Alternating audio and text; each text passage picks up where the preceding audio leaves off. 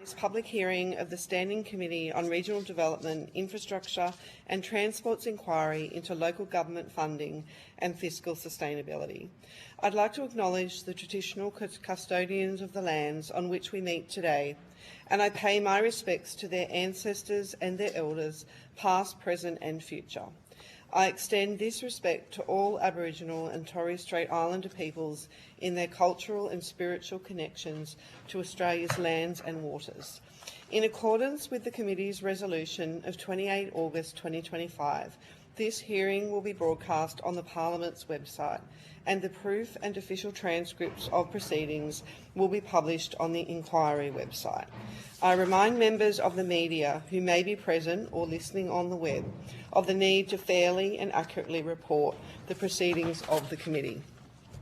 I now call on the representative from the North Queensland Regional Organisation of Councils to give evidence. For the Hansard record, would you please state your full name and the capacity in which you appear before the committee? I will. Thank you, Madam Chair and members of the committee. My name is Marie-Claude Brown. I am the Executive Officer of the North Queensland Regional Organisation of Council, also called NQ-ROC. Right, thank you. Although the committee does not require you to give evidence under oath, I should advise you that this hearing is a legal proceeding of the Parliament and therefore has the same standing as proceedings of the respective houses. The giving of false or misleading evidence is a serious matter and may be regarded as a contempt of Parliament. The evidence given today will be recorded by Hansard and attracts parliamentary privilege and is being broadcast live. To assist with the transcription of the public hearing, it would be appreciated if you could please state your name before responding to each question. I now invite members of the committee to introduce themselves, including those joining by teleconference. Alison Penfold, Federal Member for Lyne, Mid North Coast of New South Wales. And Fiona Phillips, Federal Member for Gilmore on the New South Wales South Coast. I'm Alice Jordan-Baird, Federal Member for Gorton in Melbourne's Western Suburbs. And joining us on teleconference.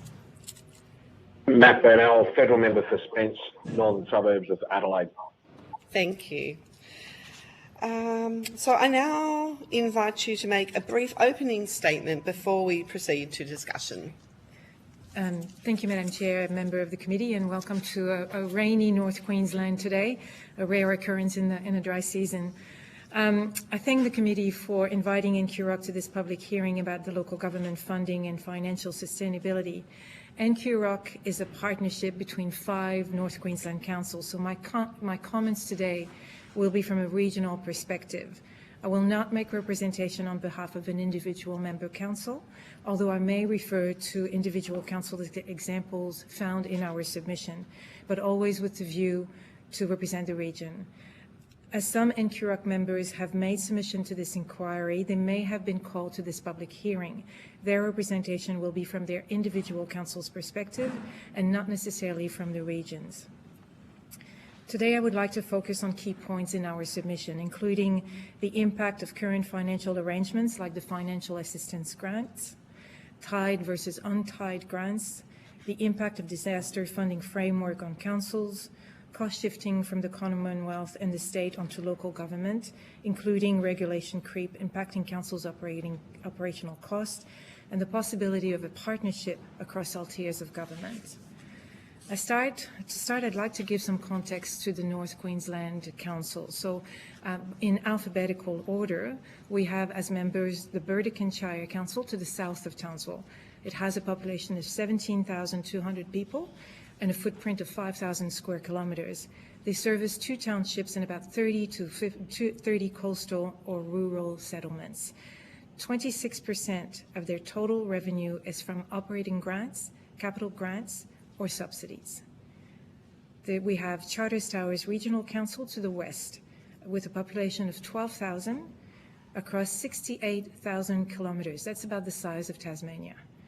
They have about 10 townships and communities, and some are hundreds of kilometres away from the main centre, which is Charters Towers City.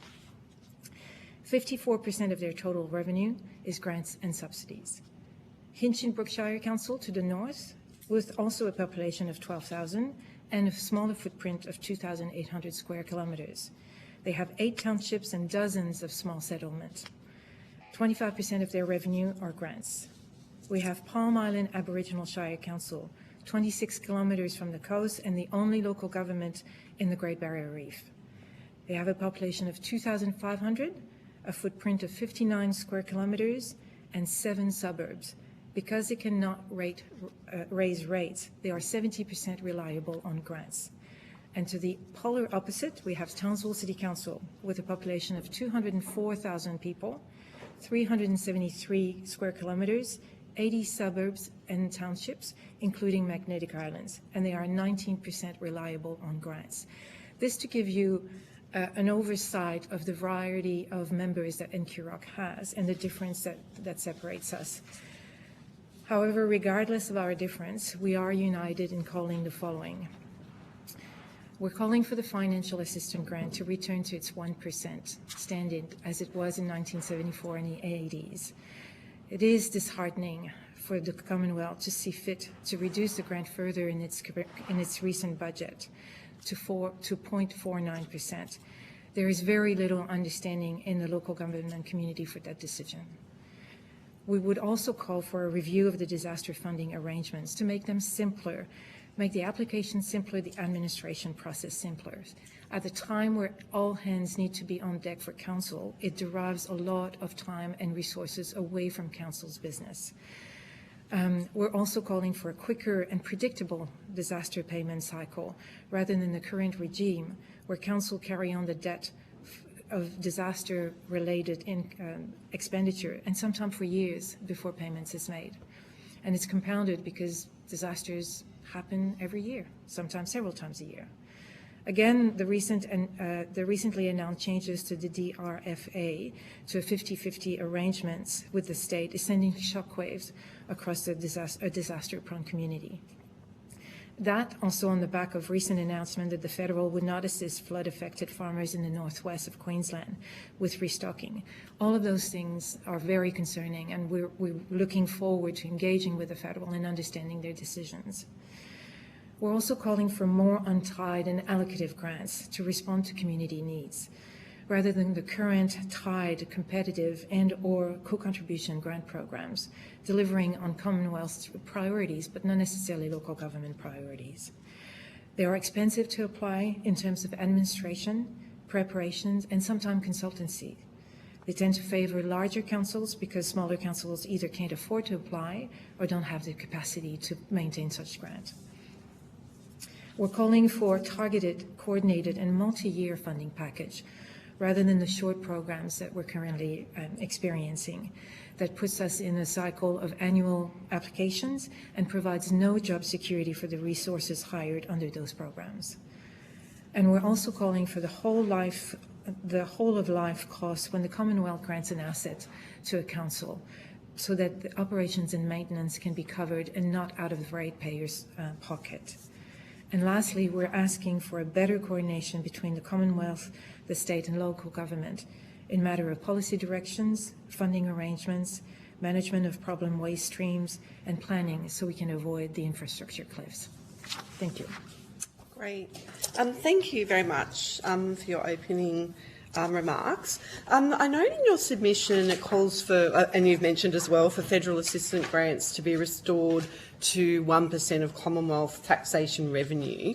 I guess my question is, given councils also receive roads to recovery funding, disaster funding, black spot and other Commonwealth programs, how should this committee assess total government support rather than financial assistance grants alone? Yeah, I think the reason I'm certain that everything that you read in the submission and everything that I will be telling you today, you've heard many, many times before.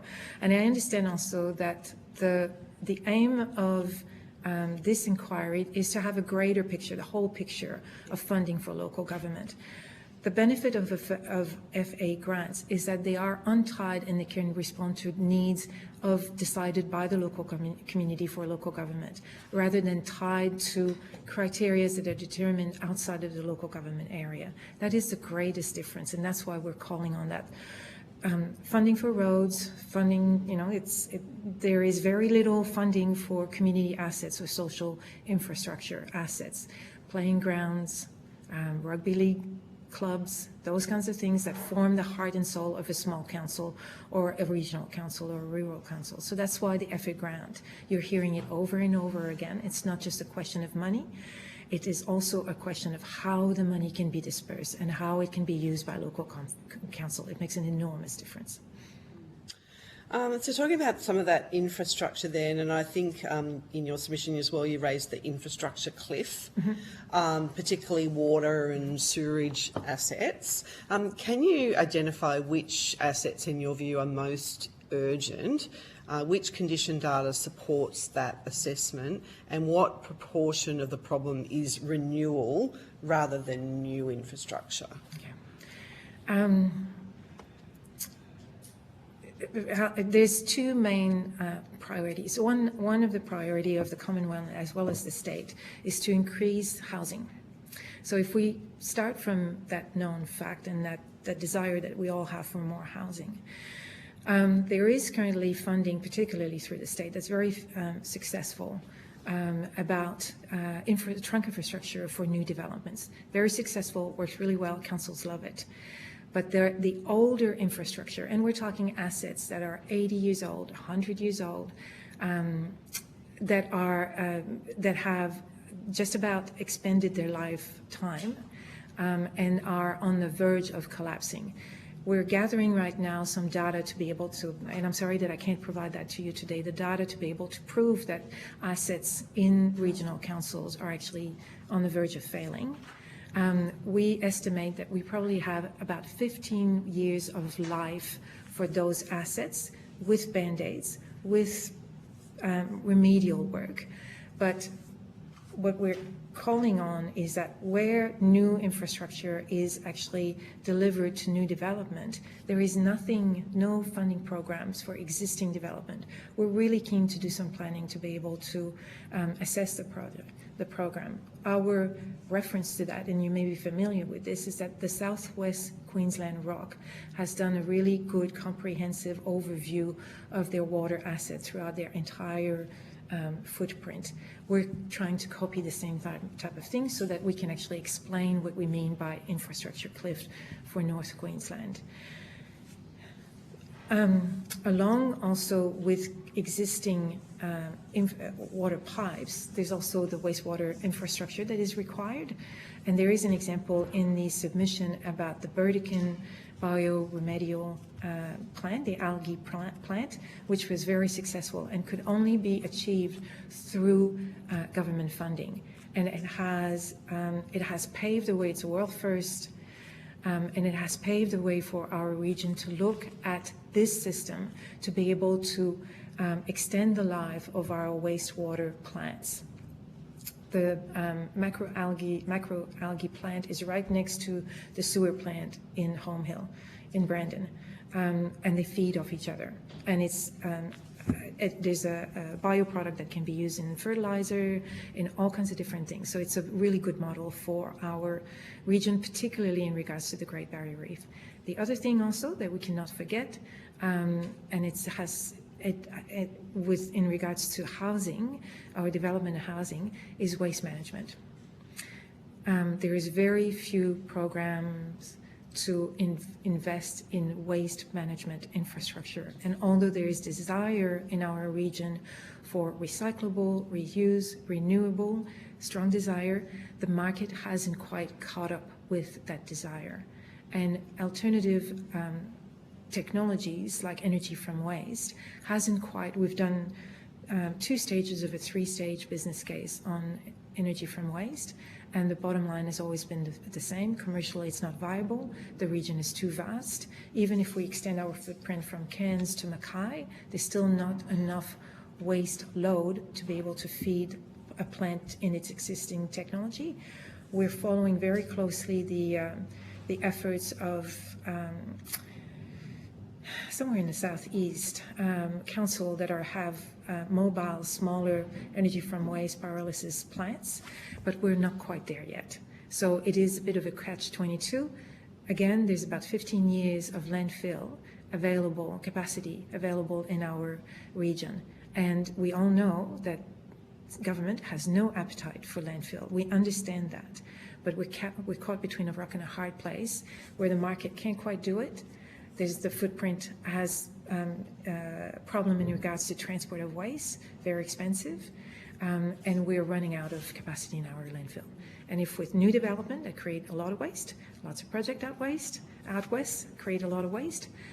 For example, we don't have a solar panel recycling facility in North Queensland. And if you're familiar with North Queensland, you must have seen the thousands of hectares of solar farms that are being developed. Even before the life of solar panels is finished, 10% of those solar panels will be disused, broken before they're even installed. What do we do with them? Who pays for that transport to go to the southeast? We don't know yet. I just want just one last question in this set of questions, and I know you talked about the ongoing sort of operational and maintenance costs involved with assets. In your view, should future grant applications require councils to show full life cycle costs and how those assets will be maintained over time? You know, that 15-year sort of. Yeah, I think, and that's where the partnership comes, is that we're willing to demonstrate, but we are asking for thousands, like $500,000 worth of consultancy to be able to demonstrate without necessarily knowing that we're going to get the funding. So it's a difficult position to put councils in. If we were talking to each other, if there was mid-step in between, if we understood a little bit more not just the purpose of the grant, but also how it was made, what's your desired outcome, and you actually understood it from our point of view. What is it going to cost for us to be able to do, and why is it that council don't even apply to your programs? Perhaps there would be a way to be able to find our way through, but to ask a small council with 12,000, 15,000 souls to spend $400,000 in consultancy fee to prove to you that their request is valid without knowing if they're going to have a return on this investment, you can understand why they're holding back. Thank you, Deputy Chair. Oh, thank you. Thank you, Mrs. Brown. I've got a couple of different areas to cover with you. I'll just start with the disaster funding recovery arrangements and the decision to cut back to 50%. What are your councils saying in terms of the impact that they anticipate with that change? It's the unknown, and if the thing with local government is that it's the closest government to the road, to the community, so they feel every single bump. So there's apprehension as to what it actually means, and we, at this point, because it's recent, we don't quite know, and we're trying to navigate that. But there are some signals from the federal, particularly the decline to fund the restocking of farmers now, our cousins in the West. That sends the signals that perhaps there's not a whole lot of room for negotiation. And the state is also pushing back, saying, well, perhaps we just don't know. But we know that at the end of the day, the buck will stop with local government, and they're the one that will be holding, that will be impacted by the decision. They may or may not have an opportunity to be able to negotiate that. The other thing that happens with disaster funding arrangements is that the process is so understood. We have a great relationship. The region has a great relationship with Queensland Reconstruction Authority. And we're negotiating with them, we're engaging with them, we understand, we trust each other. So that's the process of it, the mechanics of it works. But when you're asking, again, a small council or even a large council to hold a debt of disaster for 3 years, and there may be like 3 to 4 other disasters in between, you're actually asking an extra resource to be able to be allocated to that. So it's to answer, don't know what the impact is going to be. There is apprehension because not knowing, but based on previous experience, everybody is holding their breath. Okay, all right. Can I just go to your submission on a separate issue? And you talk about artificial capping of infrastructure charges levied on development to fund trunk infrastructure. Can you give some more detail around that? Yeah, so it's more of a state policy. So when a development happens in a council, the developer, the council can ask up to a certain amount for the truck infrastructure that they will deliver for that development to take place. But the amount that they can ask, legislated by the state, covers about 50% of what council is actually expending. Right. So it's a real barrier for development. So you're having to fund something at a loss, basically. It is a loss. So council has to cover to bring the sewer, the road, the water, all of that to the development. That costs council something, and they can only recoup about 50% of their investment into that development. The Residential Activation Fund by the state of Queensland remedy that and rebalances that to a certain extent. But councils would like to be able, our region would like for the caps to be lifted, so they are more reflect. The cap have not changed in several years, so the caps to be lifted to be more representative of current costs, which have increased by, 30% over the last several years? Okay. I just really want to go very high level right now with this question. Sorry, it's a few different ones. Mm-hmm. Constitutional recognition of local government. You talk about financial assistance grants at 1%. Do you think that in partnership with that sort of commitment, you need constitutional recognition of local government? I mean, otherwise states keep clipping the ticket on the way through. Yeah. Would that change, do you think, the partnership that you've spoken about if there was that recognition and therefore a more direct? It would, because it creates a pathway to be in conversation and to be in dialogue. It creates a structure for that. So yes, constitutional recognition of local government would be important. And what does partnership mean to you? Does it mean financial autonomy? Does it just mean equal playing field? Like, can you give some tangibles around what you mean by partnership? For example, we would love for ALGA, our Australian Local Government Association, to be sitting in COAG, at the COAG table. So when all the states are there, there's a representative from local government that's there too. Mm-hmm. At local, but in terms of here, what would it look like for you? That means that we have a spokesperson, we have a designated spokesperson that is in relationship with the Commonwealth. So ALGA, as the representative of all local governments in Australia, each state has a chapter of local government association, and then the ALGA would actually represent all local government at the table with the Commonwealth. That's the sort of mechanism we're looking for. Mm-hmm. Okay, thank you, Chair. Thank you. Ms. Jordan-Baird. Thank you, Chair, and thank you, Mrs. Brown, for appearing before our committee today. You represent a number of regional councils, and your submission calls for better regional collaboration and shared services. What functions could realistically be shared across councils? You sort of mentioned admin burden of things like grant writing, and asset planning, waste management, biosecurity. What functions would you see being a shared service between councils, and what benefits would that bring to communities? I'll give you an example in relation to the states, but that can be expanded to the Commonwealth. NQROC has a number of working groups. We have every council has the same problems in common: waste management, water management, pest management, planning, procuration. So we have a number of working groups where all the councils are represented and tackle those problems together. So in regards to waste management, resource recovery, we have a very highly functional group that is very successful across the state in application. So they apply to funding together, they deliver those programs together.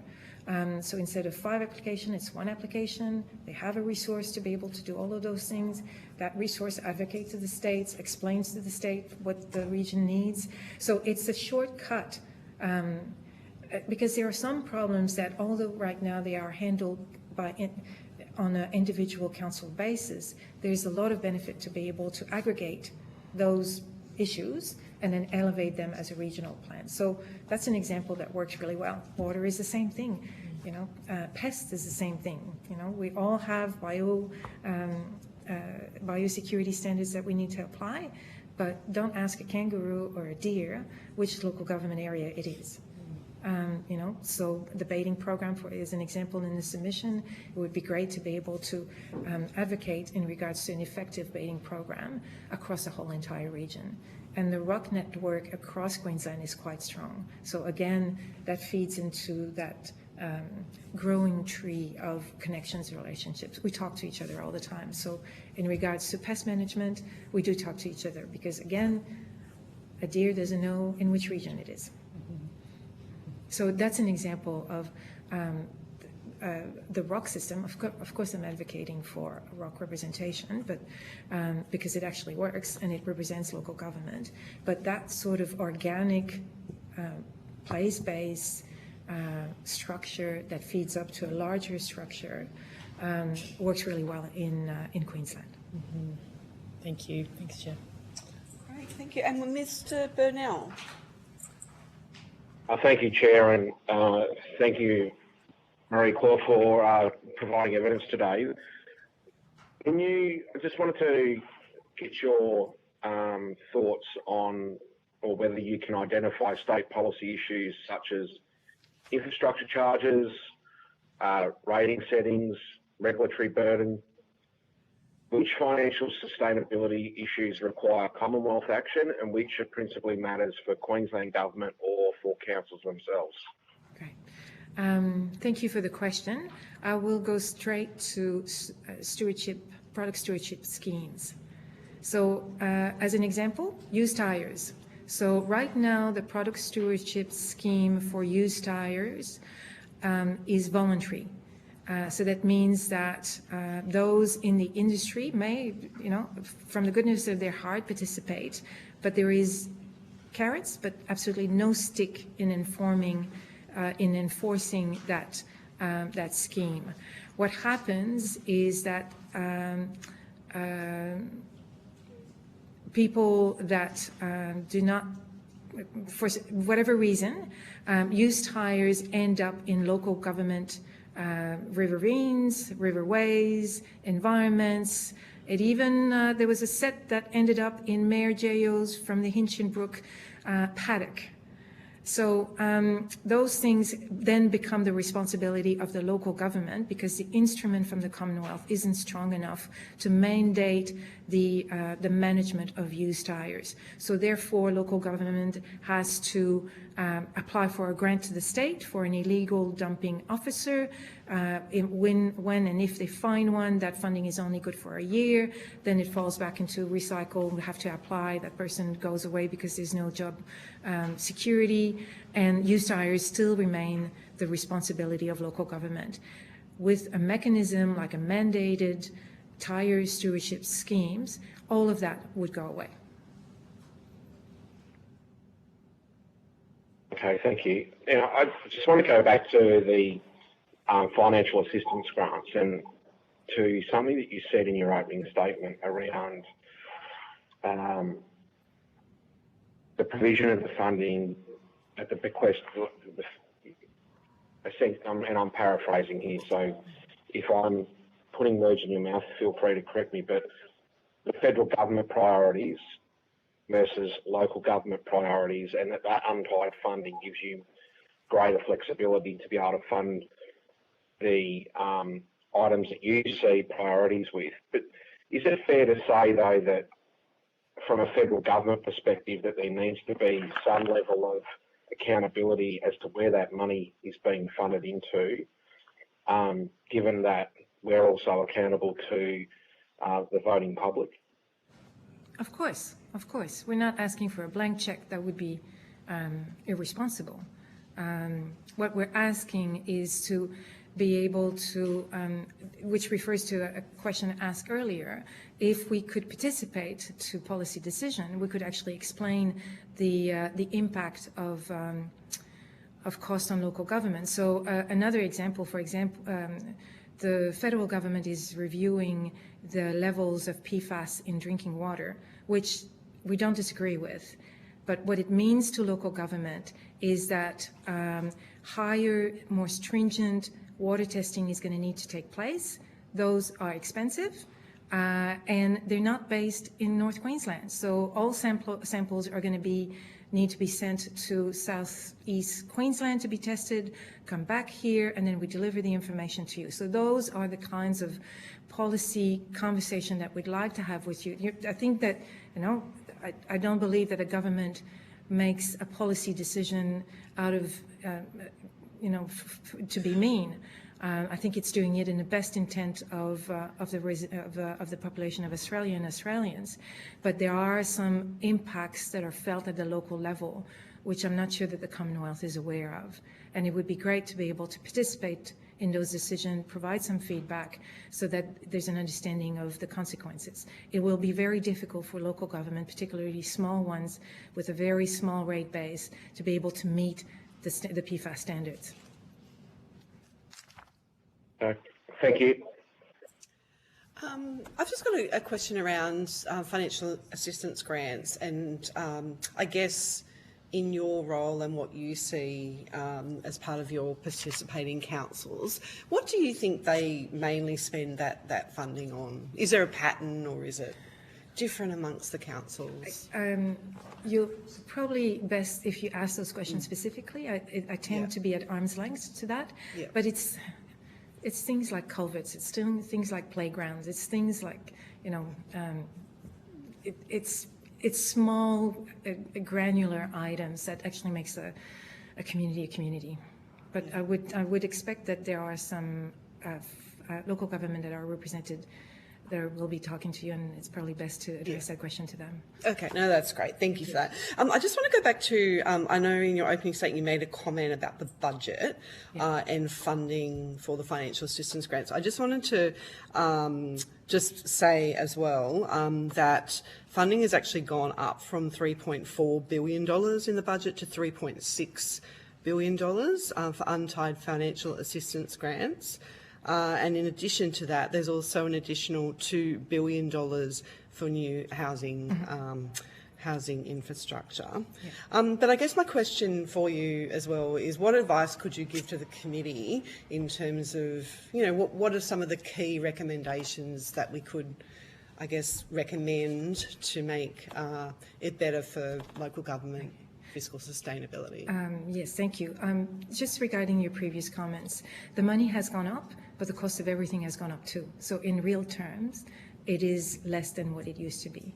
And while $2 billion is welcome, it's across the entire country for quite an acute problem. So it will be a challenge to be able to, there's simply more that needs to be done. And I understand that everybody comes to an inquiry requesting more money. I understand that. I think that to answer to your question, for both parties to be able to find a way forward, the Commonwealth and local government, we need to be in a relationship with each other, and we need to be able to talk to each other and have some mechanism to be able to do so. So the suggestion of a constitutional recognition, I think, is a good one. It's something that would be welcomed because then it provides a mechanism and a pathway to be able to discuss to each other. But also for the committee to keep in mind that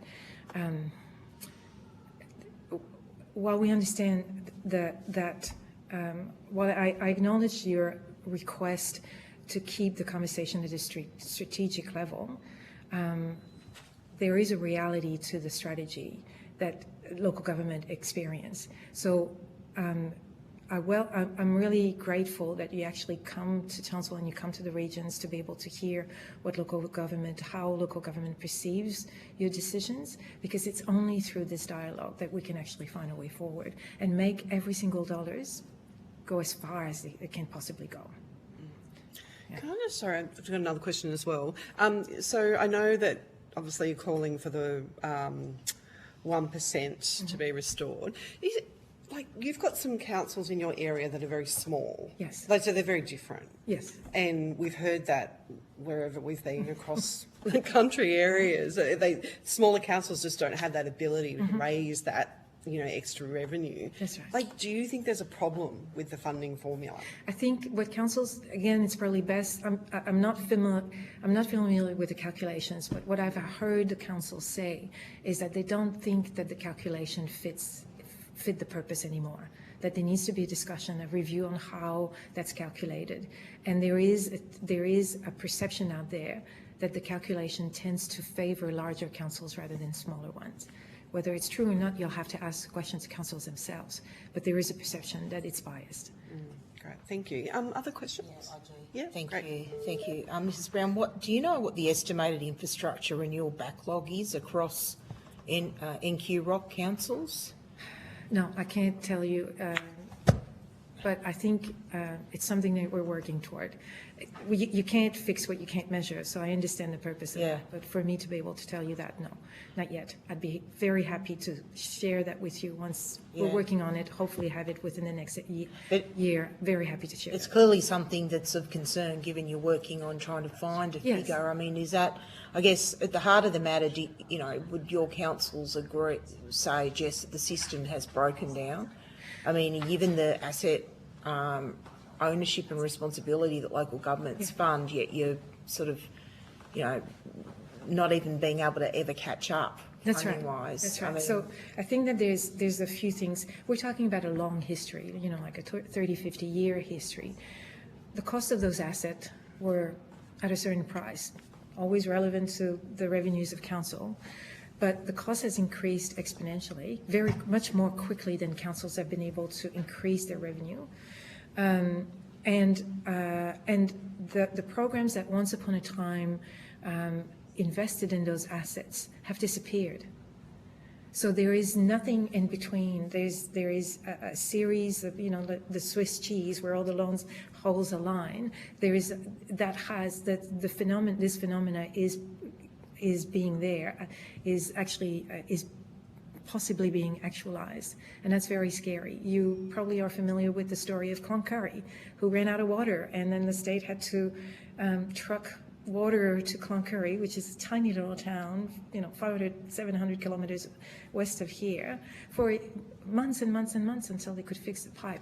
We still have time to be able to prevent that, but that is what the infrastructure cliff means. Thank you. Any other questions? You're okay. Mr. Bennell, are you okay? Would you like to ask another question? I'm good, thank you, Chair. Thank you, Love. Great. All right. Well, we might finish there. So thank you. Oh, no. Sorry, We're going to have a there's question. a little bit more time. Yeah. Because, sorry, you also mentioned about workforce capability and being able to retire, sort of what is missing in terms of support to enable you to be able to engage? And do you have to carry a big consultant load in councils because you can't attract? So, sorry, Chair, I just think that's right. Yes, thank you, Chair. Yes, for example, Chartist Towers, Burdekin has lost their planner. Very difficult to find planners because all the planners are being trained in Southeast Queensland. They're not being trained in regions anymore, so they have to hire a consultant until they find such a thing. I think there's very little incentive for in the immigration schemes of the Commonwealth to relocate to the region, and even then, even when they are, I'll give you the example of, and I think it's a state example, but hopefully that makes sense to you. Graduate doctors from university receive a $40,000 premium to relocate to the region, but Townsville is considered a region. Palm Island is considered a region. Hinchinbrook is considered a region. As a doctor, they're much more likely to take the money and relocate to Townsville because it's a bigger center. The premium should be $80,000 for a doctor to relocate, to make it attractive to relocate to Hinchinbrook. Hinchinbrook's hospital has changed and morphed, and it's being revisited. But it's when you talk about region, there's even degrees within the degrees. There's shades within the footprint. So to have some, and that's really difficult to understand from where you're standing. It's very difficult to understand. There's no, I think it's unreasonable, but it's only through inquiries like yours that you can have an insight of saying, yes, maybe we have a program to incentivize workforce to relocate to the region. But even then, please have let local government provide you with some advice as to how that can be dispersed. Housing is an enormous problem. Housing is the key to everything at this point. even when people want to relocate to the region, there is a lot of work, not just at councils but in private sectors. They look at housing and there isn't. Councils have to rent properties to be able to relocate staff that are either consultants or staff that they've just hired from outside the region. So, and again, there is no one single silver bullet for housing, but it is affected the ability of council to hire skilled workers. Okay, thank you. Thank you, Chair. Thank you. All right, we might finish there. So thank you very much for your attendance here today. If you have been asked to provide any additional information, would you please forward it to the Secretariat by the 3rd of July 2026? You will be sent a copy of the transcript of your evidence and will have an opportunity to request corrections to transcription errors. I'll now suspend the hearing. Okay, thank you very much.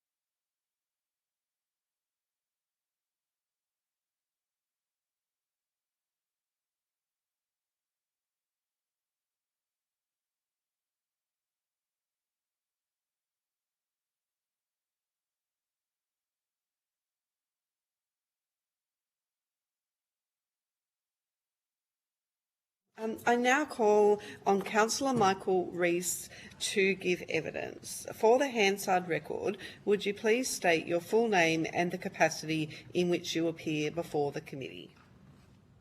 My name is Councillor Michael Joseph Rees. I am reaching out in a personal capacity as an individual, although I do work in an organisation. Great, thank you. Although the committee does not require you to give evidence under oath, I should advise you that this hearing is a legal proceeding of the Parliament and therefore has the same standing as proceedings of the respective houses. The giving of false or misleading evidence is a serious matter and may be regarded as a contempt of Parliament. The evidence given today will be recorded by Hansard and attracts parliamentary privilege and is being broadcast live. To assist with the transcription of the public hearing, it would be appreciated if you could please state your name before responding to each question. I now invite members of the committee to introduce themselves. Alison Penfold, Federal Member for Lyne, Mid-North Coast and Hunter Region of New South Wales. Fiona Phillips, Federal Member for Gilmore on the New South Wales South Coast. And I'm Alice Jordan-Baird, Federal Member for Gorton, Melbourne's Western Suburbs. And also joining by teleconference. Thank you, Chair. Matt Burnell, Federal Member for Spinks, Northern Suburbs of Adelaide. Great, thank you. I now invite you to make a brief opening statement before we proceed to discussion. Thank you, Chair. As I said, I'm Councillor Rees, and I'm so happy to be doing this. I'm very new to governance, and this is my first term as councillor.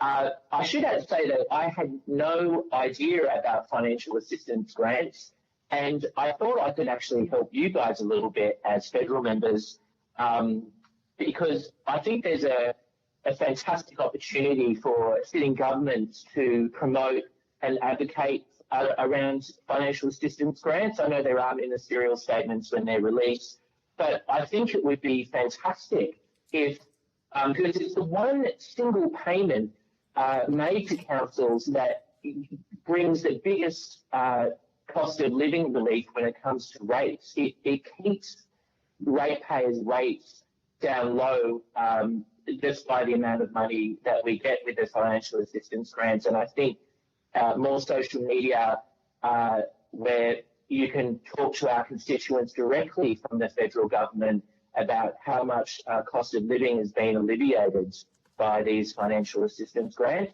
I did want to expand a little bit on having their payment being on a set date.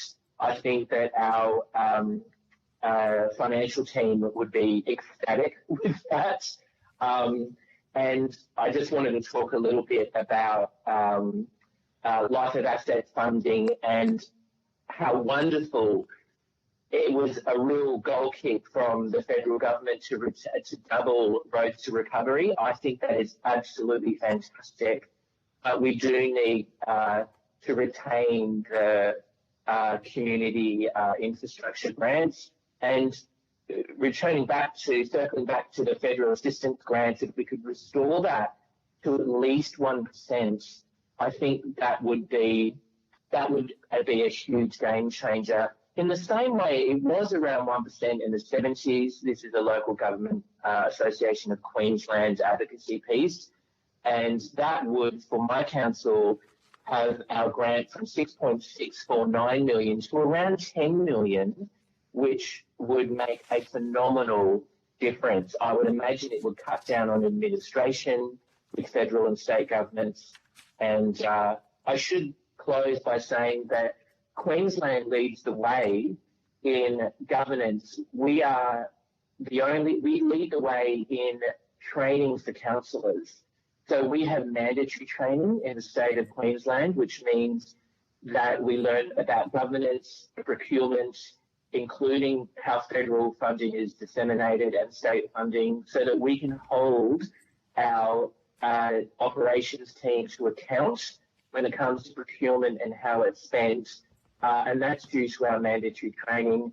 We have that double backup of Queensland Audit Office. So basically, when federal government gives Queensland councils money, we're very, very good at it and we're good for it. And I appreciate any funding from the federal government. And I think overall, you do a fantastic job. And that's my little intro. Thank you, Councillor Rees. I've got a couple of questions, and I know that you mentioned this in your opening statement and also in your submission, obviously, about making federal assistance grants to 1% of Commonwealth taxation revenue. But given, Yes. I'm just trying to work out, how should that be balanced against the Commonwealth's existing support programs? And some of those you mentioned, like the Roads to Recovery. We've got other targeted local infrastructure programs like the Stronger, the Communities programs. We've got the new $2 billion housing enabling infrastructure funding that was in the budget. So there's a lot of different Commonwealth programs. How do we balance that and do that, 1% of Commonwealth taxation revenue? Well, I think it's actually a fantastic question. I think what would happen is that I think it's like an either or. So, but we either retain the community infrastructure program, which I understand is closing. Forgive me, the acronym, I think it's LCRIP, something like that. Now, if we had that 1%, LRCIP, that's the community infrastructure program, that's ending at the end of this month. If we were able to get that 1%, then we wouldn't need the LRCIP. So it's an either or, I think. But what's put on the table is that we're getting rid of LRCIP, but keeping the federal assistance grant under that 1%. Okay. Actually, I might just check, Councillor Rees. Can I just make sure that you're not on speakerphone? No, I've got earphones on. Yeah. Oh, that's okay. Yeah, great. Oh, that's okay. We're just checking for clarity. All good. Thank you for that. Yeah. And I note in your submission as well that, depreciation pressures in Queensland councils. Do you think councils should be required to publish clearer asset renewal gaps so communities can see whether rates, grants and depreciation are being aligned? I can't see a problem in that. So could you give me an example of that? Because ours sits just over 25% for Queensland Council. So are you saying that if we quantify in our asset management plan? Yeah, I'm just saying, obviously some councils do that better than other councils. So do you think that councils in general should be required to publish clearer asset renewal gaps so there's a better understanding from the community and ratepayers of, why assets, for example, might not be maintained? I can't see that being a problem, and I would have thought that would have been captured in our asset management plan. And I think the QAO actually did some work around that. That's Queensland Audit Office. I'm not sure. I'd have to take that on notice, but my understanding is that there were some councils deficient in their asset management plans, and I know that a lot of the councils are working on them at present. So that would effectively hold councils to more account is the baseline of your question. Am I understanding that correctly? Yeah, that's right. Yeah. Yeah, I don't see that being a problem. Okay, that's okay. And just one more question, and it just touches on what you mentioned in your opening statement as well around federal assistance grants and reporting back on some of those projects and what they've been able to achieve for the various communities. And it's something that I've been thinking of more of as we've been travelling around. Like, everybody talks about more funding, but often we don't actually get to see what that funding is being used for. And I think it's really interesting that you've probably been the first, I would say, witness that's brought that up. And yeah, I think, obviously, ratepayers want to see, where what funds are being used for. So would better public reporting of Commonwealth funding on council projects help improve that transparency and community understanding? Well, it's absolutely yes, but I don't know if it's noted in our financials about what we actually do have now, like disaster funding as a column in our financials. If I'm understanding it correctly, that you think that there should be a federal funding column of how much money is going, what that money is going towards as far as our infrastructure projects. Is that what you're suggesting? I guess so. So, obviously with disaster funding, that's quite specific to that, renewal of that public asset. But obviously when we give over untied financial assistance grants, as a government, we don't necessarily see which projects are being funded. So the question is, should there be more transparency for the public around that? I don't see that being a problem at all. I'm not an accountant, so I don't know if that's easy to do, but I think it actually floats all boats. Because if we, like, for example, we just did a splash park. Now, if a sitting government can be attributable to the sitting government, then why not? So I think we're all for transparency. I just want to double clarify though that it's more about not misused funds. It's more about distributing funds from the federal assistance grant to specific projects that you'd like to see. Yeah. I mean, noting that councils all have, would utilise it for different purposes, and that's, fine, but, Sure. that report back to the public. Yeah, I think that would be, I'd be totally amenable to that.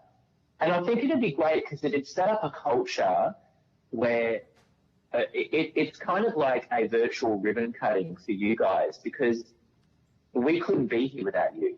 And Queensland, we have a depreciation model where, as far as I know, we're held to a really high account. We've got to show our own sustainability. Queensland Audit Office does that.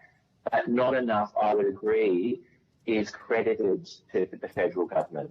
By example, that I had no idea what a federal assistance grant was. And I should, because that grant heavily subsidises by hundreds of dollars a year my rates. And so I guess what I'm getting out of this is that it's a dual responsibility. It could be incumbent on councils maybe to publish and attribute that money to projects more if that's doable. But also I think it could be incumbent on the federal government to do social media with a local member to say, hey guys, hey Douglas Shire residents, we're just giving you $6.29 million. Let your elected officials know how you'd like it to be spent, or something like that. There's a huge opportunity. And I like it in a way as a councillor because it means that governments can compete for that. But I think that's an underutilised opportunity there for you guys. Happy to help. Yeah. All right. Thank you. Might pass over to the Deputy Chair. Thank you. Thank you, Councillor Rees. Do you have a figure for the estimated infrastructure renewal backlog for Douglas Shire Council? I don't, unfortunately, and I feel ill-prepared on that one. Okay. I don't think we've got, we've managed to, we're very good at getting funding. Our record is very good that way. So I think everything's been accounted for, and our depreciation and our budgeting is taking, we don't have the problems that a lot of the councils have, let's just say that. So, yeah. Right. So, but do you have key infrastructure priorities? If you're arguing for additional funding, if you're arguing for additional funding, obviously, you must have an expenditure need for it. Do you have key priorities? I understand your question. Yeah. Certainly. I thought you were asking if there was infrastructure issues where we don't have funding for. No, but if we're going to get rid of the community infrastructure program at the end of the month, we've got to find that money to grow, because we're a forever growing council and we don't want to stagnate. So we've already got our water sorted. Roads to recovery will deal with roads. But I'll give you an example of what our past and ongoing upgrades. It's more about upgrades with the LRCIP, which will disappear at the end of the month. But if we get that extra 1%, if we build it back to 1%, we'll continue it. So we've got infrastructure upgrades to improve accessibility for disabled residents through the Douglas Shire, down to public toilet upgrades. We've got information shelters, boom gates. These are small infrastructure programs that would have been covered under our LRCIP, which are now disappearing. So we've got aging infrastructure for accessibility into our parks and landscapes as well. We want to push our Wi-Fi throughout the Shire because we have a $620 million tourism industry. We would put the LRCIP into our parks renewal program and we'd have to close that down effectively. And there's a footpath renewal program normally captured by the LRCIP. That'll help improve accessibility for pedestrians, cyclists, things like that. So I also think that because our governance is so strong in Queensland, and we're good for the money just because our self-audit and the Queensland Audit Office, that by increasing it to 1%, we're good for the money. We can put it to where it needs to go. We know what our shire needs. I think the program structure of Roads to Recovery is fantastic because it makes councils and the chief engineers think about roads in the long term. So I like the idea of programs, a program structure for funding. So I want to keep that, but we need to replace the LRCIP. And my thinking was just bringing it back to 1% like it was in the 70s. And that's a talking point, a massive advocacy piece from the Local Government Association of Queensland. No doubt you've heard that theme before. Yeah. So you were saying congratulations if you've been very successful getting grants through programs. Are you aware of any times the council has decided not to apply for a grant because of the detail required, or because it's been a match funding commitment, or a project's needed to be shovel ready? I'm not aware of too many of those. We've been in the disaster space for so long, which is a completely different beast. That moves really, really fast. I will say that, just as a side note, the Queensland Reconstruction Authority is phenomenal. So that announcement with the government with NEMA and the half-half funding, I think will be extremely problematic. But I'm not aware of any projects where it's become too hard to apply at this stage. But I know of other councils that have, or that can't afford the co-contribution, absolutely. Yeah, right. But clearly what you're saying is that untied, non-competitive block funding type model gives you more flexibility to make decisions against your council's priorities? Yeah, and it means that we don't need the LRCIP, which is ending at the end of the month. So, and we don't want to, I think sometimes I understand why the structure is there, but we can be trusted to put it where it needs to go, It sort of feels infantilizing if it's all funding programs. Then we can become dependent, and I don't think that's, or too dependent, if you like. We're always going to need funding from federal and state, but I think it's good that there's some autonomy. That's why that 1% is being so strongly advocated for. And we've done it before. We had it before. We had less structured program-based funding programs, and you just gave councils 1%, and you can do that with Queensland. Thank you. Great, thank you. Mark, go to Ms. Jordan-Bett. Thank you so much, Councillor Rees, for appearing for our committee today. It's great to have you here. I think you're spot on with saying that, the general public aren't aware of what the financial assistance grants are, or, the fact that they exist at all. I think you're right in that there's more we can do to highlight the huge investment the Commonwealth makes into the local government sector every year. And I think that could be through things like social media, as you mentioned, or general media, whatever it is. I think there's a lot more we could do to highlight all the good things that we do to fund councils like yours. My question is, if additional funding was available to councils, do you think it should be fully untied, or do you think there should be an element of tied funding to things like asset renewal, long-term maintenance, resilience? I don't think currently, no, I don't think it should be completely untied. I think there should always be some tied component to it. So of our 6.649 million, 5.35 is untied, and then there's 1.29 which we put towards roads. And I think that should be maintained. I really do. I think there does have to be an element of that. I'm not familiar with other states if they have the depreciation structure that Queensland does, but depreciation forces councils to look at their assets and budget for the replacement of their assets long term.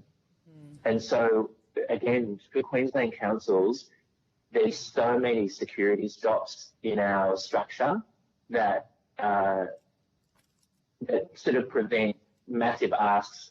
But I will say this though, that there are like things like water, where it's tens and tens of millions of dollars. We're always going to need funding for that. But back to your question, no, I don't think it being completely untied is necessary. I think like an 80-20 rule is a good thing. That's probably a good way to go. Let's do that. Yeah, right. Thank you. Thanks, Councillor Rees. Further questions, Chair. Great. And can I just ask a question around the roads to recovery? Talking about, Yes. I guess that type of program, which is tied to obviously roads. How, in your experience, how have you found that type of program? Fantastic. It's really good. Everyone across who I've spoken to, the Local Government Association of Queensland, from what I'm hearing, it's very much needed because there's, and I think the way it's delivered, people are really happy with. So I think that side of things, roads to recovery, especially now that it's $1 billion, it's totally appropriate because it brings in a significant amount of money. I think I got a quote from LGAQ. It was like 600 million. I'll see if I can find it. But getting the roads sorted brings in, it basically fuels our economy. So I think as a program, that's exactly where you should put it. Does that help answer your That's question? great. Thank you. Ms Penfold. Yeah, thank you. Councillor Rees, is your council taking any sort of innovative approaches to funding and service delivery that you think are a good model for the committee to consider? Oh, funding or service delivery. I think it's by the choices we make. So I'll give you an example where there's discussions around a lagoon, which is a huge piece of infrastructure, and the depreciation on it is huge. I think with us, I don't know if this answers your question, but we're looking at doing it completely differently to what other councils have done should we move forward with the program, and that is to monetize it. So I think Queensland councils are hesitant about charging ratepayers for services, but I think we're sort of leaning into that. So it's, like instead of having an open lagoon like Cairns, we fence it, because when you fence it, you can charge for it. So I think we're starting to look at how we can sort of monetize things. And also we have a Daintree ferry that we've now outsourced, so we will eventually not own the ferry. And the last time we did that, we made $1 million a year. So not all infrastructure has to be owned by council. So we're starting to have those sorts of conversations. Do you think that's... So we will... Sorry, go on. So I have no issue with private enterprise taking over essential infrastructure. I don't have an issue with that. I'm only speaking for myself. But for example, with the ferry, when that was privately owned, we made $1 million a year, and then we were forced to buy the ferry, and we hemorrhaged money and probably lost $1 million a year. Now we're going back to having someone else own it, and we don't anticipate to make $1 million a year, but it's those sorts of choices about letting private enterprise run things, because they tend to do it better. So that's what I would say on that question.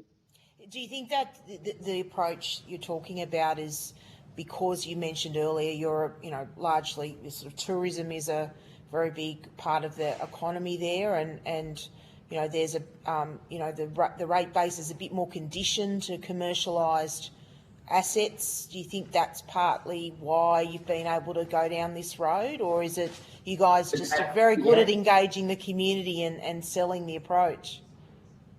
Yeah, I think it's a bit of both, actually. We are used to private enterprise running things. I think generally they tend to do it better. I think that the governments are good at roads and rubbish, but running things, there's some room for improvement. Yes, the community is used to outside providers providing things, but also we're a small ratepayer base. So we only have 9,000 ratepayers. We have 12,000 population, 9,000 ratepayers. And so by economics alone, we can't afford to own and run it long term. But a private provider is happy to do it. We actually engaged someone from that services the Australian military and the US military actually, running a ferry, can you imagine? So, and I know culturally speaking, people are trying to claw back their infrastructure, you know, and have a community owned, but I don't see that working out very well. Yeah.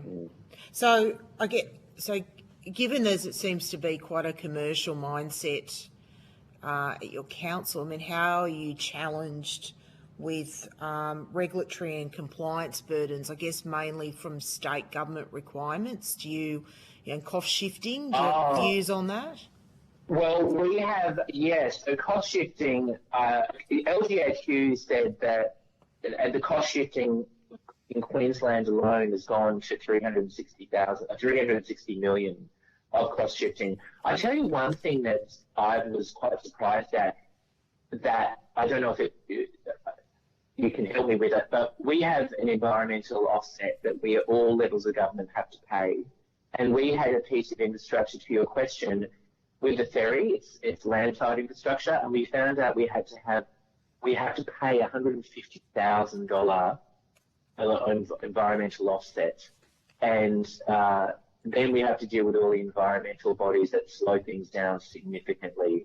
I don't know if that relates to you guys because this platform's about funding, but I know that can slow projects down. And is it answering your question? I hope I'm not going on a tangent. No, you are. Thank you. Yes. Yeah. So with the environmental offset, I understand the thinking behind it, but if we can avoid paying it by coming up with an environmental offset program, but that takes months. So when we submit it, we have to wait up to 4 months for a response from state and federal. And by then, the wet season kicks in, which pushes our project back an entire year.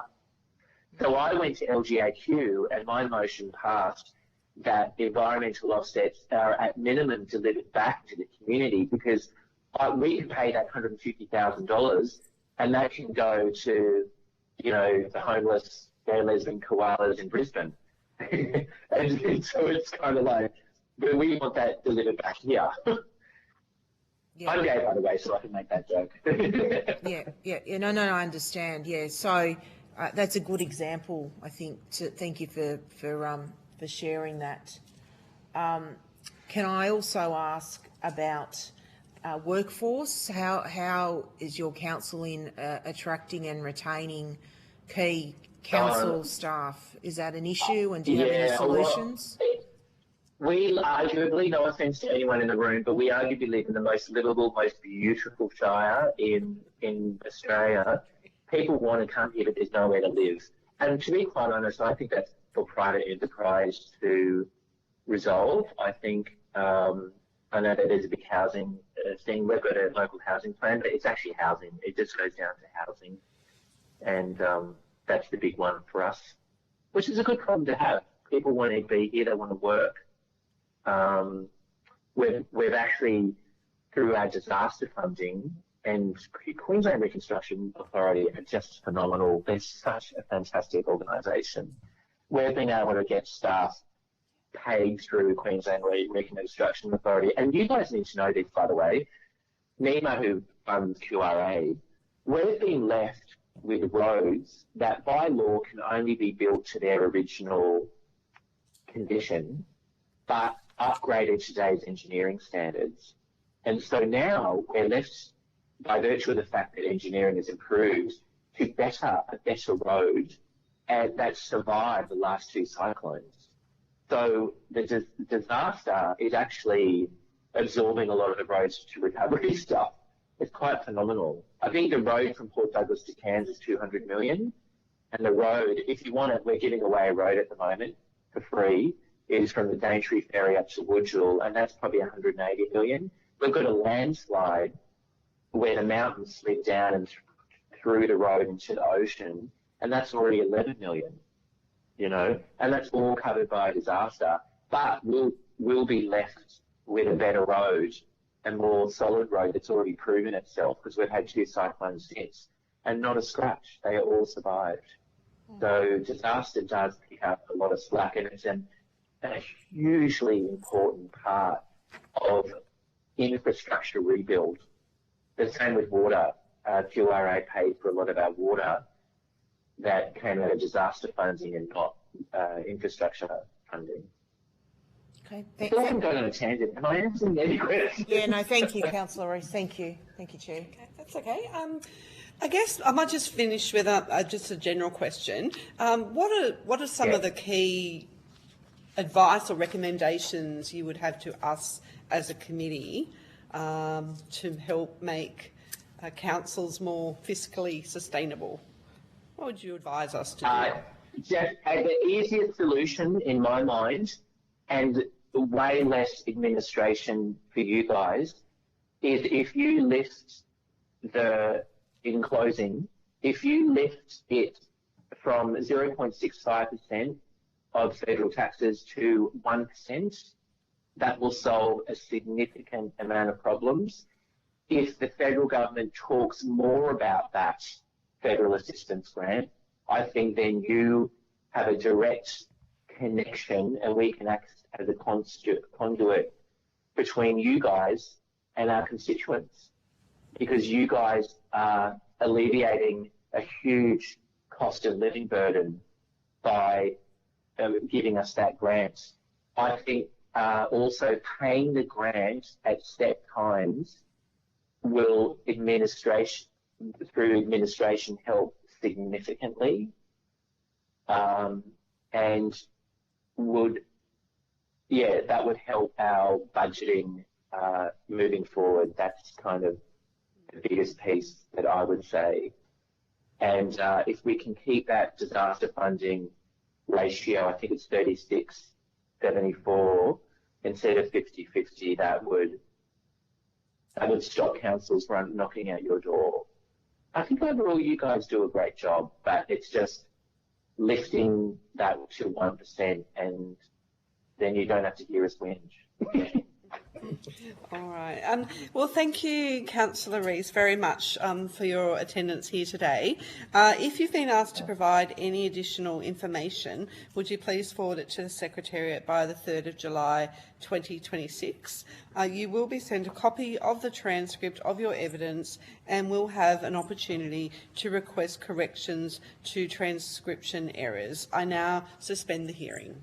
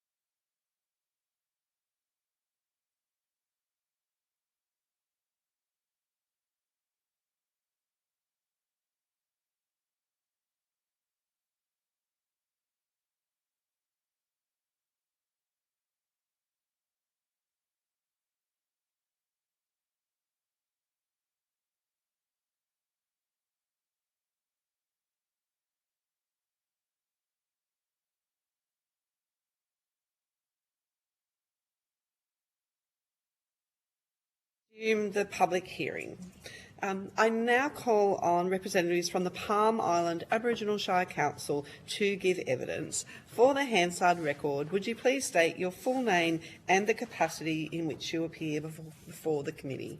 Good morning, committee. My name is Emma Bradbury. I'm the Chief Executive Officer of the Palm Island Aboriginal Shire Council. Thank you. Although the committee does not require you to give evidence under oath, I should advise you that this hearing is a legal proceeding of the Parliament and therefore has the same standing as proceedings of the respective houses. The giving of false or misleading evidence is a serious matter and may be regarded as a contempt of Parliament. The evidence given today will be recorded by Hansard and attracts parliamentary privilege and is being broadcast live. To assist with the transcription of the public hearing, it would be appreciated if you could please state your name before responding to each question. I now invite members of the committee to introduce themselves. Excuse me, Alison Penfold, Federal Member for Lyne, which is Mid-North Coast and Hunter region of New South Wales. And Fiona Phillips, a member for Gilmore on the New South Wales South Coast. Good morning, I'm Alice Jordan-Baird, Federal Member for Gorton from Melbourne's Western Suburbs. And joining us on teleconference today. Thank you, Chair. Matt Burnell, Federal Member for Spence, Northern Suburbs of Adelaide. Great, thank you. I now invite you to make a brief opening statement before we proceed to discussion. Good morning, Chair and committee members. My name's Emma Bradbury. I thank you for the opportunity to present Council's submission to this inquiry. I think it's an incredibly important inquiry, and I'm sure there are many consistent themes that you will hear from local government representatives across the spectrum of local government throughout Queensland and, in fact, throughout Australia. As a representative of an Aboriginal Shire Council, there are some. And indeed, our submission will also mirror many of the themes I'm sure you will hear from councils and communities across the spectrum. However, as I mentioned, as an Aboriginal Shire Council, Palm Island Aboriginal Shire Council will, like our 17 other colleagues, our other councils across the north, represent some quite distinct differences than some of our mainstream partners. And those differences generally pertain to the nature of local government operating in remote and discrete communities as Aboriginal communities, particularly in the area of planning, infrastructure, governance and rateability. So you will see from Palm Council's submission that the issues around those particular areas do distinguish our council and make it a very different operating and livability proposition to mainstream councils, in that we do not enjoy revenue from rates, that we are almost entirely grant funded, and that our economies aren't necessarily, and in fact aren't in practice, local, robust or sustainable without significant consideration and input from our other partners at other levels of government. So Palm Island is in fact a remote and discrete community like the other 17 across the Cape area. The council footprint operates on a deed of grant in trust, so a doggett community. So our planning provisions are quite unique in that there's not the same tenure as you have on mainstream. And as a council and as a community, Palm Council is very committed to being a leader as well as an active participant with and across other councils of like nature to ensure that the support and the benefits that we may be able to achieve through innovation and the way we operate our council can be extended to not just Palm Council but the other remote and discrete communities across Queensland and in fact across Australia. It is one of the most spectacularly beautiful councils or council areas I've ever seen. It is an amazing place. It has an incredible history, and I'm privileged to represent a council and particularly an elected group of members who are of a calibre that are quite unique among my experience in local government also. So with Mayor Lacey, who is an apology today, and I'd like to pass Mayor Lacey's apology to the committee. With Mayor Lacey and our elected members, it is a disciplined, future-focused, intergenerational council, and I'm delighted to represent this community at the committee. Thank you. Great, thank you. Thanks for explaining all of that. And I note that you said that Palm Island operates on dogget land with no conventional general rate space. Can you just explain to the committee, so and you mentioned obviously the reliance on grants and things like that. Is there other income that comes? No, it's only... No, council, not so much by design but by requirement, has developed two commercial assets. One is a motel, and the other is a service station, and that's because they haven't been operated. There is another commercial enterprise on the community, which is a bistro. Now, that had previously been operated by council and is now back out to public ownership. Those are the only other revenue streams beyond grant funding. It is grant funding, so we are wholly reliant on our FAG grants, DRA and other competitive grant arrangements. Yeah. So I had a few moments to chat with one of your presenters for this afternoon, representing a council who will be talking about all sorts of wonderful challenges that exist in the mainstream that Palm doesn't actually have. But no, it's all grant funding. Yeah, and in terms of that, so I guess what sort of minimum governments and corporate service functions need stable funding to ensure probity, or audit, HR, final? Like, how do you do that? Okay, so with the how do you do that, and this is not unique to Palm, but it is quite consistent across a range of particularly remote councils, whether they're remote Indigenous communities or remote and discrete communities, or simply remote communities across Northern Australia. Getting the funding for the how do we do it in terms of that governance space, whether it's HR, corporate governance, risk, even finance, can be extremely challenging. It's not can be, it is extremely challenging. In this council, the way that we approach it is to ensure that it starts with recruitment. So we've only got two resources to work with. We've got to deliver our services on Palm. We have two resources: people and money. And at its most fundamental, that's probably true of all councils. But in terms of ensuring that we get the maximum capacity in terms of our human resources, it means ensuring that we take a very coordinated approach to recruiting the right people who have lived experience, diverse experience, can roll their sleeves up and not just be in a particular, whether it's executive, operational or management role, but are able to operate with a working knowledge of how their practice within the organisation impacts every other level. Often there are gaps emerging. I mean, there are only so many professionals to go around across, remote communities, and I think it is for the benefit of the public purse generally, and that's across all three levels of government and across Australia. I think there is a very strong case to be made for investing more mindfully in the governance space across those key functions, because the cost to councils and community of addressing the challenges when those governance functions aren't fully managed is extremely high and becomes a spiral and a vortex. So, if there was a single case to press up front, it's around funding the governance space. Yeah, thank you. And you call for a no rates base loading in financial assistance grants. How should eligibility be defined so support is targeted to councils with genuine structural revenue constraints?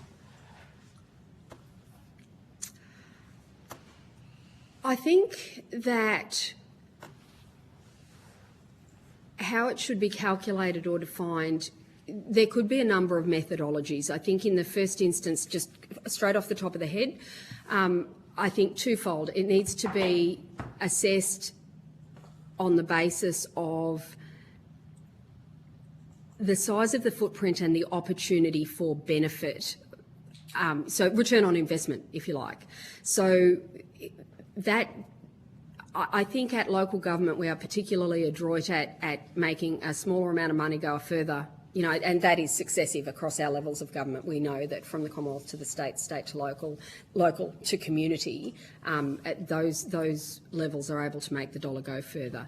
I think in terms of calculating that loading base, there needs to be not a one-size-fits-all, but a very considered methodology that enables a council, for example, with a vast footprint up around the Cape. There are councils with multiple islands, with marine infrastructure, with vast footprints, whereas on Palm we're a very contained and smaller footprint. But there needs to be equity across the consideration of how that loading would be applied and considered, and whether or not that's on a per head of population, on an assessment, or even an applied and considered, so by submission of the councils, and then perhaps a committee to support and assist the assessment of how that loading could be through the LGAQ could be determined would be, I think the one-size-fits-all, the obverse of the one-size-fits-all is probably the key to getting that calculation right. Okay, thank you. Deputy Chair. Yeah, thank you. So thank you, Ms Bradbury. Sorry, I'm straight into it. That's fine. Thank you. Have you looked at the Financial Assistance Grants Act, the Federal Act, and have you looked at the formula, the way that it's calculated, and have you got any suggestions there? Because, yeah. Look, it probably takes a better, yes, and I'm sorry, I don't know the form of address. So I answer to a lot of things. I'll go with Don't Ms worry about Penfold. it. I've been called far worse than that, don't worry.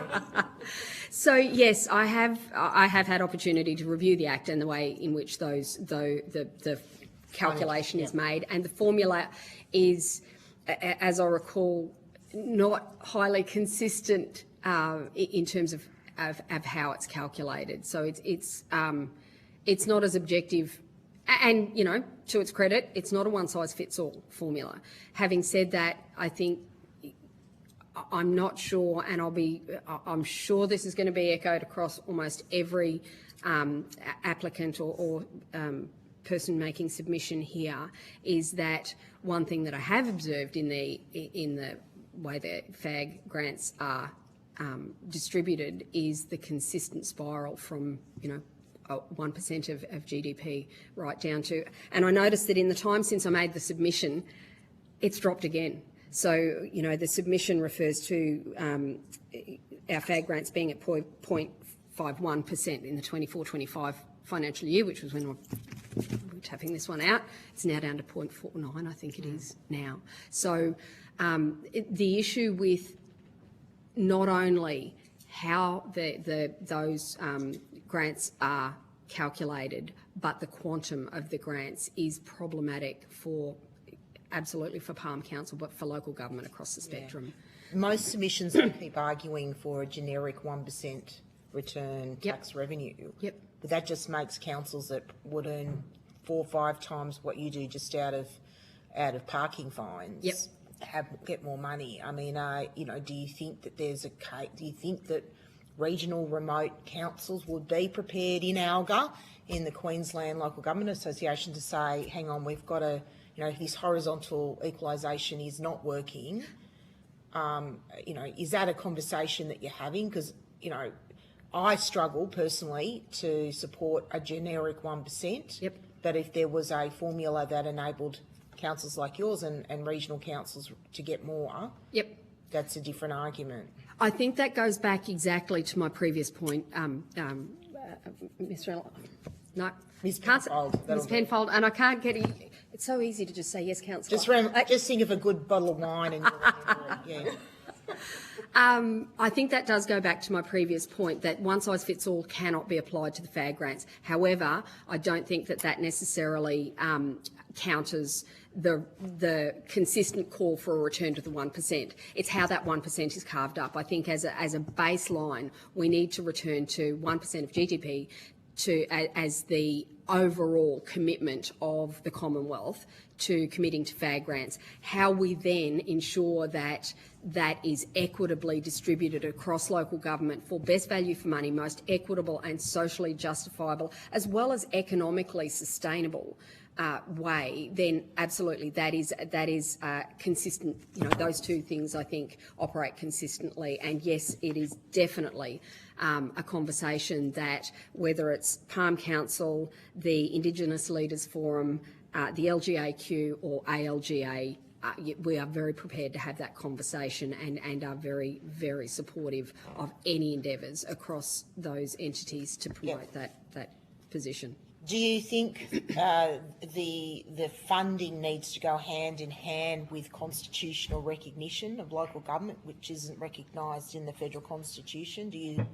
I think, I think the issue of constitutional recognition is one that if you live and breathe local government, you consider it a no-brainer. And that said, there is a point at which there's better things to do with our money than run another referendum, for example. Sure. Should the other levels of government autonomously decide that constitutional recognition is a good idea, I'm pretty sure local government would be in it with their ears back. We would always advocate for constitutional recognition. And I missed the first part of your question. No, but there is an issue, though, in the absence of constitutional recognition. Yep. The states can abolish local government at the stroke of a pen. Yep. Now, I'm not suggesting they're about to do that, but I'm just saying you've got no backup plan. Yeah. And it's not only that we've got no backup plan. I think the backup plan is that community and society would not function in the way that it does right now, and similarly, the states would have no backup plan. And I mean, I say that with greatest respect. It would be difficult to conceive how the states could possibly manage the backup plan. Yeah. Of how to deliver the services that local government does. So any kind of transitional arrangement is, I guess, in essence, the backup plan. But I think the key point is that constitutional recognition is like I said, if you live in local government, in the world of local government, is a bit of a no-brainer. How that is achieved is also something that we need to make sure that we're not, throwing the baby out with the bathwater, trying to pursue something that is politically unlikely. But we do still need to ensure, however, that the FAG funding is proportionate, is sufficient to deliver the essential services and the infrastructure required, or the essential services particularly required to support communities and maintain the standards of living that all Australians are entitled to expect and require. Yeah. I guess it's an interesting dilemma for a federal MP to be on an inquiry where the Commonwealth does not recognise local government in the Constitution, yet the call is for the Commonwealth to bear the heavy financial lifting to support local government. I guess my question is the state government, are the state governments doing a lot? And I note from your submission had a lot of, wasn't just 1% of FAG grants, there were going to be a lot of other programs on top of that. Yep. Do you think the funding support from state and federal is fair, given the fact that it's the state governments that are largely putting the cost shifting onto, councils? Should they be stepping up more as well? Ms Penfold, I think that it's fair to say that every level of government needs to step up and do their part to provide the services and the supports and make our communities as livable as we as Australians expect to maintain the standards that we have. So I think absolutely there is opportunity for the states to be to do their share of the heavy lifting. It's absolutely essential for the Commonwealth to do their fair share of the heavy lifting. And the unfortunate reality is that at local government, we are the recipients rather than the contributors we do the heavy lifting. The proportions, and I'm sure Matt Burnett, who's a chair of LGAQ and ALGA, will present very strongly in this space, reflecting the statistics and the reality of the capability and the delivery that council and local government achieves as a comparator to the other levels of government. So I think it's important that we all work together as all three levels of government and recognise that rather than identifying maybe, who should be doing what or whatever, that we're all doing, shouldering the burden and doing the heavy lifting together to ensure that we can probably put politics aside, and which is very easy to say from local government, but the absence of constitutional recognition is problematic, and I say that in recognition not just of the politics of the matter, but the reality of the matter. So, for example, we, local government, does not have the authority, the structural authority, for example, to challenge either the states or the Commonwealth on matters that are simply unfair. And I'll give you an example. So there is a Commonwealth agency on Palm Island that is renting a piece of we are busting at the seams on Palm Island. We've got no extra land for expansion. We've got no industrial estate, which I'm hoping we'll get to. We're busting at the seams, right? So there's a property on Palm Island that's rented to the Commonwealth for, I think it's $15,000 a year. Very nominal, because that's what they said they'll pay. That's part. Sorry, going back to what are our other sources of revenue. So I'll come back to this. There is another source of revenue. That Commonwealth department then leases that same property to its tenant, which is Department of Justice, for $115,000 a year. 115. Yep. Now, council, since before my time, has been advocating very strongly, right the way through to the minister, to say this is not fair. This is not fair. And if this forum is an opportunity to pick up the cudgel on that one, please, any assistance that this committee can assist Palm with to address this particularly, illustrative issue, I'd welcome that. So we don't have any power at local government level to say, well, there are exclusions, there's, other levels of government can legislate to impose conditions upon local government that we are then powerless not to accommodate. So, which does give rise to issues like the one I've just discussed. Thank you. Yeah. So, Madam Chair, going back to your earlier question as to revenue streams, the other revenue stream for our council is that as the land trust, so on Vulgate lands, council serves two roles. One is as the council, and then the other is as the land trust, as the trustees of the land held in trust for the benefit of the Aboriginal people in that community.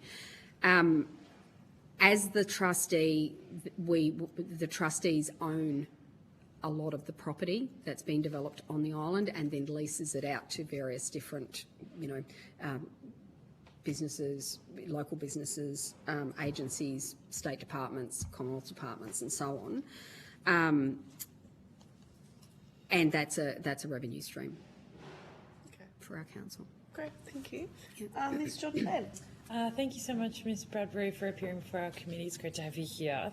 Throughout your submission, you raised issues of sort of water, sewerage, marine access, animal management, disaster recovery.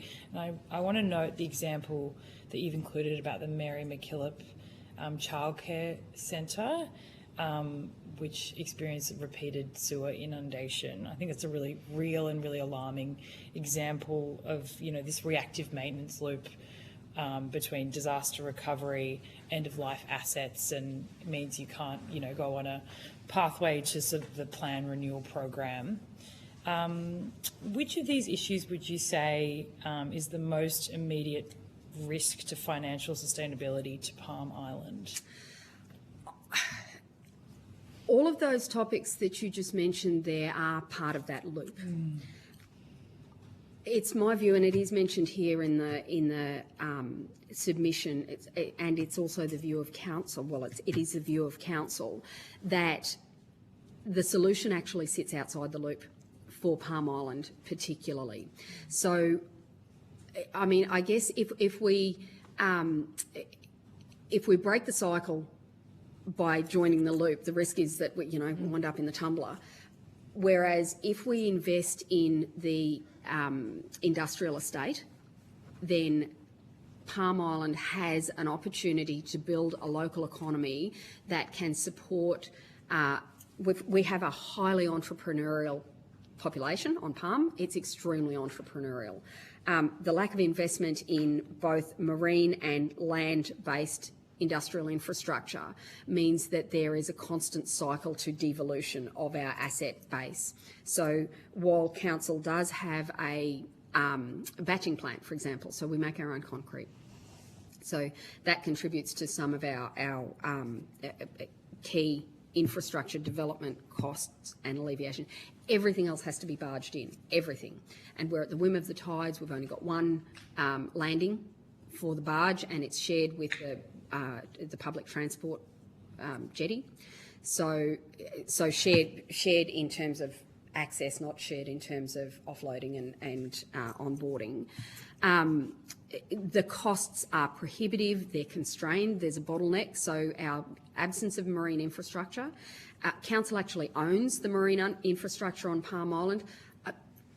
For a council with the rates, with an economy such as we have, maintenance of key infrastructure, and I mean this is where cost shifting, going back to your question, council will be advocating with the state to look at opportunities for shared arrangements with the management, operation and ownership of that infrastructure.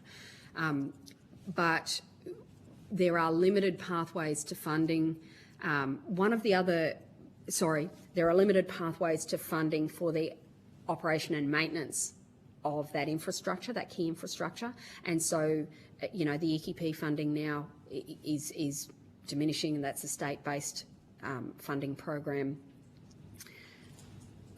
We need to make sure all levels of government are supporting councils and communities like Palm, and Palm in particular, to achieve the outcomes we need. But going back to your question, the establishment of an industrial estate would support everything from improved livability, maintenance of our key infrastructure, reduction in costs to build housing, improved employment outcomes, improved business and local economy, giving our local community somewhere to spend their money. So the Mayor often says that, the biggest challenge on Palm Island is that whether or not you're an employee of council, an employee of the Palm Island Community Company, an employee of any of the service agencies, even if your income is through welfare, on Thursday or Friday, we do have a supermarket there, but that's it.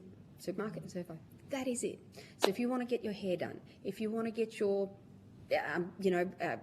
home hardware supplies, it doesn't matter what you want to get, you have to go off island. So our entire economy, every payday, goes off island.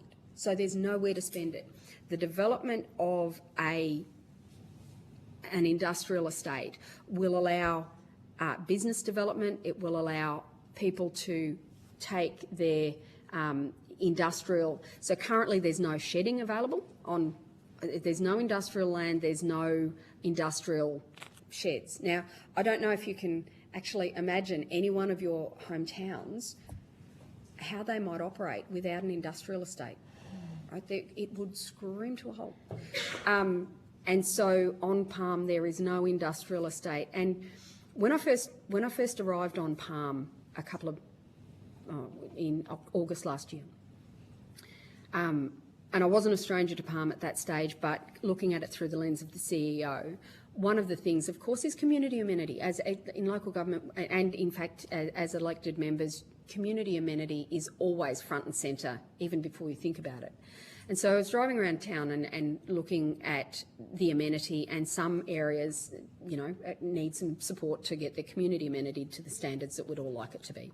And I was looking at it and I'm thinking, okay, our waste management, yes, there's an education piece here for community members to participate, but if they do participate, where's the waste going?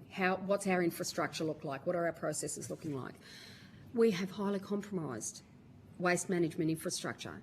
The cost of taking waste off the island is prohibitive. As a council that's in the Great Barrier Reef and Marine Park, doing anything with it on island is highly problematic. We've got EPA regulations that are prohibitive. We're absolutely locked on the waste management issue, and so looking at how we manage our waste is requiring an inordinate amount of innovation. And we've got some incredible partners, particularly through the NQ ROC and our own staff. So we are working through our waste management issues. But then thinking, okay, so waste management, I need to focus on that.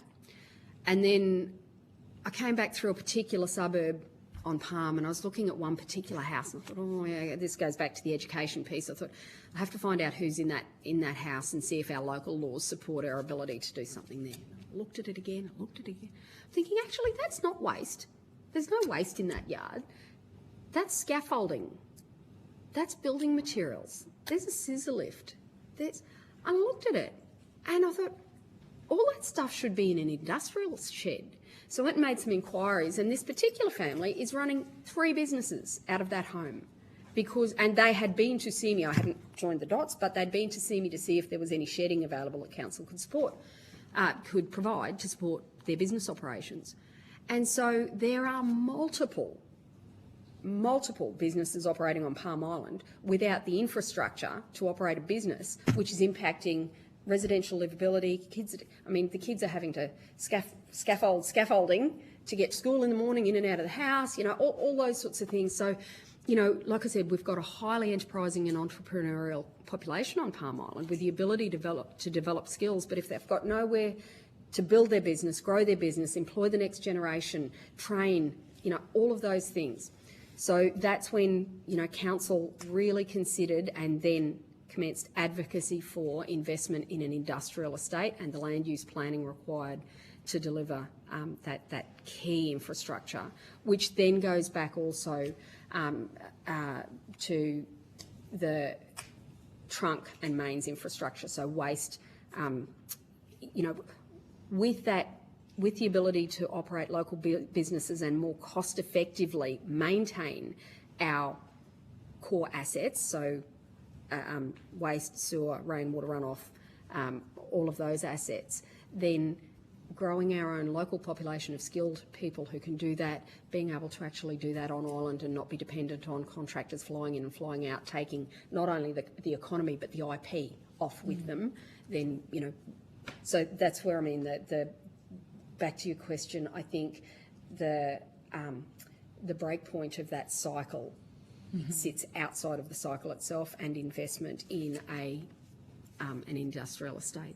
And is there room on the island for that industrial estate? You said before that Palm is breaking at the seams, I think that was your word. Yeah, it really is. It's busting at the seams. So the Doggett land footprint is the town area, and any land outside of that area is there's a buffer zone, and then it goes into native title. And so all of that, there is the land there, but is there the planning capability? No, not at this stage. Now, council's just been awarded funding to undertake a planning scheme review, but that is only looking at updating those applications that have already progressed to ensure that they align with the current planning scheme. We need greater investment in our plan, in our planning to ensure that we have got planning for the infrastructure, and that includes identification of suitable lands on island to develop for both residential and industrial and commercial purposes. Right, and just to paraphrase you, in your view, to break that reactive maintenance loop would be through this development of the industrial estate. Yep. And therefore third-party investment, etc. Yep. So I think it's a two-pronged approach. Definitely development of the industrial estate, but also there needs to be, and again, this is where I'm sure we will be consistent with many other local governments, we need to recognise that there is a trunk infrastructure cliff that local government across the nation is facing, and it's particularly acute in First Nations and Palm Island and our other Dogget communities, mainly because of that. I guess the lack of investment in both construction and human resources. So the skilling, and of course it's so remote. It goes to the transport costs of keeping that infrastructure maintained and up to date, and our renewal programs, because life on remote communities can often be highly reactive rather than proactive in terms of asset management planning and long-term financial planning. Those are the things that kind of coming back to this governance gap. Mm-hmm. Thank you, Ms Bradbury. No further questions, Chair. Thank you. Mr Burnell, do you have a question? Thank you, Chair. And thank you, Ms Bradbury, for providing evidence today. I just wanted to go to recommendation 2 in your submission around the creation of a small council governance package, which would be untied. It sort of goes, I think, to an earlier question from the Chair, but I'm interested to get your understanding of how this would work specifically for the delivery, essentially, of the corporate structure required from a small council administering their responsibilities.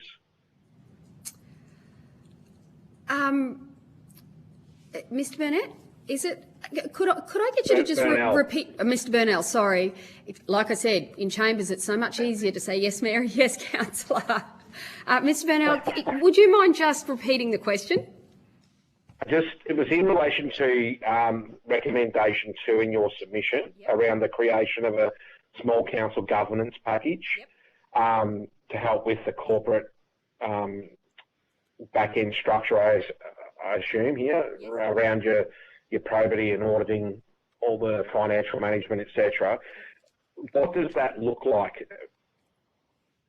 I think that goes back to the discussion we had earlier with Ms Penfold's question in relation to, I guess, the foundational capability of the council to operate in a robust and compliant fashion.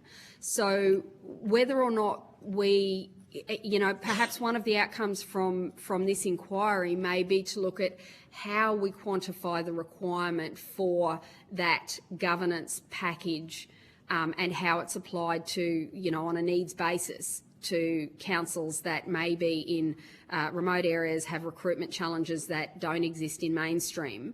But I think that particular loading, and with the introduction of the Empowering Councils legislation and the recognition that non-rated councils do have that funding gap, I think there is a body of work to undertake in that space that aligns very strongly with that, with the piece of work that you're asking about, Mr Vanella. I think if we were to undertake a body of work to examine how that governance piece, that central governance cost to councils, without which councils wind up in a wholly reactive space and can be a drain on particularly on state and Commonwealth at the expense of community. I think the way that I would be hoping the committee might look at this is to ensure that a review of how that is structured comes out of those two bodies of work working together. Is that a bit waffly? I'm not sure I've quite captured the question. I think that's not too bad. The other thing I wanted just to get a bit of a clarity on was whether or not you know the quantum of the cost shifting arrangements by state government onto yourselves, and what's that costing you at the moment? Look, I'm not going to pretend to know the figures, Mr Burnell, but I will refer to both my mayor and the chair of ALGA and LGAQ can bounce those figures off with eye-watering rapidity. They are impressive, but I don't have the figures. But I know that they are consistent For our councils, and certainly, my council is no different, other than perhaps slightly more acutely impacted by those cost-shifting arrangements. They're very, very well quantified by the LGAQ. Yeah. Look, the reason I ask that is because when I look at what you've got in the way of operating revenue compared to most other councils, it appears that you would be doing a significant proportion of heavy lifting for your local community compared to some of the others. And you've got very little capacity to be able to offset any sort of cost-shifting arrangements that may occur. Very much so, Mr. Burnell. And one of the, I guess one of the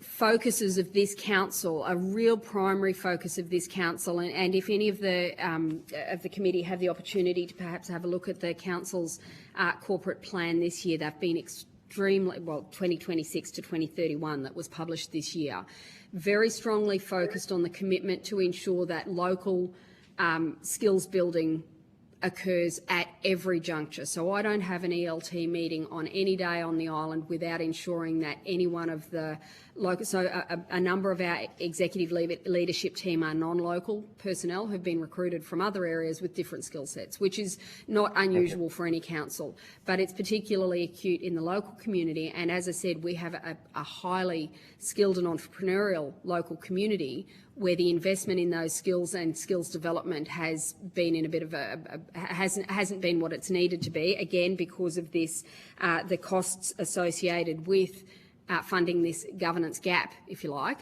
And so, innovative strategies on a daily basis is where we see breaking that nexus point and making sure that, like I said, with our ELT meetings, for example, our executive leadership team are in those meetings every day, but so too are at least two of our next level managers, so that by the time my tenure is complete, there should not be, or any one of the executive leadership team, then we should have a very competitive field of candidates for those next level positions that include local capability building and growing our own employment and skills-based expertise for the future. So, I mean, that's probably one of a dozen, really innovative strategic solutions that we're having to run concurrently with service delivery to try and address this gap in the absence of adequate funding. And I'm not saying that innovation should ever cease, even if we do have adequate funding, but it is particularly difficult to be delivering services under-resourced, understaffed, with cost imposts like the land sea issues, our trunk and mains infrastructure, our marine infrastructure, our lack of an industrial estate, and our local economy not being where it needs to be locally. It is a different operating environment. Thank you for your answer, and thank you for the work you do in remote Australia. Yeah, thank you. Can I just ask generally, so in terms of the financial assistance grants for your council, what does that fund? Where does it mainly go? It goes to wages, almost entirely. It goes to wages, travel costs, active participation to ensure that our council and our staff don't become isolated. So that from an executive point of view, that is extremely important. The risk of seeing matters that mainstream might take for granted, the ability to jump on a plane and go and talk to your peers and colleagues, things that local community members might see as the perks of the role are anything but. The importance of maintaining active connection to broader local government and other levels of government to ensure that you're staying connected to your peers and colleagues and continuing to be at the forefront of both innovation and service delivery is really important. But it's predominantly service delivery wages and programs. So the other issue I'd really like to raise is that of, and I can't even remember what number, I might even go to it. The operational burdens from capital grants. So a lot of the FAG grants, whether it's directly or indirectly, goes towards funding that gap, which is, and this is common across many remote communities. In fact, I've not seen it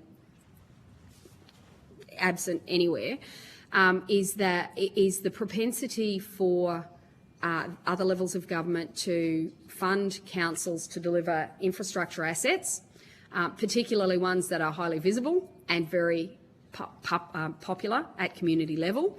And that funding, I've never seen local government very rarely seen local government knock back funding coming from another level of government. However, going to our earlier point, we are beholden. So if government comes to us and says, look, you've got a project here, we know it's going to cost $25 million to deliver, but we've got 14 and you can't go back to government for any other amounts, even if they would have funded the $25 million for the capital expenditure to deliver the asset, the cost burden on councils to maintain, operate, deliver and sustain that asset and then fund asset renewal, and I mean asset renewal as a concept on a council, on our council is a concept that's very far from, we're not there yet. And yet in other councils it's a given. But the need to tackle the unfunded operational burdens from capital grants is massive. And we do need to, the lived experience of many communities is that they are funded for some major capital assets. We get the money, we collectively, get the money. Years later, people will come back and see a degraded asset and go, oh, well, remote communities can't look after their gear. And yet we've not been funded to operate or maintain that asset in a way that is a given in mainstream communities. Council has absolutely raised this with the Grants Commission. And I thank you for the opportunity to raise it here as well. Yeah. So would you support more, life cycle costing to assets through grant programs? And yes, absolutely. I think it is absolutely essential for, certainly for small and Indigenous councils to require life cycle costing, and particularly that first 3 to 5 years of life cycle for capital assets. And that 3 to 5 years provides councils with the opportunity to identify and bed in the first operationalisation costs. Then we have opportunities to explore how the ongoing funding might look as that whole of life cycle begins to bed into community and may generate revenue streams and so on and so forth. But that indexed operational and management component embedded within capital grants is something that it absolutely should be considered by both state and federal governments. Okay, great. Thank you. All right, well, I think we may have run out of time. There we go. So thank you very much for your attendance here today. If you've been asked to provide any additional information, would you please forward it to the Secretariat by the 3rd of July 2026. You will be sent a copy of the transcript of your evidence and will have an opportunity to request corrections to transcription errors. I now suspend the hearing.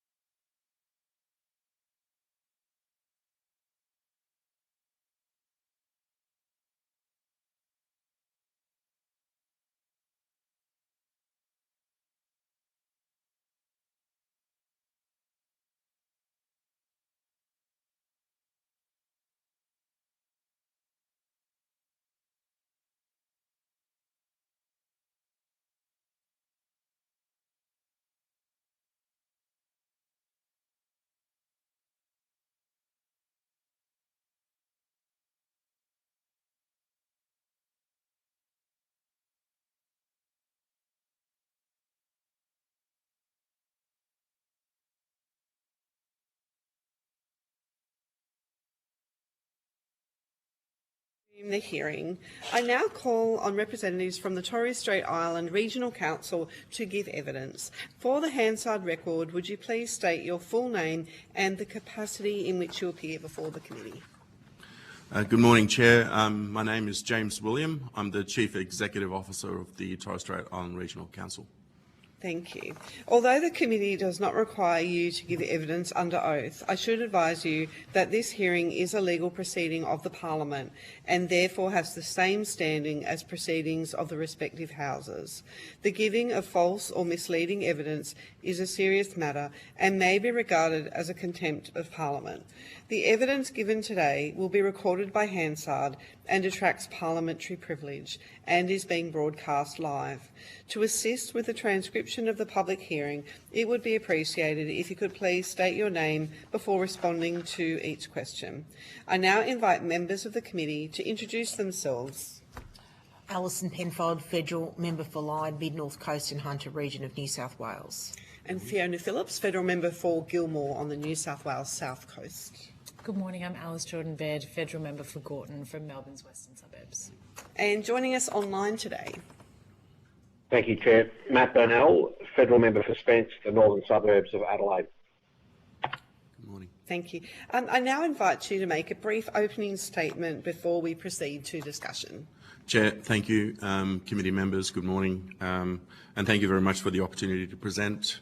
Chair, thank you. And obviously, I represent today the people of the Torres Strait, particularly from the areas where Torres Strait Island Regional Council captures 15 of those island communities. And we're here to discuss probably some of the most important issues in regards to local government funding and fiscal sustainability.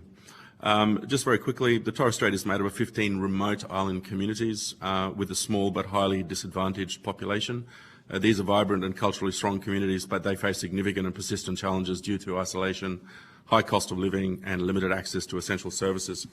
Torres Strait Island Regional Council plays a very unique role in this environment. Unlike most councils, we're responsible not only for typical local government services, but also for a broader range of functions that would ordinarily be delivered by state or Commonwealth agencies. And this reflects the reality of service delivery in remote and First Nation communities where the market and service gaps must be filled locally. And just to give you a practical example, those island communities, we've got 15 of those most remote communities, I think, in the country, across 42,000 square kilometres of ocean. So it's very difficult for state and federal apparatus or apparatic to actually access and deliver, in a sense, real face-to-face service to communities. So the council is it, and it does pretty much everything other than education, health, and food. So if you look across the community, just from a visual perspective, as you fly over an island and you look at all the assets and all the infrastructure and the service overlay, that's what the actual council is responsible for, with the exception of education and health and as I said, food services. So as a result, our organisation is heavily reliant on funding from our government partners to deliver services and maintain financial sustainability. We do appreciate the ongoing support provided by both the Commonwealth and Queensland governments. However, we believe the current system does not fully reflect the realities operating in one of the most remote and socioeconomically disadvantaged parts of the country. Importantly, the issues we are raising today are not new. In our previous submission to this inquiry dated 30th of May 2024, we outlined many of the same challenges. The fact that we're still discussing these issues more than 2 years later is a strong indicator that the current funding model is not sufficiently responsive to community need.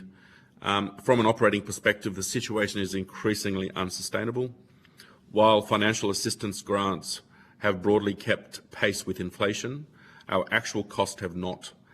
We operate in an extremely high-cost environment where expenses are heavily influenced by remoteness and the lack of scale.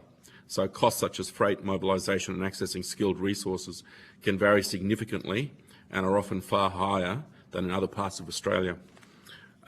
This creates a structural gap between funding and the true cost of service delivery, which is reflected in our financial position, including ongoing operating deficits and rising cost pressures. At the same time, the current funding model relies heavily on grant subsidies, competitive funding processes, and this creates instability and limits our ability to plan and deliver services with certainty. In our view, the funding framework needs to evolve. It must be more equitable, more stable, and more long-term in nature. It must better reflect the real cost of delivering services in remote environments. And importantly, it must support greater local autonomy while maintaining strong accountability for outcomes. Now, from a capital perspective, the challenges are even more pronounced. Under the current arrangements, there is often a significant lag between project announcement and delivery on the ground. For our communities, this delay directly translates to deferred access to essential infrastructure and services. Chair, the key point I want to make is that a program of works funding model would deliver significantly better value for every Commonwealth dollar invested. And so I think in a practical sense, and we did do some research on this, so currently if you look at the funding regime, I think it is really at the convenience of both state and Commonwealth agencies that do fund councils, and very similar to what was presented by the CEO from Palm Island, where we are a non-rateable council. The difference being is that the Torres Strait Island Regional Council, in fact, since 2008, is actually an amalgamated super council that combined 15 of those island councils into one. So on a scale perspective, it's quite significant, and that's raised real significant challenges for us. From past, we've done some research, and the reality is that these councils previously were funded on a 5-year basis, and so there was funding certainty, which meant that you could actually plan. The current funding regime from both state and Commonwealth is only on an annual basis, which means that you really can't plan beyond 12 months. You don't have financial certainty. If you look at the comparison to, say, regional councils that have a rate base, so for example, Cairns City Council, 80% of their revenue, they draw from ratepayers, which effectively means that they can plan because ratepayers are not going to run away. But if if the council that we operate is reliant, for over 90% of its revenue from different sources, that raises state and Commonwealth, I should say, that raises significant challenges because we just don't have that financial certainty. As a result, I think that one of the most interesting things happening is the behaviour or the influence and impact on cost. As you know, if you can't plan, you can't tame supply chains, you can't do much. As a result, you're really at the mercy of that ecosystem that you're trying to manage, and you're most critical in delivering services. So, Chair, I guess at present the funding is largely provided on a project-by-project basis. This fragments delivery and diverts a considerable portion of funding into administrative and transaction cost. A program of works funding model shifts the focus back to outcomes, ensuring more funding is directed towards infrastructure and delivering tangible benefits to communities. It also allows councils to leverage economies of scale by bundling projects into coordinated programs rather than negotiating each project individually. Councils can reduce costs materially and attract larger, more capable contractors. In remote regions such as the Torres Strait, this is particularly important. Costs such as mobilisation, freight, logistics are disproportionately high. In some cases, mobilisation alone can account for up to 50%, 45-50% of your project cost. A program-based approach reduces this inefficiency by enabling continuous coordinated delivery. It also strengthens market capacity. A predictable, multi-year pipeline of work reduces perceived risk for contractors and encourages broader market participation, ultimately improving competition and long-term value for government investment. The most important thing there is that if we did have that, we're able to then develop and mature the local supply chain. And if you look at those regions, they are excessively reliant on suppliers from external to that market or that environment. And as a result, it means that we're continuously just using those external suppliers. We don't have the ability and no leverage at all to be able to then work in a very, very meaningful way to improve and increase the capacity, particularly of the local First Nations suppliers in that ecosystem. Another key benefit,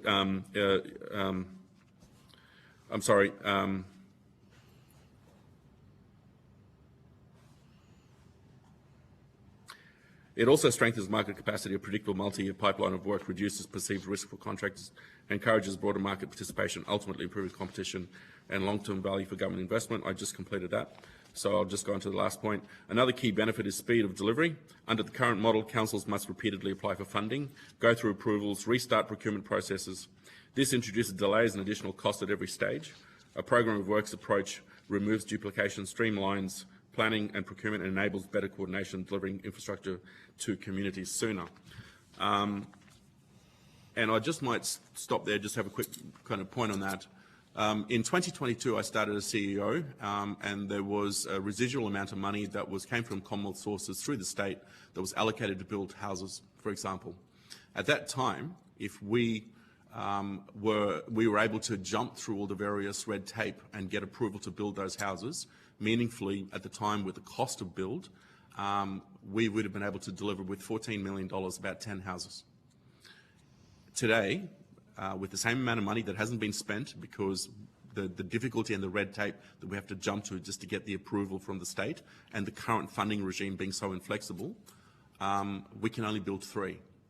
So if you see the movement of cost by doing nothing, because we're not efficient at delivering the money on ground, you can see that this is a really interesting phenomenon in regions that, particularly those remote areas, that are really impacting on our ability to deliver real value on ground. And that's really the pressure for us, is that money is a precious resource, but to deliver the benefit, the value that matters most, which is the actual execution, requires us to really change the policy setting, if you like, that is really influencing, I suppose, the way that we're actually spending time and resources, which is quite a waste, really. So importantly, it also supports workforce stability and capability with funding certainty over 3 to 5 year horizon. Councils can invest in their workforce, improve retention, support local employment and build internal delivery capability. At the same time, this model reduces red tape, as I mentioned, while maintaining accountability. It simplifies governance and reporting, reduces duplication and allows both councils and funding agencies to focus on the delivery of outcomes.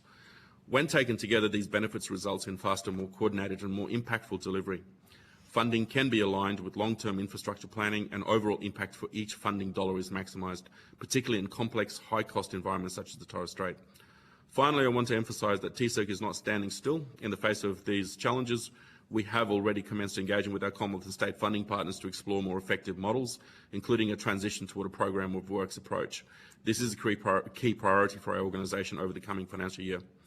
And that's pretty much my written piece, and obviously I wanted to thank you and happy to take questions. Thank you, Chair.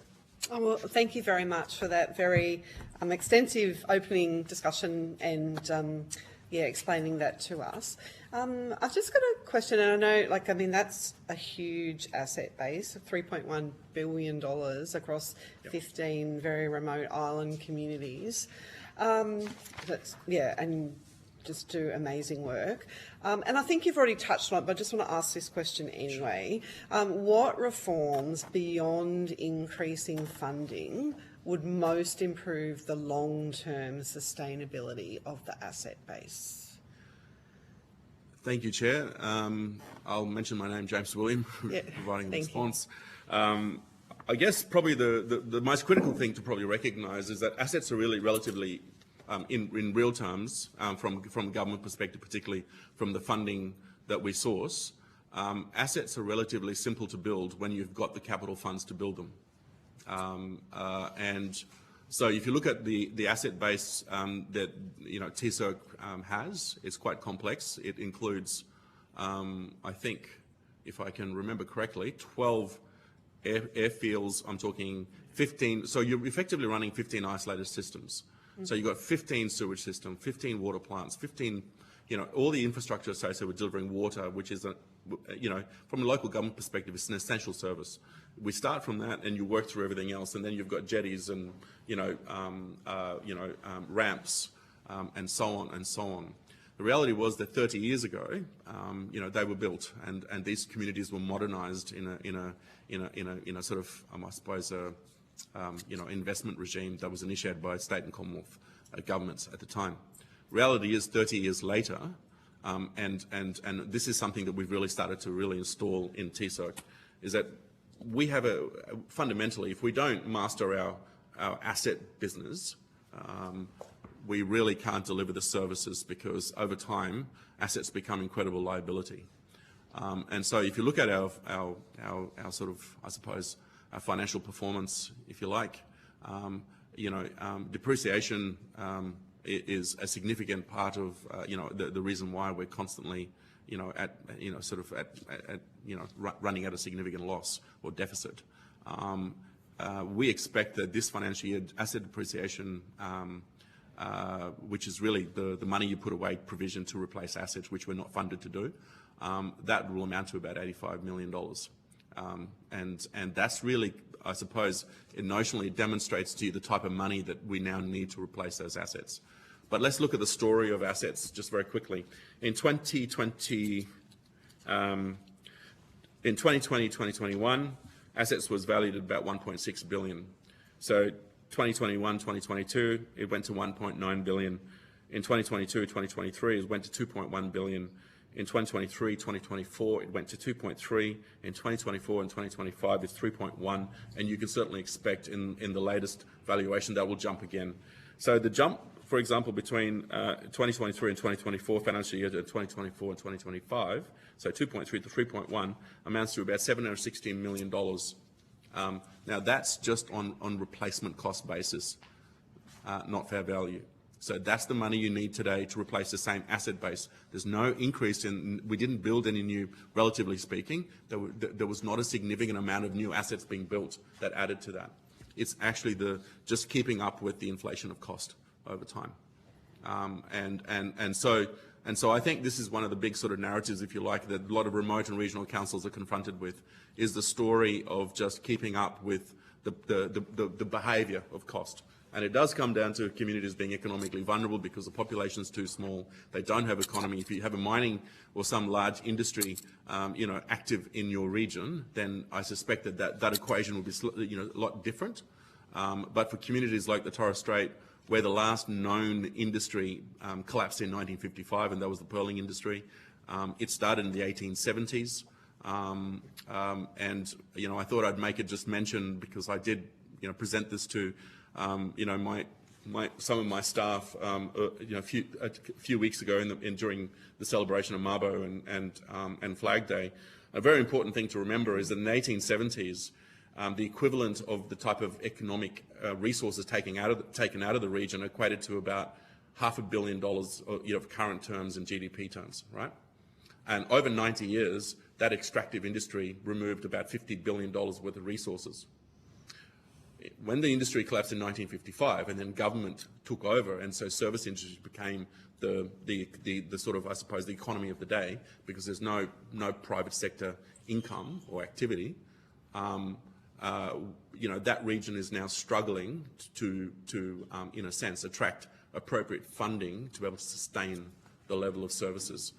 And the reality is that from a funding perspective, there is little evidence other than in terms of assets, housing, where governments fund whole of life cost of each asset. So governments in most instances will fund the capital, so the new build.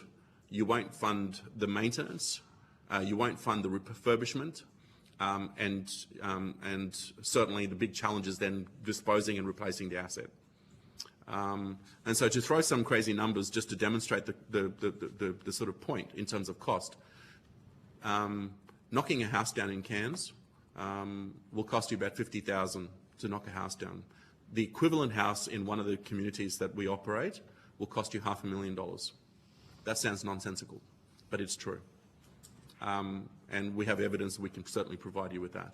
But that's the sort of ratio we're talking about, and that's what I mean by cost, is that if we as governments from local, state and Commonwealth don't actively look at what the behaviour of cost and its impact in our region, then I think we've lost the challenge, because the reality is that the biggest challenge you have, or at least from what I see from TCERC, is that I have two clients. I have a customer that is highly sensitive to service, that we have to deliver the type of level of service that they require, and that demand is increasing on ground, from social, economic to to actual, real, tangible service we deliver in water and so on. And I have TCERC has another client, and that's the funder. and the funder in terms of the state and Commonwealth. And as we're seeing the rate of change of cost going upwards, revenue is not increasing because funders, I call it funders fatigue, because really it's scary.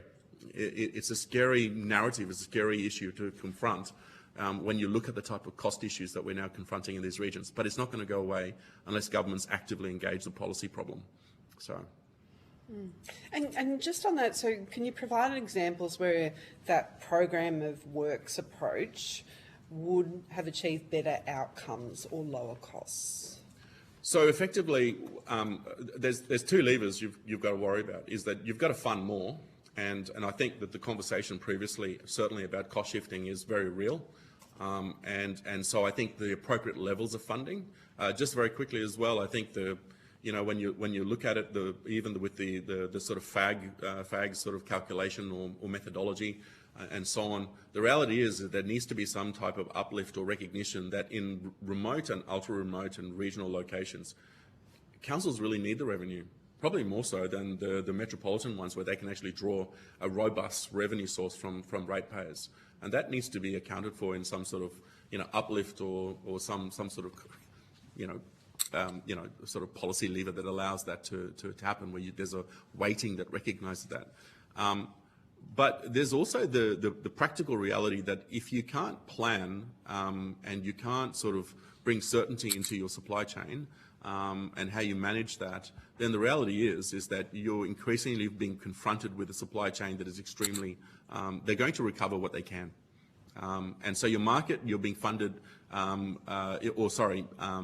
you're acquiring services and paying for goods at like, just like it's a convenience store, as opposed to being more strategic and thinking with a 5-year plan where we can buy in bulk and really start to change the way that we actually consume resources. We are consuming resources as fast as the money's coming the door, because the money's only coming the door just now. We don't have the guarantee of the money already there, so we can then have a longer outlook. So your horizon has to change. You have to get organisations to think over 5 years rather than just one, where we just have to, okay, we've got the money, now we've got certainty, we can now go and spend. By that time, your supply chain it's going to hit you. And I think that's just the practical reality of, so having a 5-year rolling sort of, like a program, sort of model with a 2-year sort of rolling piece means that, for example, on a practical basis, it means that we know generally that we've got certainty that the type of money we can expect reasonably with some variances, and that can be built into the agreement. In our previous research, we have reasons to believe that this was actually the mechanism or the method that both Commonwealth and state governments had typically funded, particularly for the Torres Strait, either through Commonwealth agency, through the Torres Strait Regional Authority, as well as the state, the various state departments, that they did have a 5-year investment plan, and of course, based on the current financial period budget appropriation, it would, that could alter to either they fund fully to 100% or there could be some variance, but at least there was certainty that there was money coming and councils can then actually plan, because we're the ones doing the execution. And so I think the reality is, if you look at the behaviour in the business now, it's a large business that can't plan because we don't know. As we speak, we have a budget that we've prepared for next financial year, but we just don't know. We know what the Commonwealth budget is, but we still don't know what the state budget is. And that's how insecure we are. To give you, sort of practical terms in terms of our revenue, I can say to you that, the ICFP, which is the equivalent of the FAGS grant by the state, plus the FAGS itself, represents about 26% of our revenue. And we're so grant aligned that for other grants, we have to, and these are non-recurrent grants, it's about 29% of our revenue. Other income is about 10%. And recoverable income, which is the one that we do get in a sense that we generate income as a social housing provider, so we do repair and maintenance of the existing asset base that we have. So that, we generate some income out of that, and that's about 26%. Rates itself, which is the one that we actually then, charge the consumer, that's 2% of revenue. So that's how vulnerable we are. But that's a reality. Like you look at any other, you know, Aboriginal, Torres Strait Islander, or even regional or remote communities, I think that's the financial reality for them. So you're really hustling, quite actively, just to keep your head above water. Thank you. Deputy Chair. Thank you. Thank you, Mr. William. You mentioned the Torres Strait Islander Authority. What's the interaction between their responsibilities and yours? Because they're a Commonwealth vehicle. Yes. Am I correct? Yeah. So the Torres Strait, the TSRA, the Torres Strait Regional Authority, is a statutory body. I think it has a relationship with National Indigenous Australians Agency. It does come under the portfolio of the Prime Minister and so on, and it is a coordinating agency for the region that really, I think, I suppose does all the strategic sort of coordination for the Commonwealth in the region. Typically in the past, the Council was funded significantly through Commonwealth sources through that particular avenue, and that has changed significantly because of policy again. And so, in a sense, Council, if you imagine 20 years ago or 30 years ago, where the agency was created and councils were active, the models of funding were quite simple. Councils were delivering services, and Commonwealth and state agencies were leveraging revenue, pushing it into the council, and the council is responsible for delivery of those services. But over time, we've got this ecosystem is changing, where people are moving either into delivering services themselves, or policies means that they've contracted on traditional sort of policy commitment to fund. So the reality is that whilst we retain the primary responsibility for all the services in those island communities, the revenue has become more uncertain over time. The revenue source, I should say. So, sorry, just to be clear, so did the authority fund directly services, or it was a funder of the councils prior to the amalgamation? And has the change in policy meant that its service delivery has changed now, post-amalgamation? Yeah, Does that all make sense? I would think that there would be some, through the chair, probably some questions would be meaningfully probably directed to TSRA to perhaps explain about what in terms of what they're doing. But I think, if you look at it just on, I suppose, let's say anecdotally, in the previous, sort of decades, if you like, there was a more direct relationship between the Commonwealth, the TSRA, and the funding mechanisms that were articulated through into the councils, which meant that there was a level of funding certainty. So the infrastructure was needed in those regions, and it could be sourced from Commonwealth funds. The source would be through the TSRA itself. Increasingly, what we're seeing today is that council does not have that sort of, I suppose, privilege position anymore. So we have to be just as competitive like anybody else to go to the TSRA, to advocate with us, to go to the Commonwealth Government to access funds. And so the relationship has changed. And I think that's not necessarily the TSRA, it's probably also what the Australian Government is doing. So those things nuance and change over time.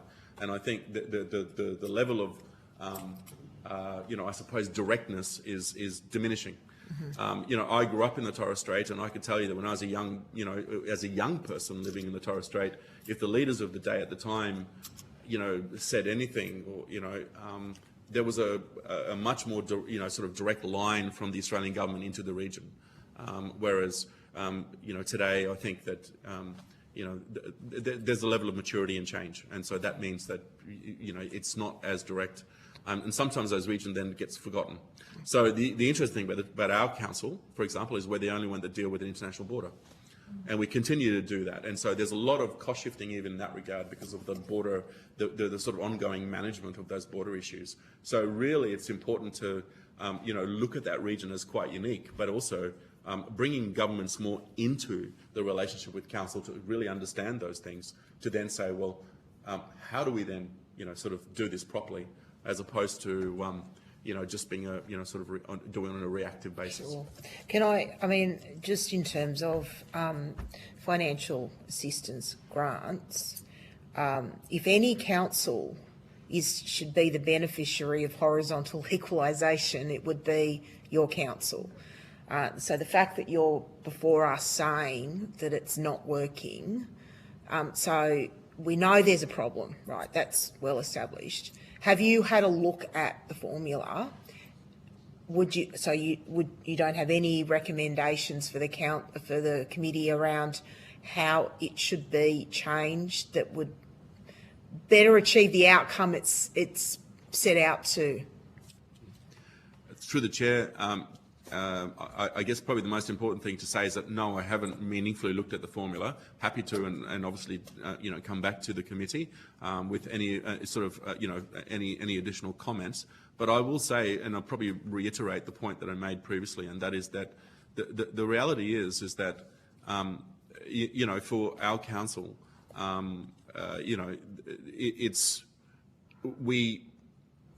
think those communities, the population, the economy, and the level of vulnerability that needs to be considered in some way, in the way the methodology allocates the money, because the reality is that we only exist to deliver services to our customers, and we're really the sort of intermediary, if you like, that really manage the harsh realities of market forces. If they were to be fully exposed to those forces, what would that look like for them? And it's pretty harsh. And so I think, yes, I do agree. I think that our council, we're probably very because there's just no activity by Commonwealth and state in any of those island communities. We do the lot, and the only direct relationship that you see active on ground is Department of Health, because it delivers the medical services, and then Department of Education because they run the schools. And really, anything else, it's really left to the council. And last question, I mean, I've asked it of others today. Do you see, benefits of constitutional recognition of local government?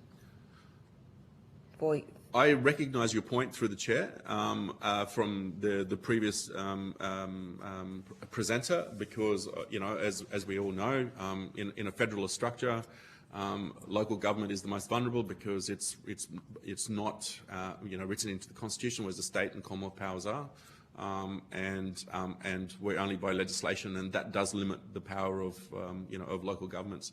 So and the Constitution being the chief document, without a doubt, it would strengthen the position of councils.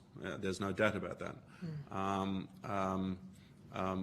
That is a complex issue, as we know, because then there's a greater burden as well to operate.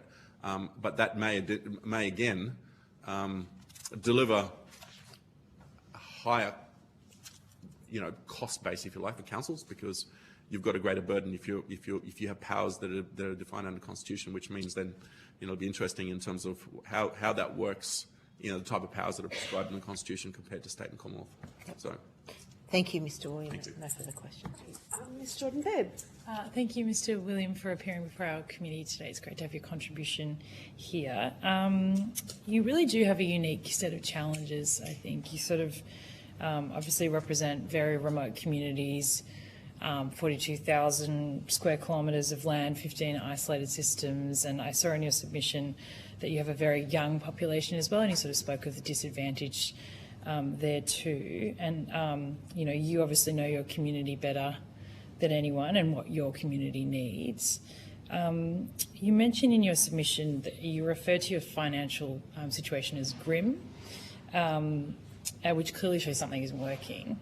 My question to you is that your submission focuses less on the overall quantum of funding, of Commonwealth funding, more on the way the funding is delivered. And my question to you is it fair to say that funding flexibility, longer term certainty, and reducing admin burden is as important as increasing overall funding? Absolutely. Through the chair, absolutely. And there is no doubt, and I think I've demonstrated some of those points, that the administrative burden, particularly in local government, is onerous because it's prescribed by the legislation. If you look at it, it does, the cost of compliance is increasing. Customers' demand is increasing, and yet revenue is not matching any of that. And so we have to continue. One of the complex challenges for vulnerable local governments is attracting and retaining talent so that they can meaningfully run such a complex organisation. And of course, fatigue is a big issue that plays into that. The system doesn't make it easy; it makes it harder. And so, on top of worrying about how we be innovative, we have to be more transparent with the state and Commonwealth too, because we recognise that you're the funder, right? So we see as you as a customer, and therefore we have to ensure that we deliver exceptional service to you, and being more transparent, do everything possible to demonstrate that we're efficient in what we're doing, but then the sort of the compliance barrier, it just makes it very, very difficult. It's not easy to cut through it. I've been privileged in my career of about 30 years to work at both state, Commonwealth and local government, and this is by far the most rewarding but challenging without any exception. I should have discovered this earlier in my career, because the one benefit that we see that local governments deliver is actual benefit and outcome to customers on ground.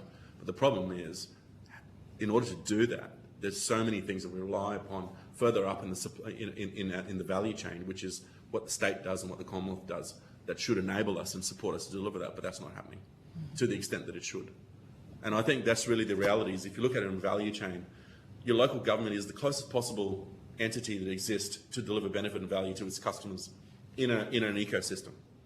And other agents, the other tiers of government should be supporting that execution, not making it harder, but in fact, it's making it harder.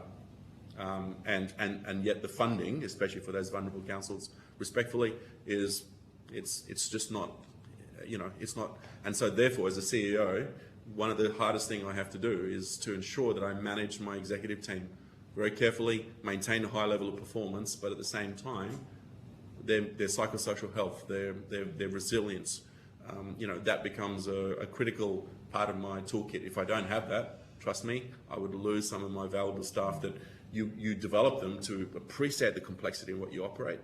And it's not easily that you can just have someone come in and replace.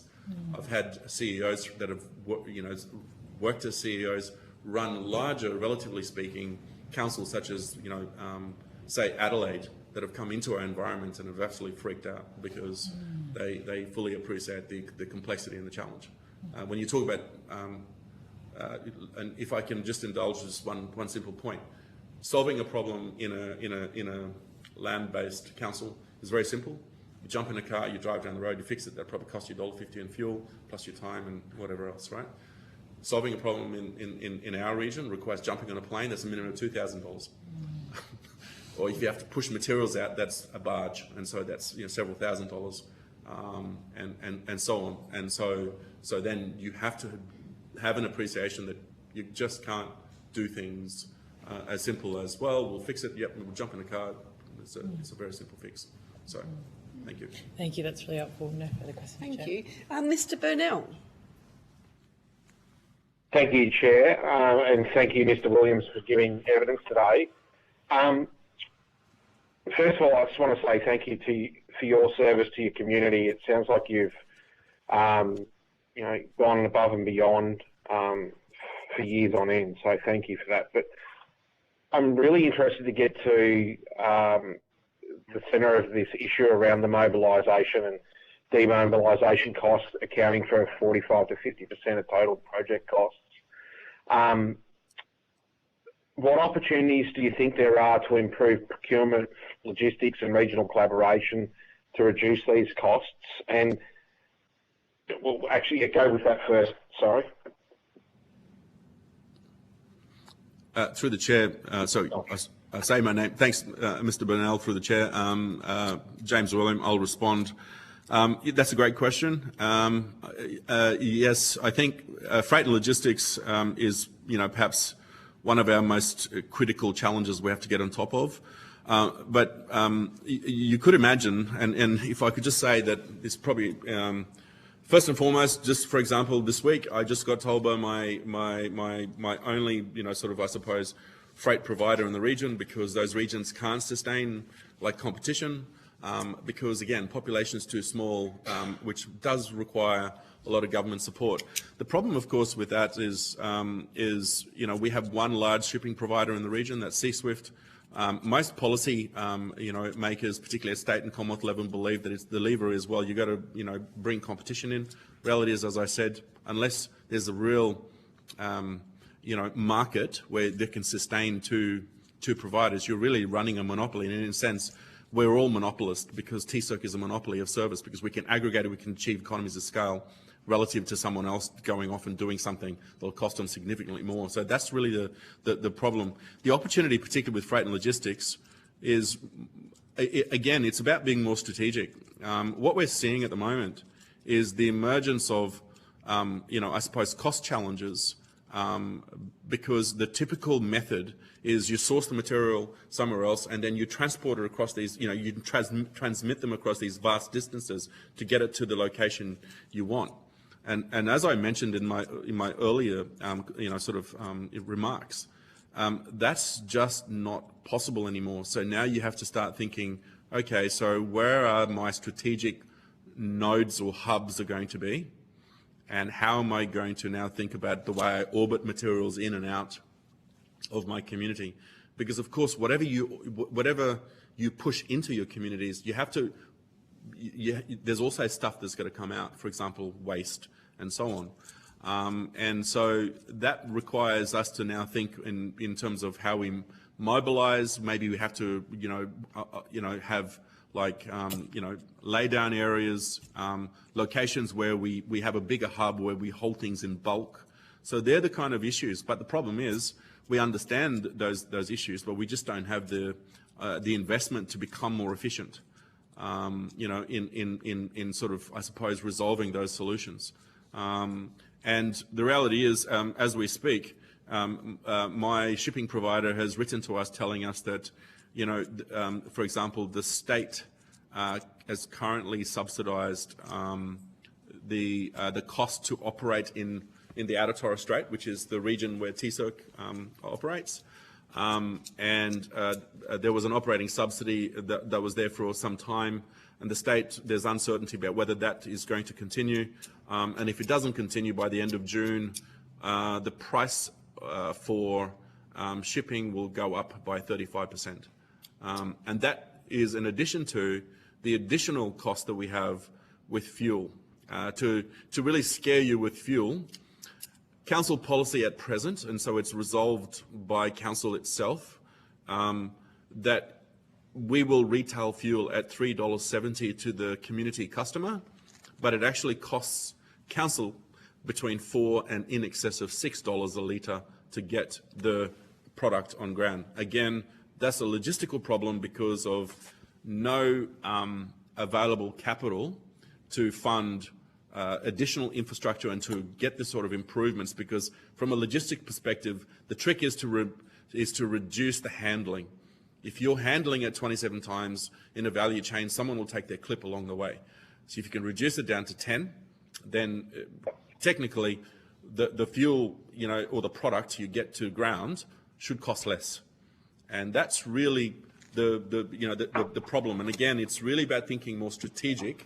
And the sort of commentary I wrote on top of my presentation, notes today was resilience and sustainability, because that's really the challenge for the region, is that we have to make these systems operate with greater resilience and ensure that they're sustainable, not from just an environmental perspective, but also from cost perspective, like economic perspective, and so on.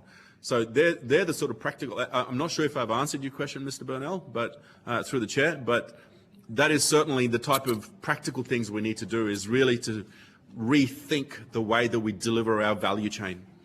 So we got to think about hubs and take things in larger quantities and store them, as opposed to only purchasing and then transporting the things that we want to consume. So it comes back again to the problem of funding, because without the funding, we can't build those infrastructure, and without the certainty in the money, we certainly can't buy in bulk. We're just buying as we consume. So, just for clarity then, so is there a limitation on the size of the barge that you can land at specific islands? Like, I'm assuming that there's no one-size-fits-all approach across the 15 islands, that there's different freight capacity terminals. Yeah, that's correct. So each island, there's varying capacity. One of the things that we've also, talked internally within council itself is that obviously we need, a sort of lay-down area in each of the community, but also you need larger areas where, in a regional sense, you're thinking regionally, where you could have a central storage that would service 3 of the councils, noting that TSERC, or Torres Strait Island Regional Council, is one of the 3. So you've got Torres Shire Council, and then you've also got Northern Peninsula Area Council, which is the council that covers the 5 communities on the very tip of Cape York. So if you're going to solve a transport or sort of regional hub problem, you have to think and design these solutions for the entire region and consider that as a whole ecosystem. And certainly from TSERC perspective, as we've developed these type of solutions and we've thought about these things internally, we are thinking very much about regional solutions, not just about TSERC. Yeah, it's an interesting conundrum, right? Because just by increasing the size of a barge doesn't necessarily reduce the cost of transport, because you then need to unload and then load onto a smaller landing craft to go out to your smaller islands. Absolutely. Okay. Just my last question, and thank you for that response. It was quite detailed. I'm just interested to get a bit more of an understanding around the long-term funding certainty, collaboration with state government in building local workforce capability and reducing reliance on external contractors. What are some of your challenges around retention and attraction of workforce? Yeah. Through the chair, thank you, Mr. Burnell, and James William, responding to your question. Yes, I guess it's similar to the, I suppose, the commentary made by the CEO of Palm Island.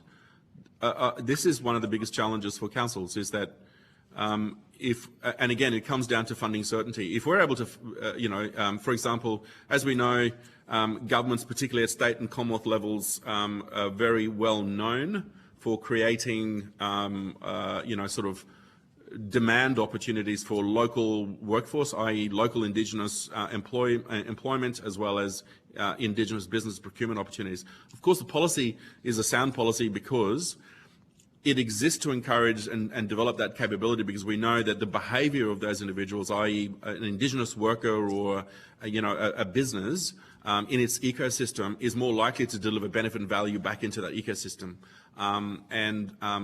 Whether that's in bringing an income home or employing local people and more local people, which is great. And it leverages the sort of, I suppose, procurement, powers of both local, state and Commonwealth, governments. The problem, again, is that if you don't then have certainty around the sort of investment coming in your procurement, we can't then convene and work in a very planned way to grow that local supply network, that local capability. And so supply remediation is probably one of the biggest challenges we have, because in the short to medium term, when these policies or some of these more progressive ideas of maximising the use of, the sort of, the dollar in terms of how it's being circulated into these local economies is good. The issue, of course, you're always going to have a shortfall in demand capacity, supply capability, and if we don't have a very structured, remediation strategy to then support that, then you're just not going to have that execution. You're not going to have Indigenous workers nor businesses that are going to be supply ready and capable to meet those opportunities when they arise. And that continues to be a bit of a challenge. Some of the ways that we're working at it at this point is working more deliberately because we're a large employer, We're also working with other large employers, including the sea freight company and others, to try and convene and work, sort of more strategically around what that supply, market looks like from an employment perspective as well as businesses. That's easier said than done, and simply because, like I said, we're already in a very complex environment. You've got lots of other challenges, including financial sustainability challenges. Community is extremely, how would you put it, frustrated because the often, terrible assumption they make is that the council is prospering at the expense of the community, when in reality they don't see the cost challenges that we have in terms of delivering the services and dealing with all these other issues. And so I think that's a practical issue that we continue to work through. And I can't say that, I've had much success, at this point, because our focus has been slightly different, trying to get the business right. But it's certainly something that we're looking forward in the next few years to try and bed down and evolve as we go. Thank you so much for your answers, and keep up the good work. Thank you. Okay, well, thank you, Mr. William. I think we'd all agree it's been very insightful and helpful, your attendance here today. If you have been asked to provide any additional information, would you please forward it to the Secretariat by the 3rd of July 2026, and you will be sent a copy of the transcript of your evidence, and will have an opportunity to request corrections to transcription errors. I now suspend the hearing.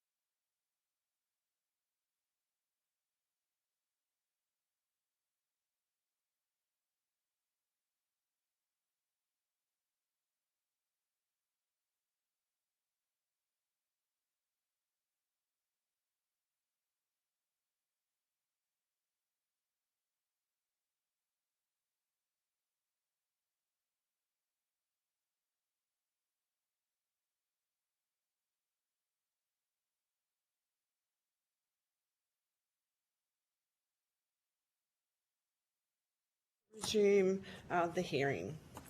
I now call on representatives from the Mackay Regional Council and the Whitsunday Regional Council to give evidence. For the Hansard record, would you please state your full name and the capacity in which you appear before the committee? Madam Chair, my name is Greg Williamson. I'm the Mayor of the Mackay Regional Council. I'd like to introduce Chris Kelly. Hello, Chair. I'm the Director of Corporate Services of the Mackay Regional Council. Thank you. And on teleconference? Hello, Chair. This is Mayor Ry Collins from Whitsunday Regional Council. Yeah. Okay, great. Great. Yep. All right, so although the committee does not require you to give evidence under oath, I should advise you that this hearing is a legal proceeding of the Parliament and therefore has the same standing as proceedings of the respective houses. The giving of false or misleading evidence is a serious matter and may be regarded as a contempt of Parliament. The evidence given today will be recorded by Hansard and attracts parliamentary privilege and is being broadcast live. To assist with the transcription of the public hearing, it would be appreciated if you could please state your name before responding to each question. I now invite members of the committee to introduce themselves. Alison Penfold, Federal Member for Lyme, Mid-North Coast and Hunter Region of New South Wales. And Fiona Phillips, Federal Member for Gilmore on the New South Wales South Coast. Alice Jordan-Baird, Federal Member for Gorton, Melbourne's Western Suburbs. And I think on teleconference, do we have Mr Burnell? Thank you, Chair. Matt Burnell, Federal Member for Spence, Northern Suburbs of Adelaide. Great, thank you very much. I now invite you to make a brief opening statement before we proceed to discussion. We might start with Mackay Regional Council. Thanks, Madam Chair. Look, thank you for being in Townsville. Thank you for hearing from local government directly, because this is very, very important. And I'm happy to present before the committee today. I do so on behalf of the elected members of the Mackay Regional Council, the CEO and the staff, and of course on behalf of our 130,000 people who live in our district. I draw your attention to our submission of the 12th of February. Our council delivers services, as I said, to 130,000 people, and we have 42 communities of interest across 7,600 square kilometres. Our annual budget is approaching $500 million. So in our region of councils, and we work together closely with Mackay, Isaacs and Whitsunday regional councils, and we represent a region in Australia that is the second most productive region in the nation in terms of GDP per capita. It's pipped only by the Pilbara in Western Australia. We have in our region, of course, a total of 190,000 people who deliver that service to the nation locally. I have 14 years of experience as Mayor of the City and the Regional Council, and at this point in time I have grave concerns for the future of local government in Queensland, if not in Australia. Of the 77 councils in Queensland, if you refer to the 2023 report from the Auditor-General, that report said 48 were unsustainable. That's 62% of the local governments in Queensland, unsustainable at the start of this term of council. Our council is one of the fortunate councils in terms of our balance sheet as being quite sustainable. But we're in a decreasing minority. And when we look at the avalanche of cost shifting, it just continues. Blatantly and sometimes covertly. For example, Mackay Regional Council pays the state about $720,000 a year in payroll tax. And yet we have 124 state-owned properties in our region that pay no tax. And that could be upwards of $1 million. So there's a left and right hand in that argument that just doesn't equate. There's no greater example, I think, in our view, of the impact on our ratepayers of the state not paying any rates schools. The requirement for councils to have traffic management and road services around schools, which is a huge impost sometimes in our regional communities. It's a direct cost to ratepayers, and yet the cause of that impact pays no tax, pays no land tax. So we deliver services often as a provider of last resort in our community, and yet for a lot of those services we get penalised for it. You take waste, for example. No one else in regional Queensland can afford to provide a waste service in a compliant fashion other than regional councils. And yet we have to pay a waste levy. And our waste levy for our council is $8.44 million. Up to date, we've been getting about 70% of it back. But that's on a sliding scale. It'll be 60% next year until it disappears altogether. And as I've mentioned, payroll tax, we pay $720,000 a year in payroll tax. We pay fuel tax. It costs us $180,000 a year. So to go and collect all those rates, to deliver the water services, to deliver the trunk infrastructure, we view it as being penalised by the state and federal governments who collect far more of the taxes than we do. And a major concern is depreciation. Our council has over $1 million of our operational budget allocated to depreciation. And of course, we have to depreciate. We have to depreciate to provide ongoing services to the district. But when you look at the 30% of the public infrastructure that is owned by local government, and you analyse where that infrastructure came from, a lot of it has come from contributory funding from state and federal governments. Sometimes 50-50, sometimes a third. But state and federal governments just, when the public infrastructure is built, wipe their hands of it and walk away. The depreciation cost is therefore at the expense of the local council, the local ratepayers. 30% of the public infrastructure in Australia is owned by local councils, certainly in Queensland. 75% of the road infrastructure is owned by local councils. And when you look at Queensland, $170 billion worth of infrastructure is owned and operated by the local councils.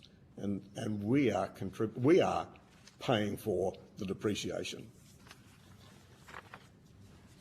One of the major concerns, Madam Chair, is the recent announcement about disaster funding. The CAT-D and DFRA efficiencies funding, it's worth about $770 million for Queensland. It's going to be gone. And from our perspective, if the federal government significantly reduces national disaster rebuilding funding, as seems to be the direction, it'll mean public infrastructure simply won't be rebuilt after natural disasters, because the state and the local councils will simply not be able to afford it. And from the government that collects 80% of the taxes in Australia, that, in my view, will be the most serious abrogation of government responsibility in our history. The shifting of the threshold of the DFRA small disaster threshold again is another covert example of what's happening. The threshold used to be $240,000. It'll be $2.7 million. And that sort of cost shifting is something that's not overtly obvious, but that's what's proposed or what's in existence right now. And it's all going back to the level of government that collects just about 3% of the taxes in this nation. And the federal assistance grants, well, I think you probably all know about where we stand on the federal assistance grants. When Gough Whitlam introduced them in the 1970s, they were pegged at 1% of federal revenue. Today, it's about 0.49% because it's never been indexed. And that amount of cost shifting really affects local government. So, Madam Chair, I think from our perspective, we're delivering a level of service to 130,000 residents in our council. We are sustainable, but it's being seriously impacted by state and federal cost shifting that has got to stop.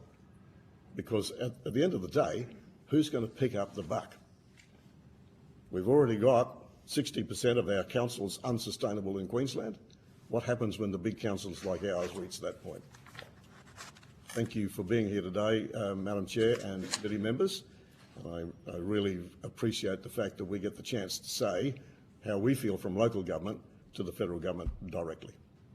Thank you. Thank you very much. Might go to Mr. Collins online. Thank you, Madam Chair, and also thank you to the committee. We really appreciate the opportunity to appear and represent our region, Whitsunday Regional Council. Look, I think Mayor Gregg there, we are a neighbouring region. We share very much the same sentiment around areas of concern, so I'm not going to reiterate some of that he's discussed. But from our perspective, this conversation can't just be viewed through a lens of local government. Our administration, our financial sustainability actually needs to be viewed through a lens of the national interest. And I think particularly areas like productivity, the growth of regional Australia, and the increasing expectations generally that are being placed on councils right across the country. For those unfamiliar with the area, the Whitsundays is one of the fastest growing areas in Queensland. We're currently the fourth fastest growing local government area from a population viewpoint. Just ticked over 43,000 residents here in the Whitsundays. Talking to what we contribute to the national economy through tourism, agriculture, the resources sector, marine industries, construction and export activity, our people effectively produce 140,000 per annum in gross domestic product right across the region, which is around double the national average. I think echoing Greg's comments there, local government, really continues to operate with only a very small share of that overall taxation revenue, and just to highlight again that is 3% of the taxation revenue. We recently held an event here in the region, talking about the state of the region and what's happening in our part of the world. Really trying to uplift our community to think big, because I think that's exactly what is being expected of regional Australia at the moment. In regions like ours, with regards to advancing the productivity of the nation, addressing challenges like net zero, renewable energy, and supporting new industries like advanced manufacturing and aerospace.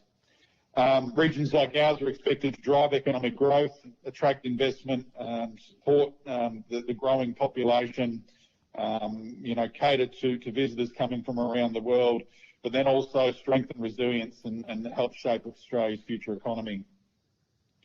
But if the federal government wants regional communities to think big, then funding models and the infrastructure investment we need to see come back needs to be much bigger than what it is currently.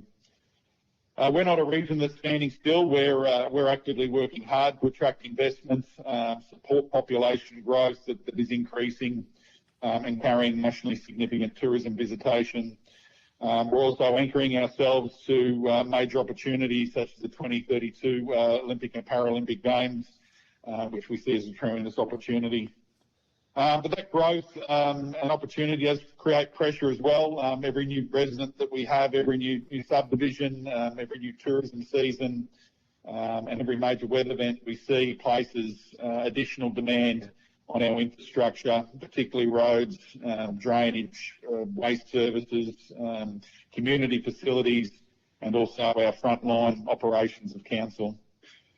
Our region, similar to Mackay, maintains thousands of kilometres of roads that support the nation and transport and logistics across the nation. Around about 2,500 kilometres of roads just within the Whitsunday region, and a land mass of 35,000 square kilometres, which is larger than some countries.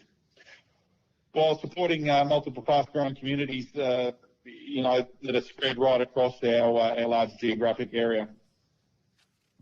At the same time, councils are increasingly stepping into spaces that traditionally have been delivered by other levels of government, and this is where, as Mayor Gregg alluded to before, we're seeing that increasing pressure with regards to cost shifting, and that's in areas like childcare, supporting the elderly, housing pressures, general community wellbeing, crisis support, recreational infrastructure, and as Mayor Gregg said, the one that is very hot for us at the moment is around disaster recovery funding arrangements, and I really can't echo enough that we cannot afford to take a lesser position than what we currently have with regards to disaster recovery funding arrangements. We are more disaster prone than other areas of the country, and I think although I support some of the elements around improving efficiency and red tape, DRFA is not it's not a handout, it's not a charity. It's very much about making sure productive regions like ours that are producing their fair share are able to get back on their feet when they need to. Local government doesn't walk away from challenges because our communities we're connected to them at a ground level, and they expect leadership and they expect practical outcomes from us as their representatives.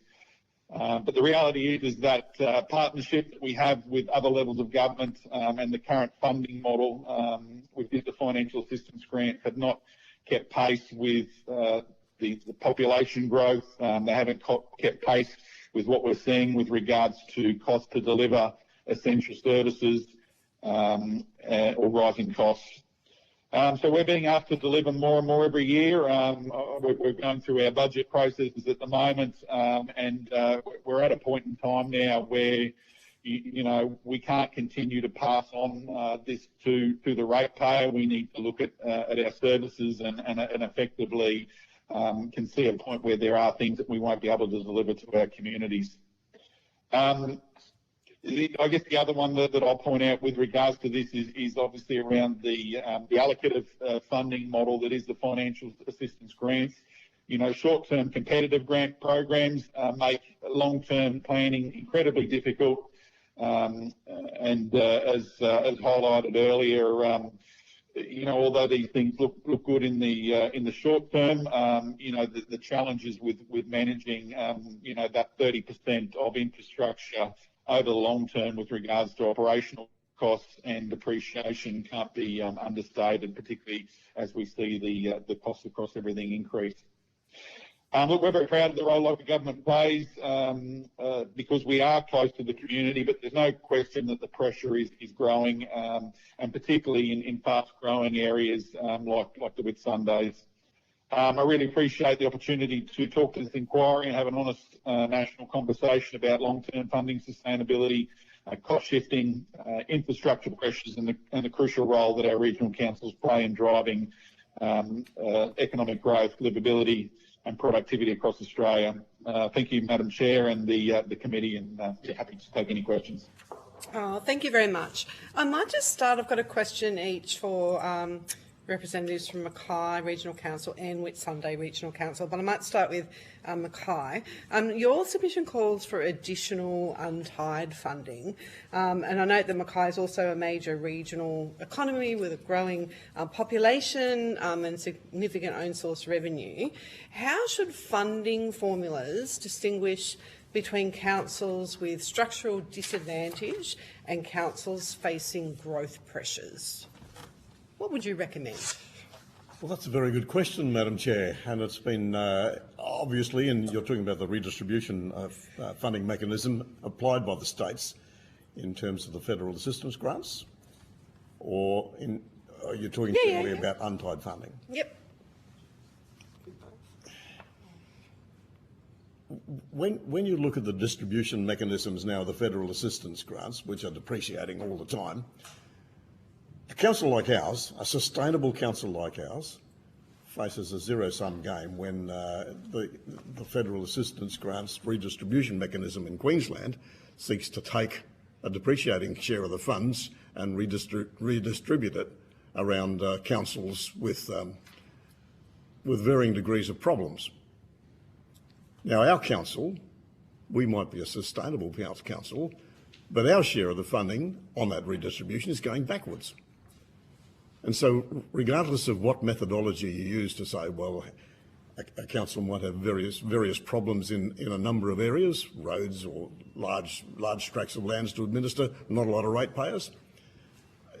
The problem about redistributing funds from the zero-sum game is that you're actually going to disadvantage. I mean, our council has gone backwards by millions of dollars a year, and that's not an answer. So I don't know if our Director of Corporate Services has a more corporate answer, but from a public perspective, I can't support any redistribution of funding based on the fact that another council is doing it tougher. The other council is doing it tougher in a lot of areas. We got 60% of them not sustainable in Queensland. That's a problem that's got to be addressed. You can't address that problem by looking at the sustainable councils and saying we're going to take money off you. Can I add to the Mayor's answer? Sure. So since 2016-2017, Mackay Regional Council's share of the overall allocation to the state of Queensland for the financial assistance grants has gone from 1.38% to 0.55%. And that's a reduction from about 6.2 million down to about 3.8 million. And so a 1% increase in rates in our councils, about $2.48 million. So that puts an additional impost on our ratepayers. And if you look at it over a 10-year period benchmarked to 2016-2017, you're looking at a forecast loss, including the figures for next year, of about $27 million. So that's a significant impost to our council. And to the Mayor's point, redistributing money from more sustainable councils to less sustainable councils or councils with difficulties simply puts more sustainable councils at risk of being less sustainable and passes on that burden to ratepayers. Probably the other point I would make is that the solution isn't for those less sustainable councils isn't simply funding. Every year the Queensland Audit Office publishes a report which is tabled in the Queensland Parliament, usually around April, which is a summation of their efforts in auditing all of the councils in Queensland, which they're required to under legislation. And for a number of years, that report has repeatedly highlighted councils that don't have sufficient governance mechanisms in place. They haven't done their audits or prepared their financial statements within the legislated timeframes. They don't have external audit committees providing that additional layer of governance and supervision.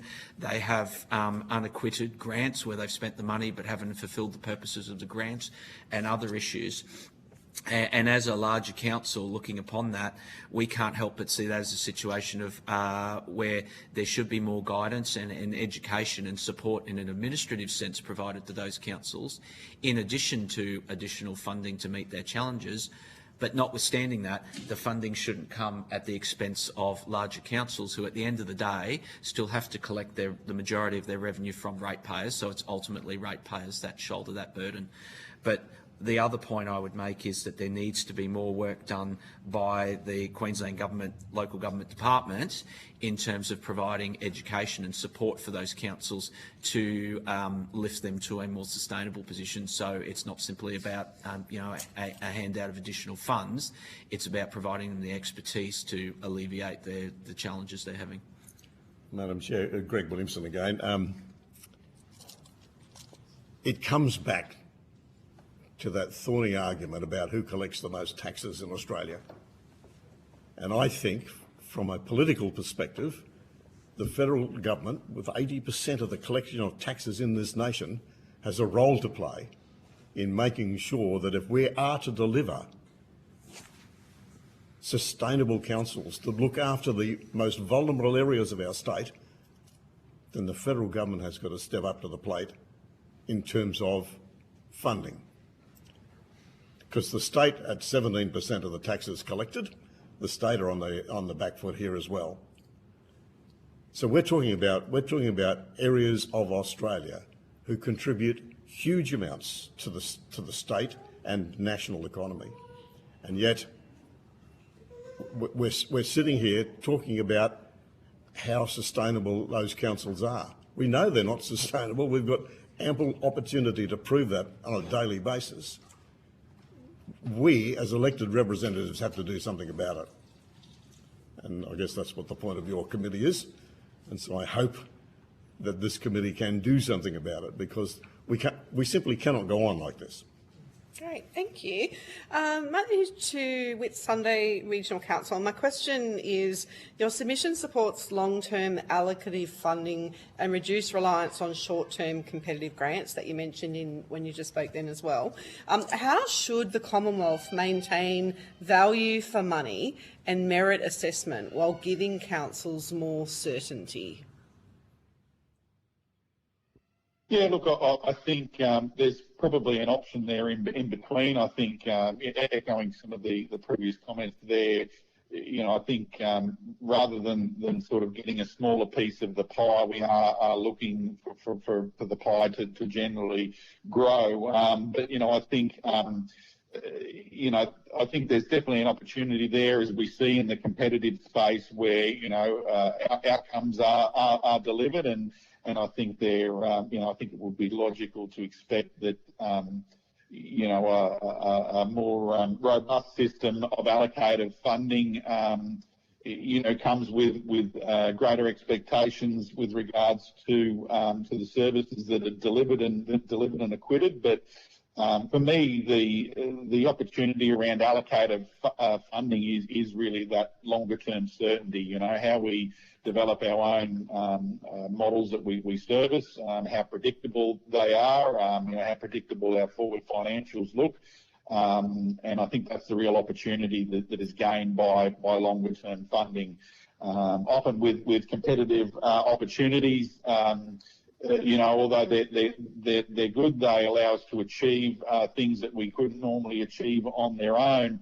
Often with most of them these days, there is a component that requires significant co-contribution. So if the local government hasn't prepared adequately through either master planning or incorporating what they're applying for into their longer term financial plan, it creates its own element of strain. So I think by having that longer term approach, even if there are more KPIs and outcome that need to be attained, really gives that certainty back to local government around what sort of funding it can expect and what it can budget for. Okay, thank you. I'll go to Deputy Chair. Thank you, Chair, and thank you, Mr. Williamson and Mr. Kelly, for appearing today.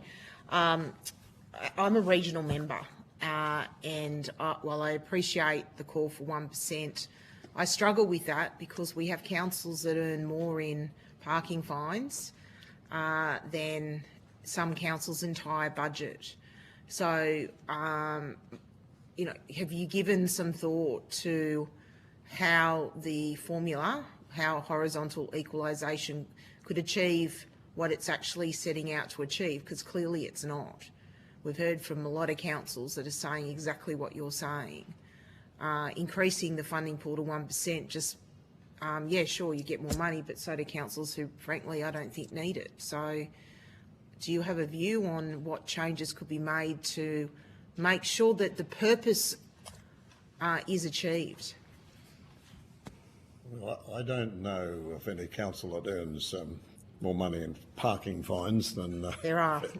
Well, all of the taxes that are levelled at a local government level, we're not in there to make money, as I'm sure you know. All we're in there to do is to provide a service to the local community that we serve. and pitching one council against the other because one might earn more money in parking fines than another council that, doesn't have any parking meters in their town. That's not the answer. The answer is sustainability. That's what this committee is all about. And sustainability means to be able to have a council that delivers the services that the local people who vote for that council want in their community. And it comes back, in my view, it comes back to the point of if you can't have a sustainable council based on you can't collect enough rates, then there's got to be another mechanism to be able to prop that council up if we want that council to exist. Now, in the latest round of amalgamation in councils in 2008 in Queensland, we went from about 145 councils to 77. And still we've got 62% of those unsustainable. So there clearly is a problem about how we can provide a parochial service that looks after people who live in the various areas of Queensland and pay for it. Because when you look at some of our smaller areas of Queensland, like Diamantina Shire, only 145 voters or whatever it is, clearly that's not sustainable in terms of raising rates. So we've got to, as a compassionate nation, say, do we prop that council up? And in Queensland, a lot of that is done by roads revenue. And so if you look at, I was talking to the Flinders Shire yesterday, and their budget is very simple. Roads revenue come in, roads revenue goes out. If that's the sustainable nature of council that we want to prop up, then we've got to look at how we do that. And in Queensland, it's done by roads revenue. It's not a matter of pitching the Diamantina Shire or the Flinders Shire or whatever it is against Mackay Regional Council because we have a sustainable council. It's about how we deliver services and keep paying for those services. And what we're seeing at the moment is a whole range of cost shifting from federal and state to local government, because local government is the only other area of government that you can actually tax people directly. And yet we're only allowed to do that at 3%. So, Mr Williamson, I understand what you're saying. We're looking for solutions to financial sustainability. My point is that the horizontal equalisation, the formula exists, that currently exists, right, is already based on some councils getting more than others. My question is to go, and maybe Mr Collins might like to also respond to this, is have you looked at the formula that's used within the Financial Assistance Grant Act, and are there things that it's missing in terms of making sure that the allocation of funding that's done by the state grants commissions actually get the funding to where it's needed? I'm not arguing that there's an issue around being able to provide services. I'm simply trying to get your views on what's missing from the formula, because the formula is at the heart of the matter here. The state-based formula is what? Yeah, it's within the. Well, I'll get. And I'll get Mr Collins, who's also online, to comment as well, if you'd like to. So just to wrap up that comment, then once again, it'll be a different conversation if we're talking about 1% of federal revenue, which was what it first was pegged at, and it was not indexed. So if we have a conversation around 1% of federal revenue and the distribution formula at the moment, it will be a different outcome altogether. That'll be multiple millions of dollars coming back to Queensland that are not there at the moment. So that answer would change dramatically. What we're talking about now is distributing an increasingly smaller sum of money every year on an unequal platform in Queensland. I'm not arguing about the one. Let's park the 1%, the 0.49% that it is today versus the 1%. There are multiple issues that we're trying to address here to get to the financial sustainability question. Sorry. Chris Kelly here. If I can just add to what's being said. In terms of the distribution of funding, Mackay Regional Council, about 88% of its revenue comes from rates. And that has obviously had to increase as we've seen our share of the financial assistance grants slide from 6.2% to 3.7%. And I take your point about alternative sources of revenue, and I've worked for South East Queensland councils, and that argument potentially might apply in that situation, but they are also delivering services to a far greater population on a far greater scale, so they would probably argue proportion in that respect. But I think what we need to realise with regional councils is regional councils, as such as ours and Whitsunday Regional Council as well, still have a relatively small urban population base relative to the land area that they have to service. And that is clearly not being taken into account in terms of the allocation of funding to Mackay Regional Council. And there is something inherently wrong with the application of the formula if that's happening. And I note that the Queensland Grants Commission in their submission are actually calling for increased flexibility for them to further do what they are doing in terms of redistributing those funds, which is going to further disadvantage our council and make us more heavily reliant on rates. And that presents a risk, particularly if you get into, some of your more extreme scenarios like the recent COVID outbreak, where we obviously saw a downturn in commercial activity and those sorts of things. So I think that's an important point to make. And I'd probably also just draw the committee's attention to the regulatory burdens that exist on councils. So councils by their nature are regulated by state government. So if councils want to undertake non-rate source revenue generating activities, they are often heavily regulated by state government, particularly in the area of setting up council-owned corporations and so forth. So there might be scope there for the committee to actually look beyond the horizontal equalisation argument and actually go, well, okay, what other impediments are there to councils in sourcing their revenue from outside of either the rates model or direct assistance from state and federal government, which is ultimately coming from the same group of people just wearing a different hat. Thank you. Yeah, Mr. Collins, do you have any comments? Yes, thank you, Madam Chair. This is Mayor Wright again. Yeah, look, I think for me that the challenge, I probably don't know enough about the model calculation of how the funding is split, but it does come down to the pure quantum of dollars coming to councils to deliver services at the end of the day.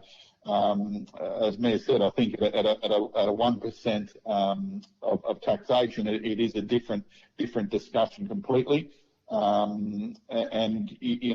are councils through their very makeup of their low population bases and other factors that are always going to have financial sustainability challenges. But I don't think you can penalise other governments that have the ability to remain financially sustainable, reduce the actual pure dollars that are being given to them term after term, and forcing them to effectively increase their taxation revenue through another channel. So I will just comment on that discussion point around other levers there to enable councils to generate more revenue, and I think that's probably an opportunity I see, particularly for commercial activities. We already have a number of commercial units within council, our airport, a marine terminal, and some holiday parks, and although they don't fill the gap on supporting what we need to be passing on from a rates perspective, they are able to supplement some of the services that we deliver and really take that pressure off what we see coming back through general rates. Thank you, Chair. Great, thanks, Ms. Jordan-Bev. Thank you all for appearing before our committee here today. It's great to have you here. Both of your submissions raise workforce shortages as a point of concern and the need for additional labour, and people power in remote in regional communities. There's a link to be drawn here with, workforce shortages, housing pressures, and Mackay Regional Council, you explicitly mentioned regional migration as well. Would you say that these issues are preventing councils from delivery funded infrastructure projects, and would you have any examples of that? I might ask Mackay to contribute first, and then I might ask the Whitsundays following. Thank you very much, Student Ed. They're all contributing problems that we've faced. Workforce issues are huge in our area, in Mackay, Isaacs and Whitsunday. If you look at SEEK, you'll find somewhere between 1,500 and 2,000 jobs going in our town, our region, every week. And they're not able to be filled because there's not enough houses. And there's not enough houses because there's not enough tradespeople to build the houses, or not enough developers willing to actually take the risk and put those houses on. Although, having said that, in this last 12 months period, we've put more houses on than we've seen in the last 5 years. And so we've got a couple of southern developers moved into town and taken advantage of our incentives and really doing quite well. But the number of houses available for rent, our rental vacancy is about 0.6%. So you can't get a house to rent in Mackay, and that has its huge implications on people who are actually willing to do their business in Mackay or expand their businesses in Mackay because they can't get the staff.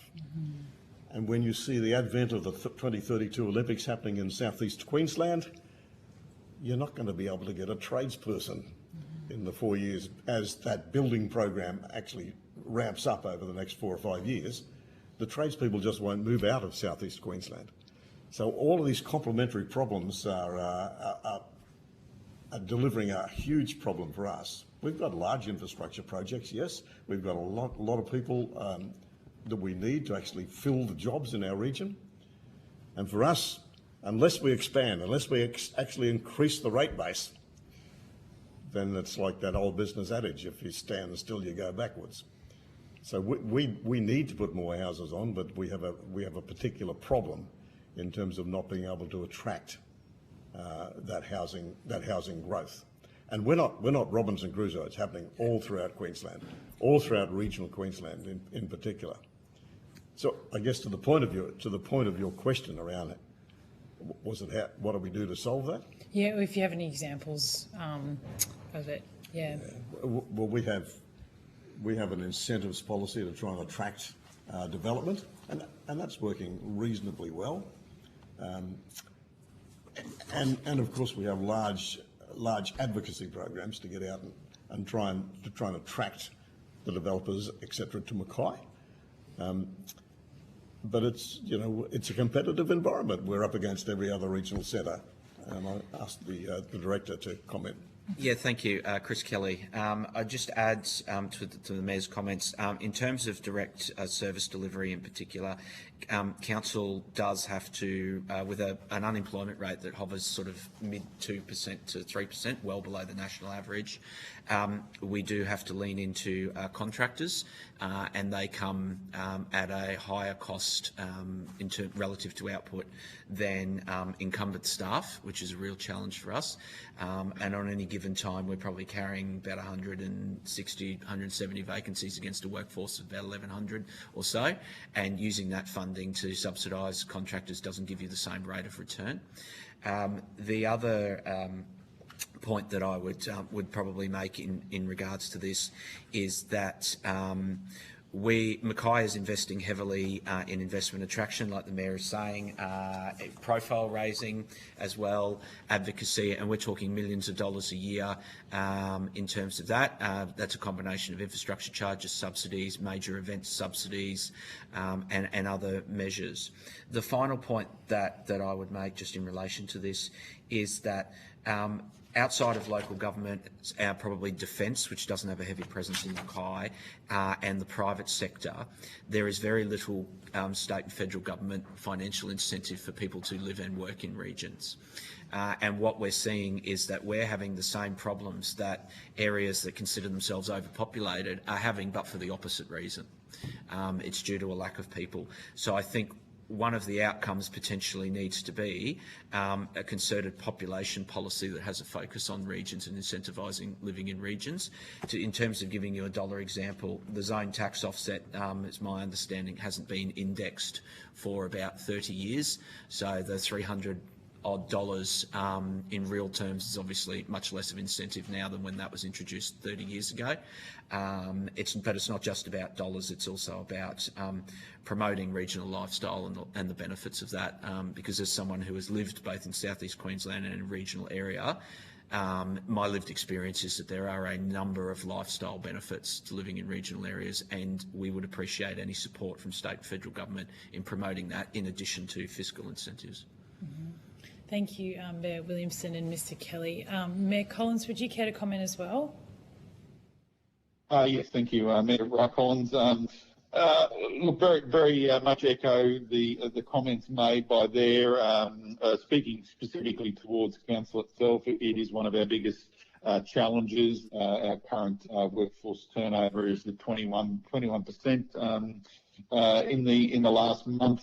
And that really talks to the competitive challenges that we have as a region and being able to attract, specialist skills for local government, which, things like town planners, engineers, technical specialist tradespeople are becoming increasingly difficult.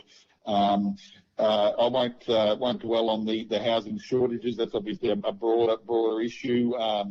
We've much like Mackay, we've seen tremendous interest in the last 2 years in regional housing, and we're at a point now where there is some new trunk infrastructure programs that are starting to support that additional housing. So we hope that as that comes online, particularly in areas where we've had old housing product that has made it hard to attract young families and highly skilled people out of metropolitan areas, we're hoping that may prove a lever.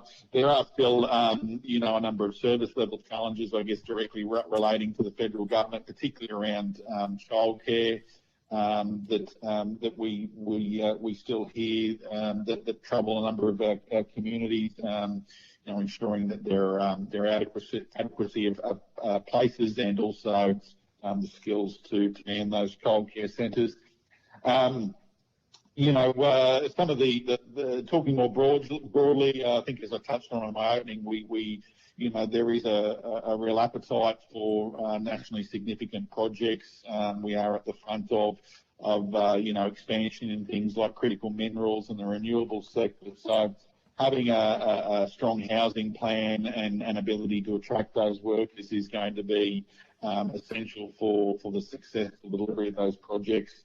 And really, it is that combination of housing, services level support, and then being able to attract the people of the region that's really going to make or break those opportunities. So I'm very, very supportive of any incentivisation that can be provided to support those opportunities, like was mentioned in the previous speaker.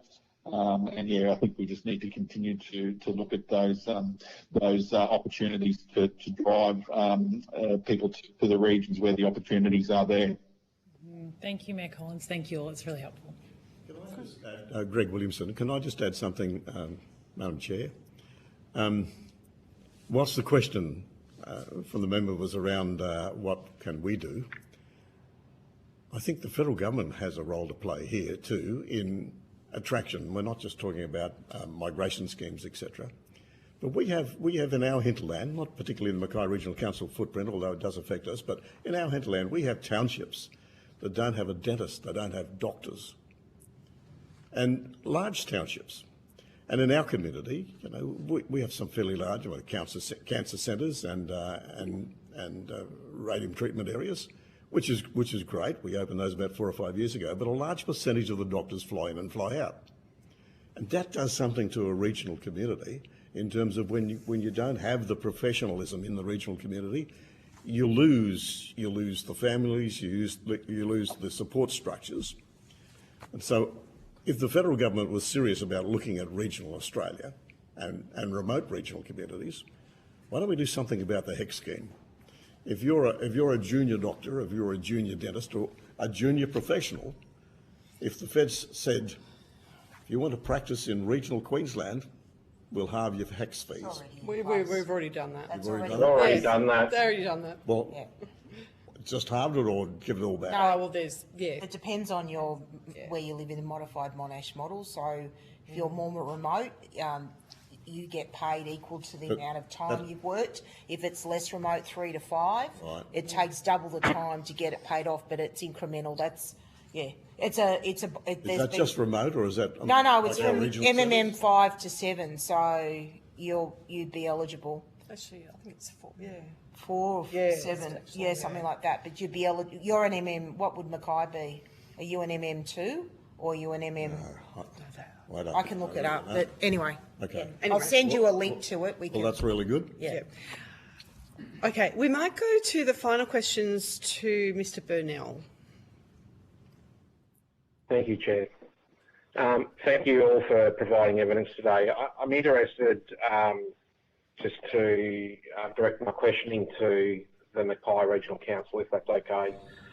Your submission refers to cost shifting and expanded responsibilities. Can you identify the top 3 examples of cost shifting affecting Mackay and whether they arise from Commonwealth, state or local policy decisions? Certainly, that's a good question. We did cover that, I think, in our submission, didn't we? Not in as specific examples that the member's asking for. But did you want to speak to it? Or please want to speak. speak to it.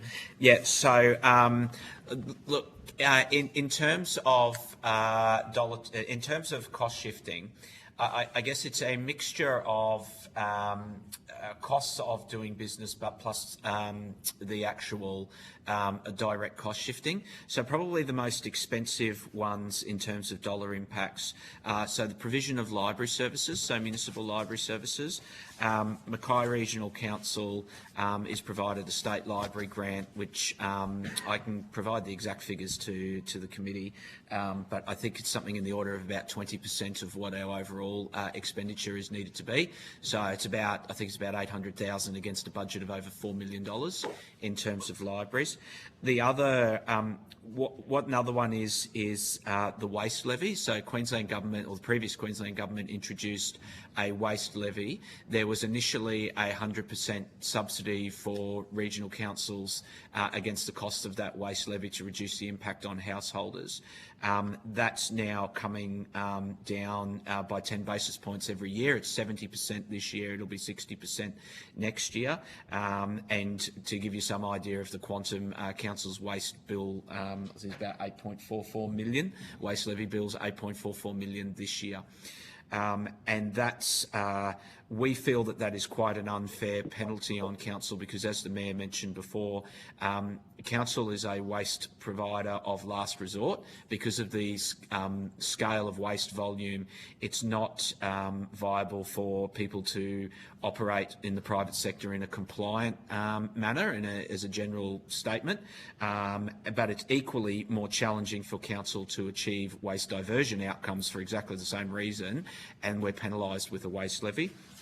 And then the other significant example is the state land tenure in terms of exemptions under the Local Government Act for state-owned properties, and similarly exemptions for state governments facilitated developments, be they public housing, schools, hospitals, etc., from infrastructure charges, despite the fact that those outcomes are quite significant generators of traffic and other impacts on our infrastructure network. I probably don't need to mention to the members, no doubt, that you've had schools in your electorate where you've had to tackle traffic issues. Hospitals, as we know, are significant generators of traffic activity and on and off street parking, and so forth. And we're looking at a major redevelopment of the Mackay Hospital happening in the next couple of years. But given that is a designated development by the state government, there'll be no infrastructure charges payable there, despite significant impact on our network from traffic, water runoff, stormwater etc. So they're probably the three biggest examples. But then there are also other tax burdens from running not-for-profit activities to provide essential services to our community, such as payroll tax, $720,000 a year, and fuel tax, about $180,000 a year. Right, thank you. My next question is, if the Commonwealth provides more funding for enabling infrastructure and community infrastructure, should councils be required to demonstrate asset management readiness, life cycle costing, and long-term maintenance capacity? Well, the obvious answer to that is yes. This is Craig Williamson. The obvious answer to that is yes, and we do. And if your question is that based around the fact that councils don't, then there's a systemic problem there. But in terms of our ability for asset management, we became a regional council in 2008. That was an amalgamation of the city and 2 regional shires. And so it's taken since 2008, and I don't think we're there yet, to actually amalgamate all of the assets within those regional shires. But every time we find another asset, that of course increases our depreciation schedule. And our depreciation schedule now is well over $100 million, which makes up a third of our operational rate. So the short answer is yes, absolutely. And if councils, though, are not financially sustainable, they're not financially viable to have an asset manager on board, to have asset accumulation people on board, or even manage their assets in terms of a financial obligation, then there's a systemic problem there as well, and that's what I said right at the start. If we are to deliver, well, I'm going to get to that in a minute, Mr. Williams. So, I'm mindful I don't want to put words in your mouth, Mr. Williams, but I just wanted to draw you back to a comment you made earlier. I think it was along the lines of that your council should be able to deliver the local services that your local people want. Is that pretty much what you said? I said every council should, not just ours, every council in Queensland should be able to deliver the services, the local services on an equitable basis that people want and need. So this draws me to my final question then, because you've mentioned that you're sustainable on numerous occasions throughout your evidence today. The financial assistance grant, is it fair to say that there are councils that are across the whole country, not just in Queensland, that would really need the benefit of increased funding, whereas councils like yours and others have got the ability to be able to provide the services that are needed, not wants? Because when I look across the evidence that we've been getting over the last, or since this inquiry's been open, there are countless councils that are struggling to meet their delivery needs of the basic services, let alone the nice to haves. And I think we've got to be careful that we don't get caught into a conversation where we're just tipping money into pots to just fund wants, when we've got councils that really have got to be able to fund the needs of the community, the very basic needs.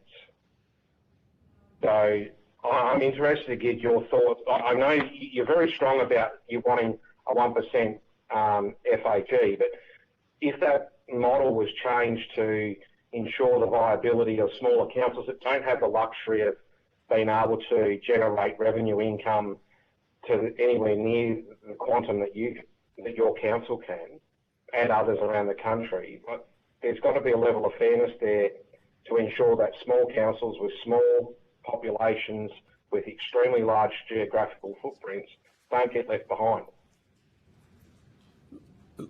Look, I have no problems with applying a fairness methodology to the distribution of federal funds. But there is no sense in applying a methodology that takes money away from councils that are sustainable now and moves them towards unsustainability to prop up other councils. And I'll come back to that, what I said right at the start.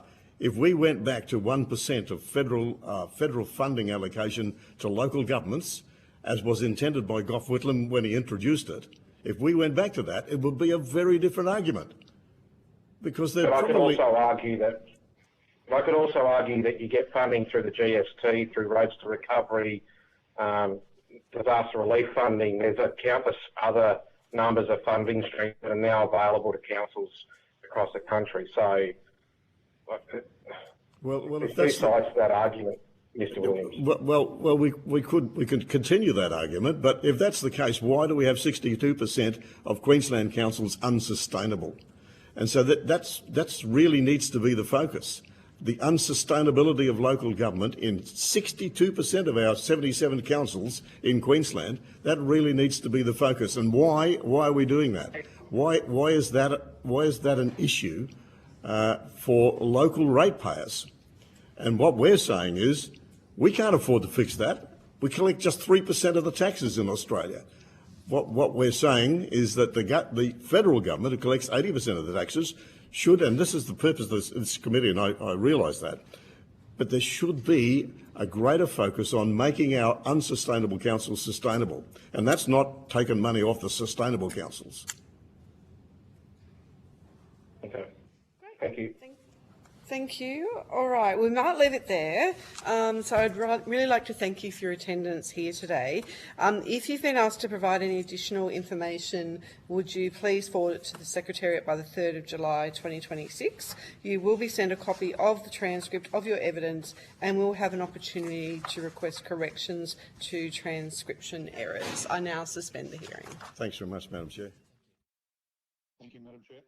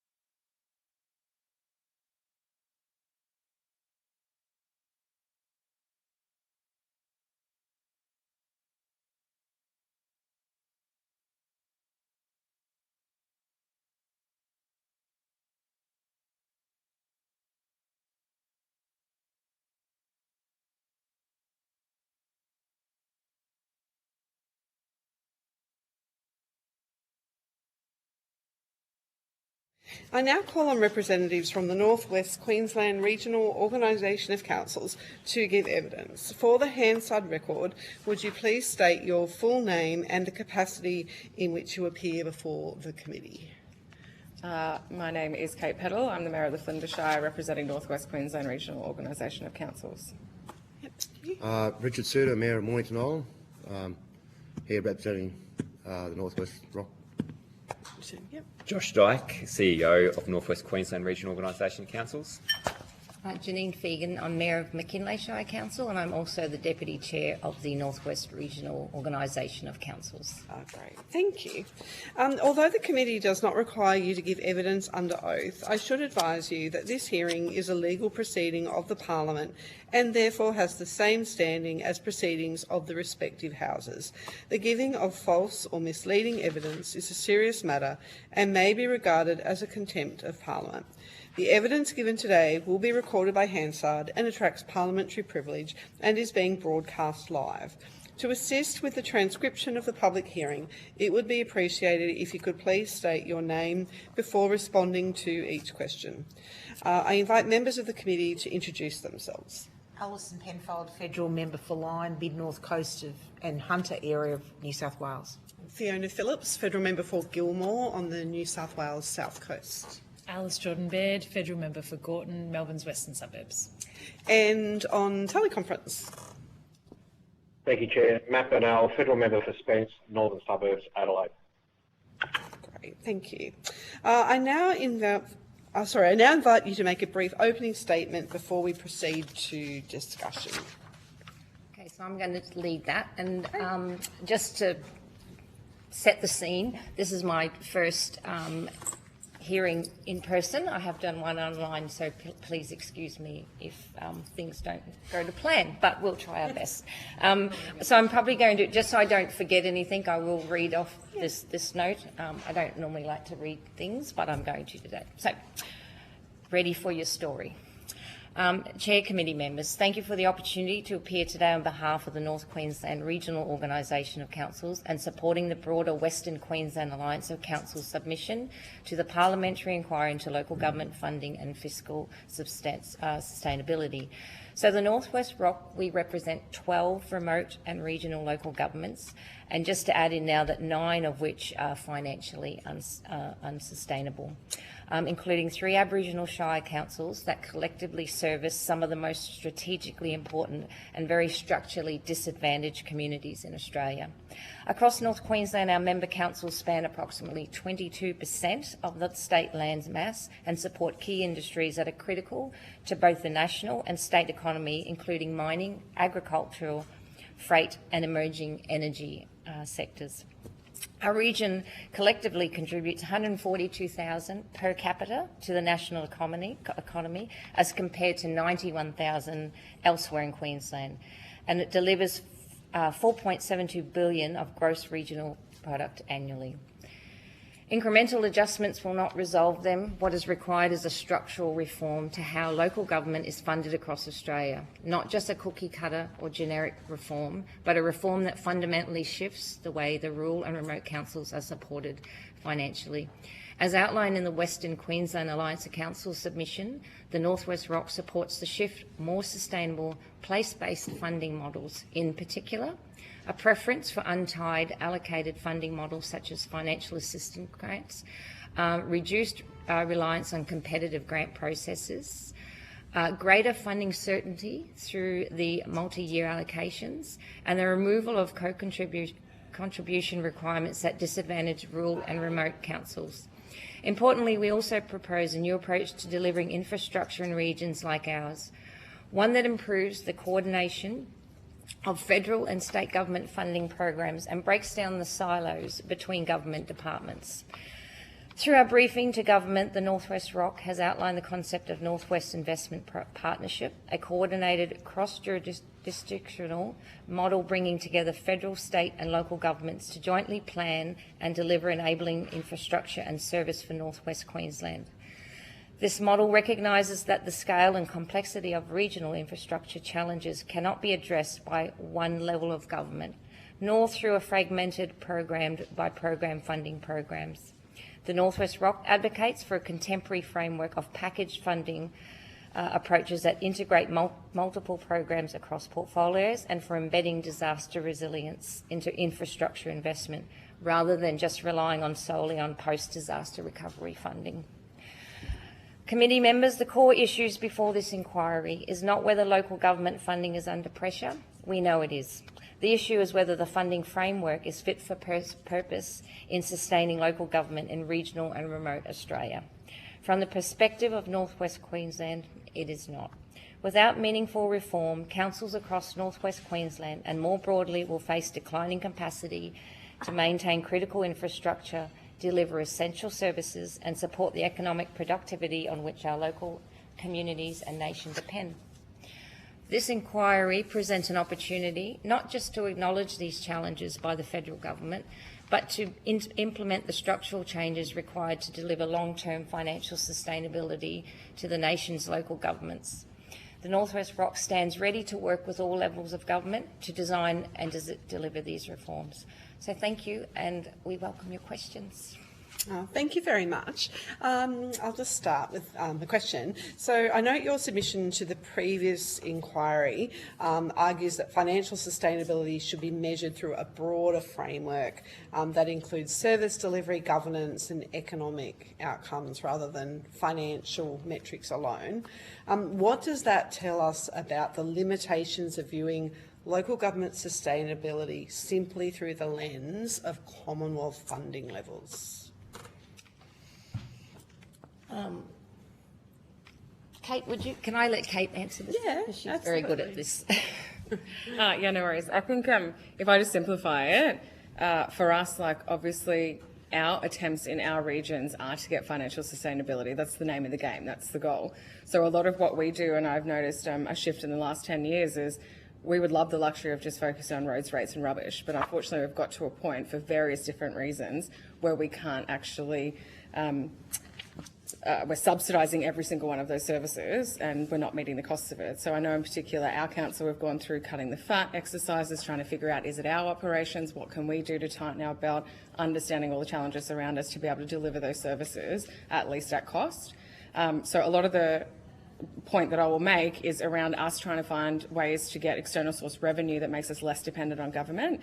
And unfortunately, in order to get there, I think the reality is that we're going to need a hand from both levels of government. A lot of the funding that we talk about in terms of the competitive funding and the process that we need to go through and the challenges that we have in terms of internal resources and being able to gather the information that's required these days to get to a point, everyone loves the word shovel ready, in terms of grant preparedness to be successful is really challenging for councils of our size.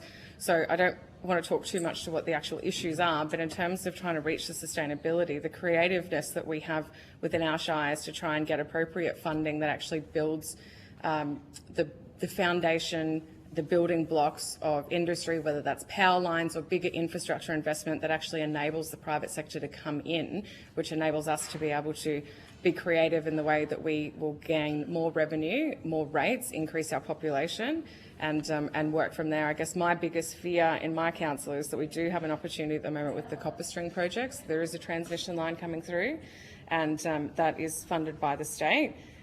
That creates an opportunity for those industries that I'm talking about to be able to start to thrive and grow because they have that enabling infrastructure there to be able to create industries, which then create wealth, which then creates sustainability for us in some regard. I hope I'm being clear and making sense.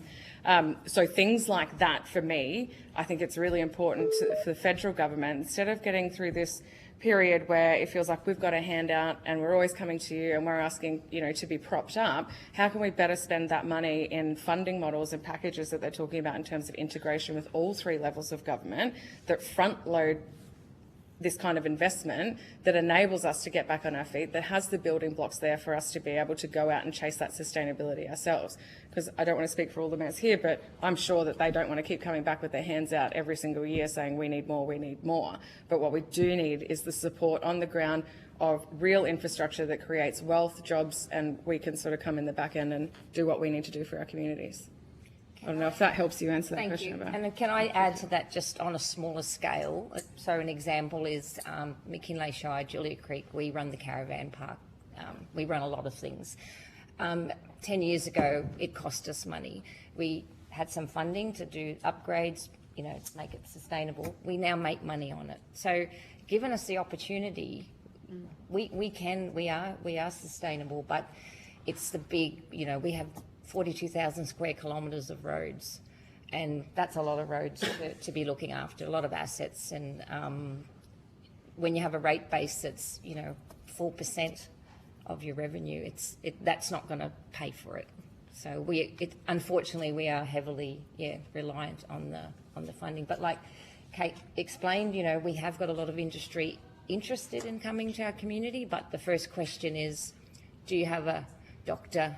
Do you have a high school? We don't have a high school. Do you have a kindergarten? All those basic services that people require.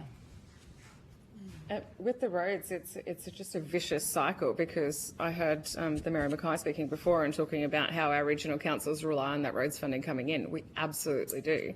But what you're doing is you're almost hoping that you get a good season, enough to damage your roads, because that means the money's coming in so that you've got work for your workforce, so employment retention, but also the money coming into your coffers to be able to keep ticking over. But in reality, if you're operating a business that way, it's really not efficient. What we should be doing is building them to a standard where they're going to last a significant amount of time, rather than getting into this forced habit. And I don't blame any of us for having to go down that path, because that's the path that's put in front of us, and we're trying to maximise that to the best, opportunity that we can for our roads, but also the revenue on our workforce. That growth opportunity that we speak about, it is a fear of all of us that we can't capitalise on it. I spoke about copper string and, the area that we're particularly in the corridor now, and I know that's different to Mornington Island. You're finally starting to see some investment in that foundational stuff. Those industries will come. The renewable energy sector is quite new, so there's an opportunity for us to garner that. We're very different out there in terms of how we look at it. It's not an ideological debate to us. It's very much a survival. This is development. This is good for the country. We need energy generation. How do we capitalise on this? They'll become our largest ratepayers in my particular shire, but they'll also come now with the state legislation to help us fix the roads, go through community benefit agreements that are actually going to uplift our communities. We will miss out on some of that if we can't land it, because and you're seeing it now, people are interested to decentralise and come to our regions, but we don't have the houses and the infrastructure yet to take it on. So it's sort of a double-edged sword. Sorry, Richard. Okay. All right. Thank you. Deputy Chair. Thank you. Do you think the system is broken? I mean, we've had a lot of conversation about trying to fix the financial assistance grants, which is the main vehicle. Is it fixable? And what would be the alternative? Josh, do you want it, or do you want me? Otherwise, I'll just keep talking. Josh Dyke, so I believe that we're not debating. We believe the system is broken, particularly for rural and remote councils, where we are seeing increasing expectations on service delivery that sits outside the formal role of local governments. Within our submission, similarly, we call for an increase in the funding pool or a change in regards to the minimum grants. Councils that are more sustainable, shifting those funds to councils that aren't sustainable to support them in delivery. We've also been working on a regional infrastructure partnership, which is detailed in our submission as well, around state and federal governments working together with the regions, providing allocated funding to be able to plan multi-year planning, becoming more strategic about how we are delivering infrastructure and services within region. At the moment, we have, I suppose, a siloed approach to investment in the regions, where each department has priorities that they're aiming to deliver upon. However, they don't talk to other departments around how they can maximise on investment into the region. So I suppose there is an opportunity there to improve that coordination by state, federal, local governments working together around coordinating where investment occurs in region and really maximising the outcomes that's achieved from that investment. But isn't the problem is far more acute? I mean, I appreciate. I'm sorry, I don't mean to sound like I'm having a go at what you're saying, but to me it seems like the problem is acute. Roads are falling apart, bridges are falling apart, the community amenities are at the end of life. You've got a significant proportion of ownership of the nation's assets, such a small pool to fund it. I mean, there's such an imbalance in the system. How does that imbalance really get addressed, that gives you, because this committee is about financial sustainability. It's still, you can do regional deals, but you're still very beholden to state and federal governments coming to the table. So, I mean, I am really sort of throwing, it's a blank sheet of paper here, right, in the middle of us here. What does it look like? Like, or have we just got to try and work with what we've got? I think it's a bit of both, as Mayor Peddle has spoken about. Industry for North West Queensland is very much the future for the region, and trying to attract that investment and the social licence to operate, that can provide a part of the component. But very much needs to be more money somewhere, and where's that come from? That's the question, I suppose. Can I just add, and the agricultural industry has always been quite strong, and it continues to be. And we've even got, investments with, farmers coming from New South Wales because they think the land's cheap. So they're developing, and we're seeing a bit more of an interest. So we're kind of excited that, people want to come and start an industry, but you still need those foundations. And we need to keep our live export industry, as the former CEO of the industry. I'll put that on the table. Yeah. Can I ask one other question, please? I mean, do you see constitutional recognition of local government as a partner in helping achieve financial sustainability? I think so. I probably have to understand what the mechanisms of that mean. Does that mean just in the Constitution we're recognised and we're you're not not now? recognised currently. So federally, I feel like we feel that. because look, it's not an esoteric. There's been through history. There's been 2 attempts at referendums that have both failed. Yeah. There's been a current commitment that hasn't been pursued, largely because there hasn't been bipartisanship. That's been a large factor. Yeah. I think the reason we're probably, and certainly speaking for myself, that I don't know that is we're probably certainly the third tier of government, but very community focused. So when it comes to, the politics and the Constitution and talking about recognition in that regard, we're probably not so focused on that as we are from the day-to-day, just on the ground. And obviously we have very different positions to you guys because we're really small communities. So we know most of our community members, we know all of our roads. So there's sort of less overarching dictating from us in terms of what we expect in sort of policy. We're looking more at the tangible outcomes that come into the council. It's a great suggestion. You've got no backup. I mean, the state government can wipe you out with a stroke of a pen through That's why Parliament. everyone on Facebook says local governments don't exist. Local government is an act of state parliaments. That's why the question exists. Is it necessary, if we're going to talk about financial sustainability, that in the absence of federal recognition in the Constitution, is that risking states to act in a way that, doesn't suit your purposes? I'm just putting it out there. I could only see it as an empowerment tool, really, because if that was in there, we'd probably be more forceful in terms of our relationship with the federal funding government can and go our directly, expectation, which would be wonderful. It overcomes those constitutional issues about directly funding local government.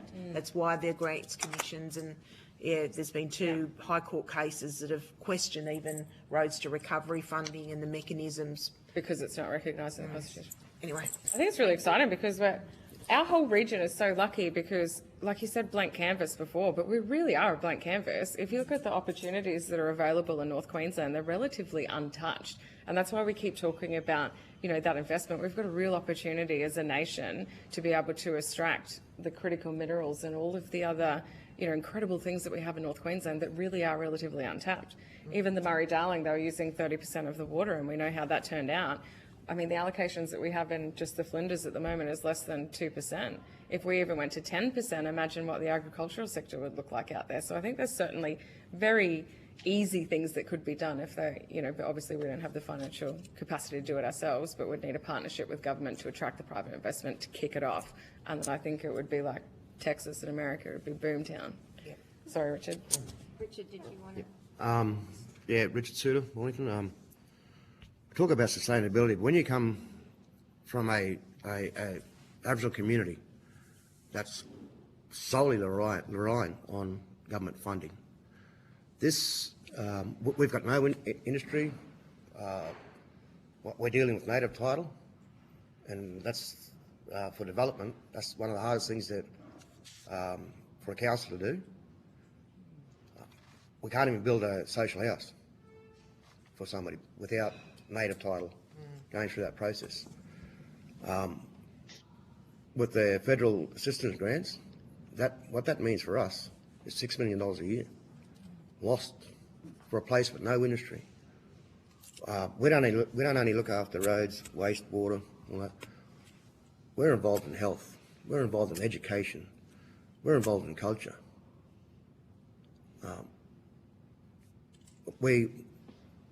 People up there now, we're highly governed by the state government's legislation. You know, you can't do this, you can't do that. When we talk about sustainability, people are buying, on average, it's an average of 1,650 cartons a month of beer. Like, we've got a daily limit, 1 carton per person per day. We could tap into that if we were allowed to hold a full pub licence, if the local council was allowed to hold a full pub licence. That's a lot of money a month coming in.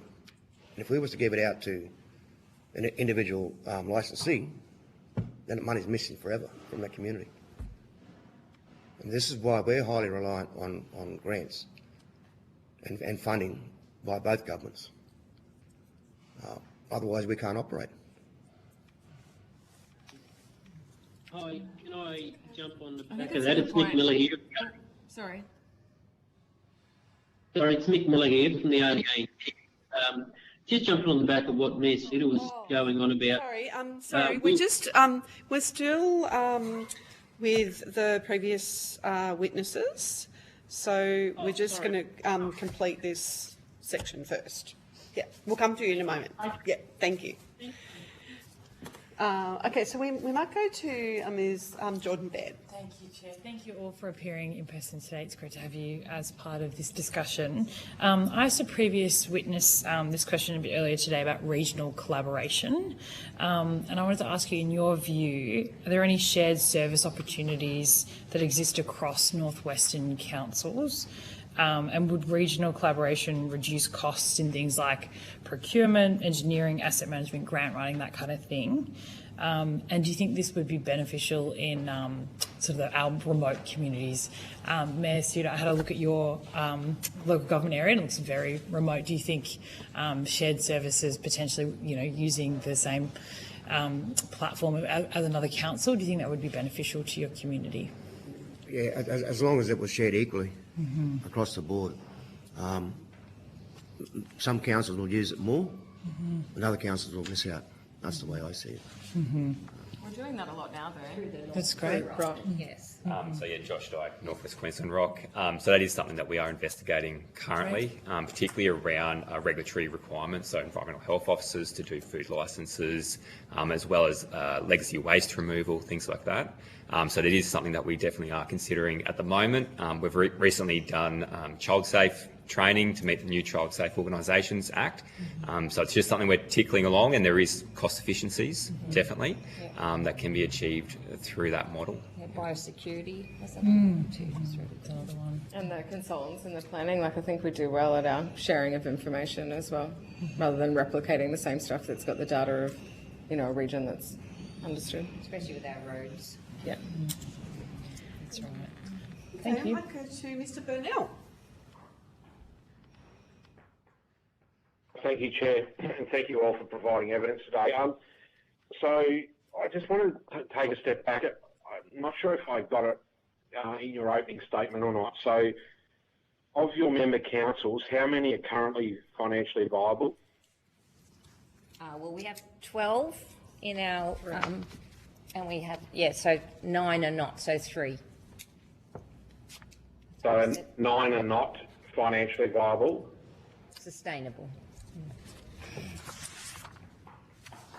Without government support. Yeah, 9 of the 12 are not sustainable without support. Yeah. I can speak to Flinders. 15% of our total revenue comes from rates, and I think our biggest fear is because of those age services that you were talking about before and our need to be able to upgrade them. You want to provide reliable services to your community, and that's quite challenging without grant, assistance. We can't rate our way out of it, and the last thing we want to do is push people out of town by completely, increasing the rates. For instance, for me to fully cost recover our services, I'd need to increase rates by 25% for a residential home. McKinley Shire is about... Oh, sorry. All right, no, you're right. Keep going. I was just going to say McKinley Shire is about 4% and very similar to Flinders, but smaller. So, yeah.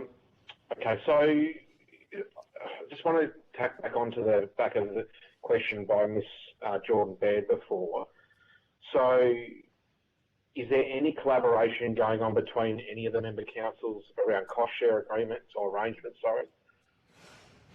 Yeah, absolutely. Our CEO was just talking about, at the moment, we are sharing an environmental health officer between the councils that wanted to participate. Was that 6 or 7, Josh?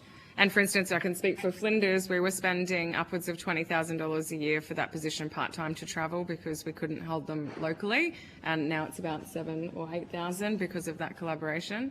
So we're certainly very active, and Josh is and the executive on the Northwest Rock to see what we can share. We spoke a lot about IT and procurement and other areas as well, so we're certainly trying everything we can.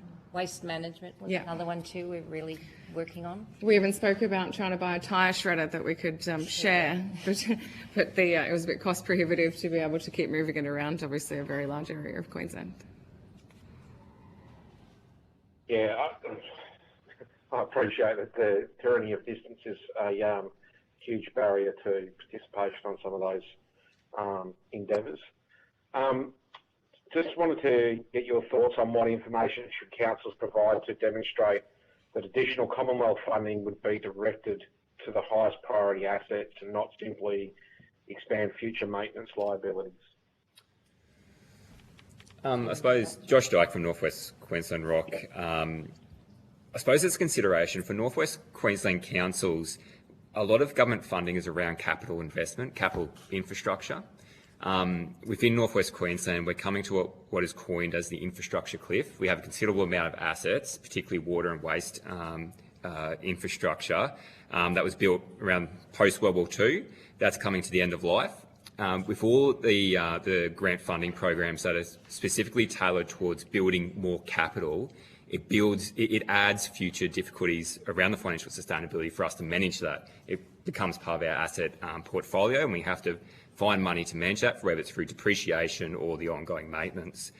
Northwest Queensland councils have been strongly advocating for additional funds to support maintenance of existing infrastructure. And in doing so, you can obviously renew the infrastructure and then build additional capacity within that infrastructure to support additional activities, whether it's more housing, whether it's more transport, like freight transport. So I think that's a consideration that needs to be had, and we have put that within our submission, that the focus on capital grants, whilst is excellent, it does put financial disadvantage to our members, and there is opportunities to expand funding to allow us to manage the existing infrastructure that we currently have, rather than increasing our asset portfolio. I think it's probably our view as well, because we are fiscally strained so much.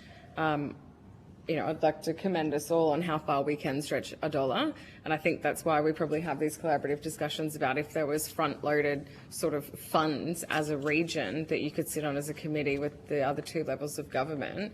I feel like that would be a really responsible way for us to, on a micro level, figuring out exactly what you're doing and how you're spending that money, rather than, just sort of applying for grants with a lot of contingency that probably doesn't need to be there. And, I imagine across the federal government, that contingency level adds up a lot, in terms of billions of dollars that probably don't need to be allocated if we were working on a really micro level together to be able to deliver that.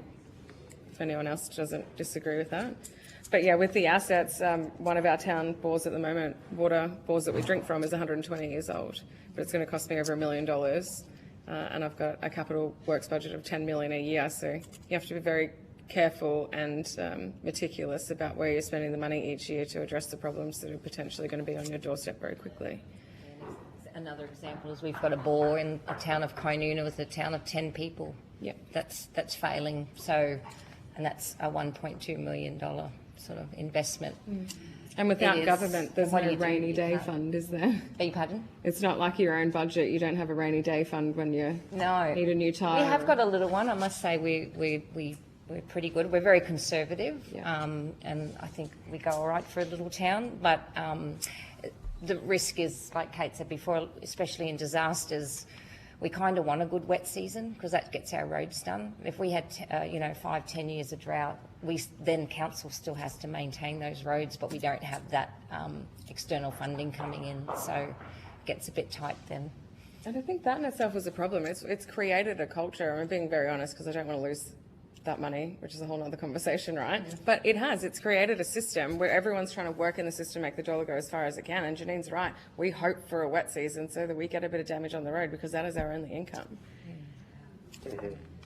So can I ask just, as a percentage of your revenue then, what's the financial assistance grant make up for the member councils? So ours is probably potentially a little bit higher. I'm sitting at around 10 million. And as a percentage of your revenue, what's that equate to roughly? Oh, good question. I can work that out. Yeah, we're not quite the 10, but we'd be. Yeah, close. Or, so Josh from Northwest, so in our submission, in the first submission, nearly 50% of our total revenue comes from external grant funding sources. Right. That was in 22-23. For the rest of Queensland, its average is about 11.4%. So as you can see, we are heavily reliant on external grant opportunities. Mm-hmm. I'm just mindful that the financial assistance grant, it's been touted across the country that it's the silver board's going to fix all problems, and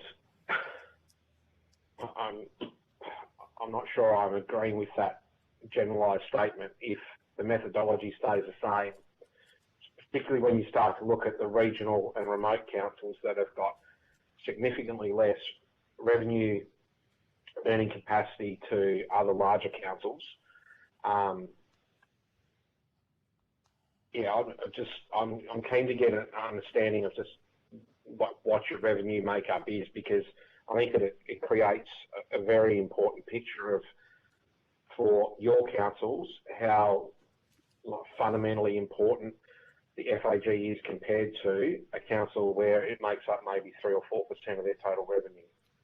We can take that question on notice and provide that after. I suppose recommendation 2 in our most recent submission to this inquiry is a request around revisiting the minimum grant settings and looking at those councils that are more sustainable, financially sustainable, looking at the minimum grant allowance that they get and redistributing to the rural and remote councils. Mm-hmm. The other thing in there is just, I know that you've got some comments there around cost shifting. But is there can you identify the top 3 cost shifts that have occurred to your respective councils and whether they reside under the state or federal government? I think it varies across all councils. I suppose one of the ones from the federal government is airport operations.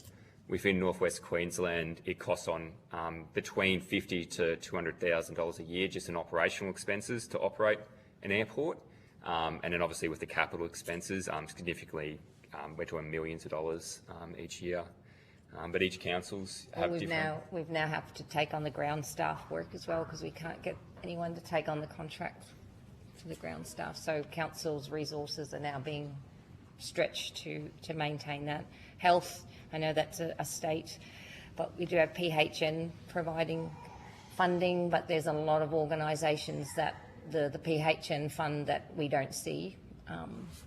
It'd be good if that money could be targeted to what's actually really needed and used in communities. And I'll just give you an example. We'll get someone who'll come through and drop off a water bottle and a pen and then tick the box that they've been through and been to our community. So it's pretty sad. We provide the doctor's house our council provides a doctor's house. It provides the community. We have a community nurse, which we pay 50. We contribute 50% to that community nurse. Childcare. Yep. What about the waste levy? Only one council in our membership has a waste levy, being Mount Isa City Council. The other 11 councils aren't applicable. Okay. Right. Thank you very much. I think it's worth mentioning, if the committee is happy for it, all of the services that each of our communities provide that Janine was sort of referencing, they're outside of what typical council operations would be, because immediately that question, I know it's not a direct to the federal government, but we run aged care facilities. We have an aged care department. You know, we have ownership of our caravan parks to provide tourism and accommodation solutions. Similar, we support, you know, health, normal health within the community, the doctors, and we were actually paying a teacher's wage at one point to keep someone in town. So I think there's a lot that isn't maybe directly to your question about what the impacts was, but they're all byproducts potentially of regulation that's coming down with sort of no support, because in aged care, obviously they'll have regulation changes as they should, but for a community like ours, it doesn't have a service provider where you have to step into that. And that's the same for community housing as well, very similar. You then need staff to operate that. It's really difficult to get the staff with that skill level to our area, so that also threatens your ability, even as a council taking that on, to deliver the service. It's just a knock-on effect, because then say that you could have enough money to pay that staff member to get the attraction to move to a Western area. You then have to have a house, which I know is really challenging for us at the moment. We can't attract anyone to sort of build the houses unless it's a larger scale. We've got plenty of land. We do have solutions in front of us, but we always fall over because the challenges and the brick walls that you hit always seem to surmount the positives that you have. So for me, it's probably the burden of, at times, what feels like over-regulation with good intentions, but perhaps not thinking about what that actually looks like inside a council office in a community that doesn't have any service providers, and your community turns to you for everything. And I don't think there's really much separation in our communities between state, you know, federal and local, because they're constantly looking to us for everything. And as you know, we don't have all the answers. Thank you. Thank you. Thank you very much for your attendance here today. I do just want to point out, and also, because it's been mentioned a lot, that an increase to 1% of Commonwealth tax revenue for financial assistance grants is actually equal to an extra $2.3 billion per year, a 71% increase. I just wanted to put that out there as well. But we really want to thank you for particularly providing a remote perspective as well. I think that's really valuable for the committee. So thank you for your attendance here today. If you have been asked to provide any additional information, would you please forward it to the Secretariat by the 3rd of July 2026. You will be sent a copy of the transcript of your evidence, and we'll have an opportunity to request corrections to transcription errors. I now suspend the hearing.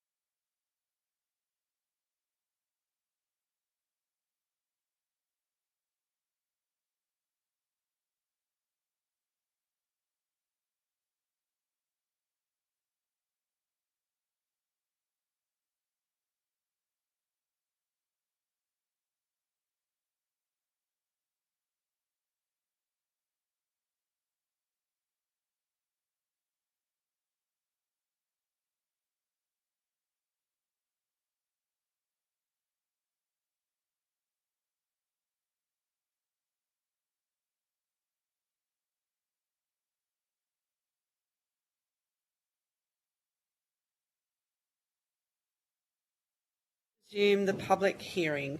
I now call on representatives from Regional Development Australia, Tropical North to give evidence. For the Hansard record, would you please state your full name and the capacity in which you appear before the committee? Thank you. My name is Lainey Poon, CEO of RDA Tropical North. Unfortunately, we have apologies from my colleagues who are going to join, who was Councillor Brett Moller from Cairns Regional Council, but also on the RDA Tropical North Board, and Mick Miller, who's CEO of Yarrabah Aboriginal Shire Council. Unfortunately, he had to leave. So I'm sorry, you've just got me at the moment. No, that's absolutely fine. Although the committee does not require you to give evidence under oath, I should advise you that this hearing is a legal proceeding of the Parliament and therefore has the same standing as proceedings of the respective houses. The giving of false or misleading evidence is a serious matter and may be regarded as a contempt of Parliament. The evidence given today will be recorded by Hansard and attracts parliamentary privilege and is being broadcast live. To assist with the transcription of the public hearing, it would be appreciated if you could please state your name before responding to each question. I invite members of the committee to introduce themselves. Alison Penfold, Federal Member for Lyde, Mid-North Coast and Hunter Region of New South Wales. And Fiona Phillips, Federal Member for Gilmore on the New South Wales South Coast. Alice Jordan-Baird, Federal Member for Gorton in Melbourne's western suburbs. And I think, yes, we have Mr Burnell. Yes, I am back. Thank you, Chair. Matt Burnell, Federal Member for Spence, Northern Suburbs of Adelaide. Great, thank you. I now invite you, Mrs Poon, to make an opening statement. Thank you. Thank you for having us attend today. So obviously representing RDA Tropical North, just for context, our remit covers from the Cassowary Coast region to the Torres Strait and Western Queensland out to Croydon. We have a total of 22 LGAs in our remit. We work very closely with our Far North region, Far North Queensland Regional Organisational Councils, FNQ ROC, and also TICA, the Torres and Cape Indigenous Councils Alliance. So obviously we certainly believe that the current local government funding system expects remote and regional councils to deliver metropolitan outcomes, but without metropolitan revenue sources, so continues to be a challenge. Particularly evident in Far North Queensland, where councils are increasingly expected to support economic development, workforce attraction, housing, disaster resilience, environmental management and community wellbeing, while continuing to maintain that ageing infrastructure and meeting growing compliance obligations. Thank you. Great, thank you. I might just start out with this question. So your submission argues that remote and regional councils have structurally limited own source revenue, as we've been hearing about today in different hearings. How should the Commonwealth distinguish between temporary financial pressure and permanent structural disadvantage? Oh, that's a really tricky question, and certainly in our particular remit, we've got lots of, a wide range of councils operating in our remit. We have Cairns Regional Council is a very functional council with a very strong rate base, but obviously as we're moving up towards the Cape and into our Aboriginal Shire councils, that sustainability becomes very challenging. And I suppose from an RDA perspective, I wonder if the question should be not so much why aren't these councils financially self-sufficient, but what level of service does Australia expect these communities to receive and how should they be funded? We know that our Cape York councils have nil rate base. Some of them will charge service fees, but that is very, very limited. But Aboriginal Shire councils have nil rate base, so how do they maintain a sustainable model? Okay, thank you. And your submission also points to the hidden administrative cost of competitive grants. Which grant processes impose the greatest burden, and what practical changes would reduce red tape while preserving accountability? Okay. So, yeah, I'm sorry, Lainey from RDA. It's unfortunate that Nick is not here, but certainly the competitive grants we feel are not always the answer. I think one of the strongest messages that we hear from councils is that they spend an extraordinary amount of time chasing grants, no matter which program that they come out of. It takes time for staff to prepare those applications, consultants prepare strategies, business cases are commissioned. Many of those applications are unsuccessful. Also, there is limited capability within those councils to deliver successful applications. Those results really are that scarce local government resources are diverted into, chasing that funding rather than delivering to their communities. We certainly acknowledge that competitive grants have a place, but we don't feel that they should be the primary mechanism for addressing all of those known infrastructure defects in those LGAs. Great. All right. Thank you, Deputy Chair. Yeah, thank you. Thank you very much for presenting today. In your submission, you talked about livability and that it needs to be explicitly recognised as a core function of local government. Have you got any views on what the quantitative measures of livability are or could be in terms of, say, incorporating a change into the financial assistance grant formula? I'm sorry, you were just breaking up a bit on that end. Sorry, could you repeat that? Yeah, question? sure. I'm so sorry. So your submission talked about livability, and it should be a core function recognised as a core function of local government. I was just wondering whether you had any views on what the quantitative measures are for livability, if it's going to be recognised and therefore potentially incorporated for funding purposes, what would be the quantitative measures? Good question. So I suppose in terms of those livability pieces, we certainly recognise that becomes a very big economic issue. Those livability pieces are surrounding housing, childcare, all the usuals, the recreation, community service and health access, and those educational opportunities.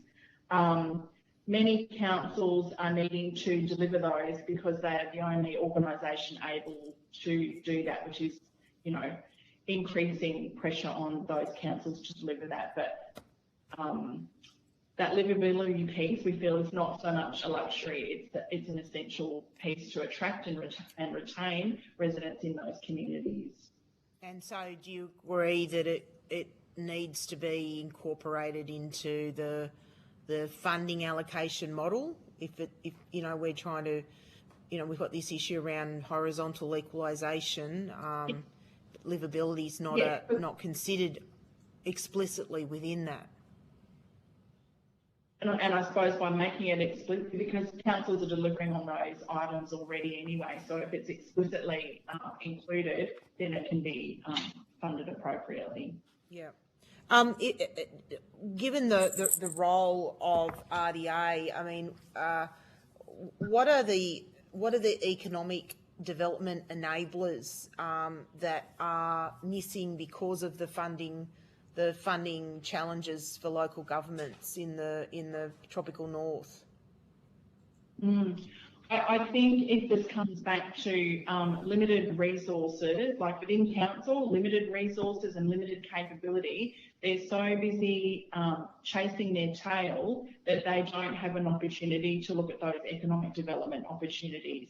There are certainly aspirations, but I don't think there's an opportunity for those to be reached when they have lack of resources in those particularly remote areas. And again, because we cover such a large area, I suppose I'm not talking so much about, the Cairns and surrounds. It's more focusing on particularly those Aboriginal Shire councils that are particularly disadvantaged by the structures that are in place. How does investment attraction then work, particularly for those Aboriginal communities? I mean, obviously, I remember a long time ago living in the Northern Territory, and talking about how do you attract capital when there's no sort of real ownership, in a capital type structure. So what does investment attraction look like, and what role could the federal government play in supporting those communities? Hello?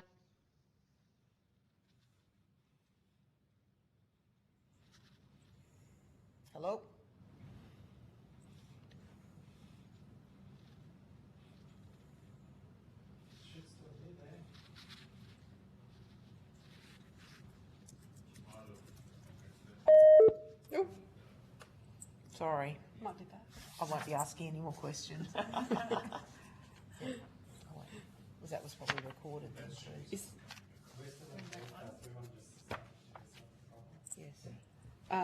Resume the broadcast. Oh, we'll now suspend the broadcast.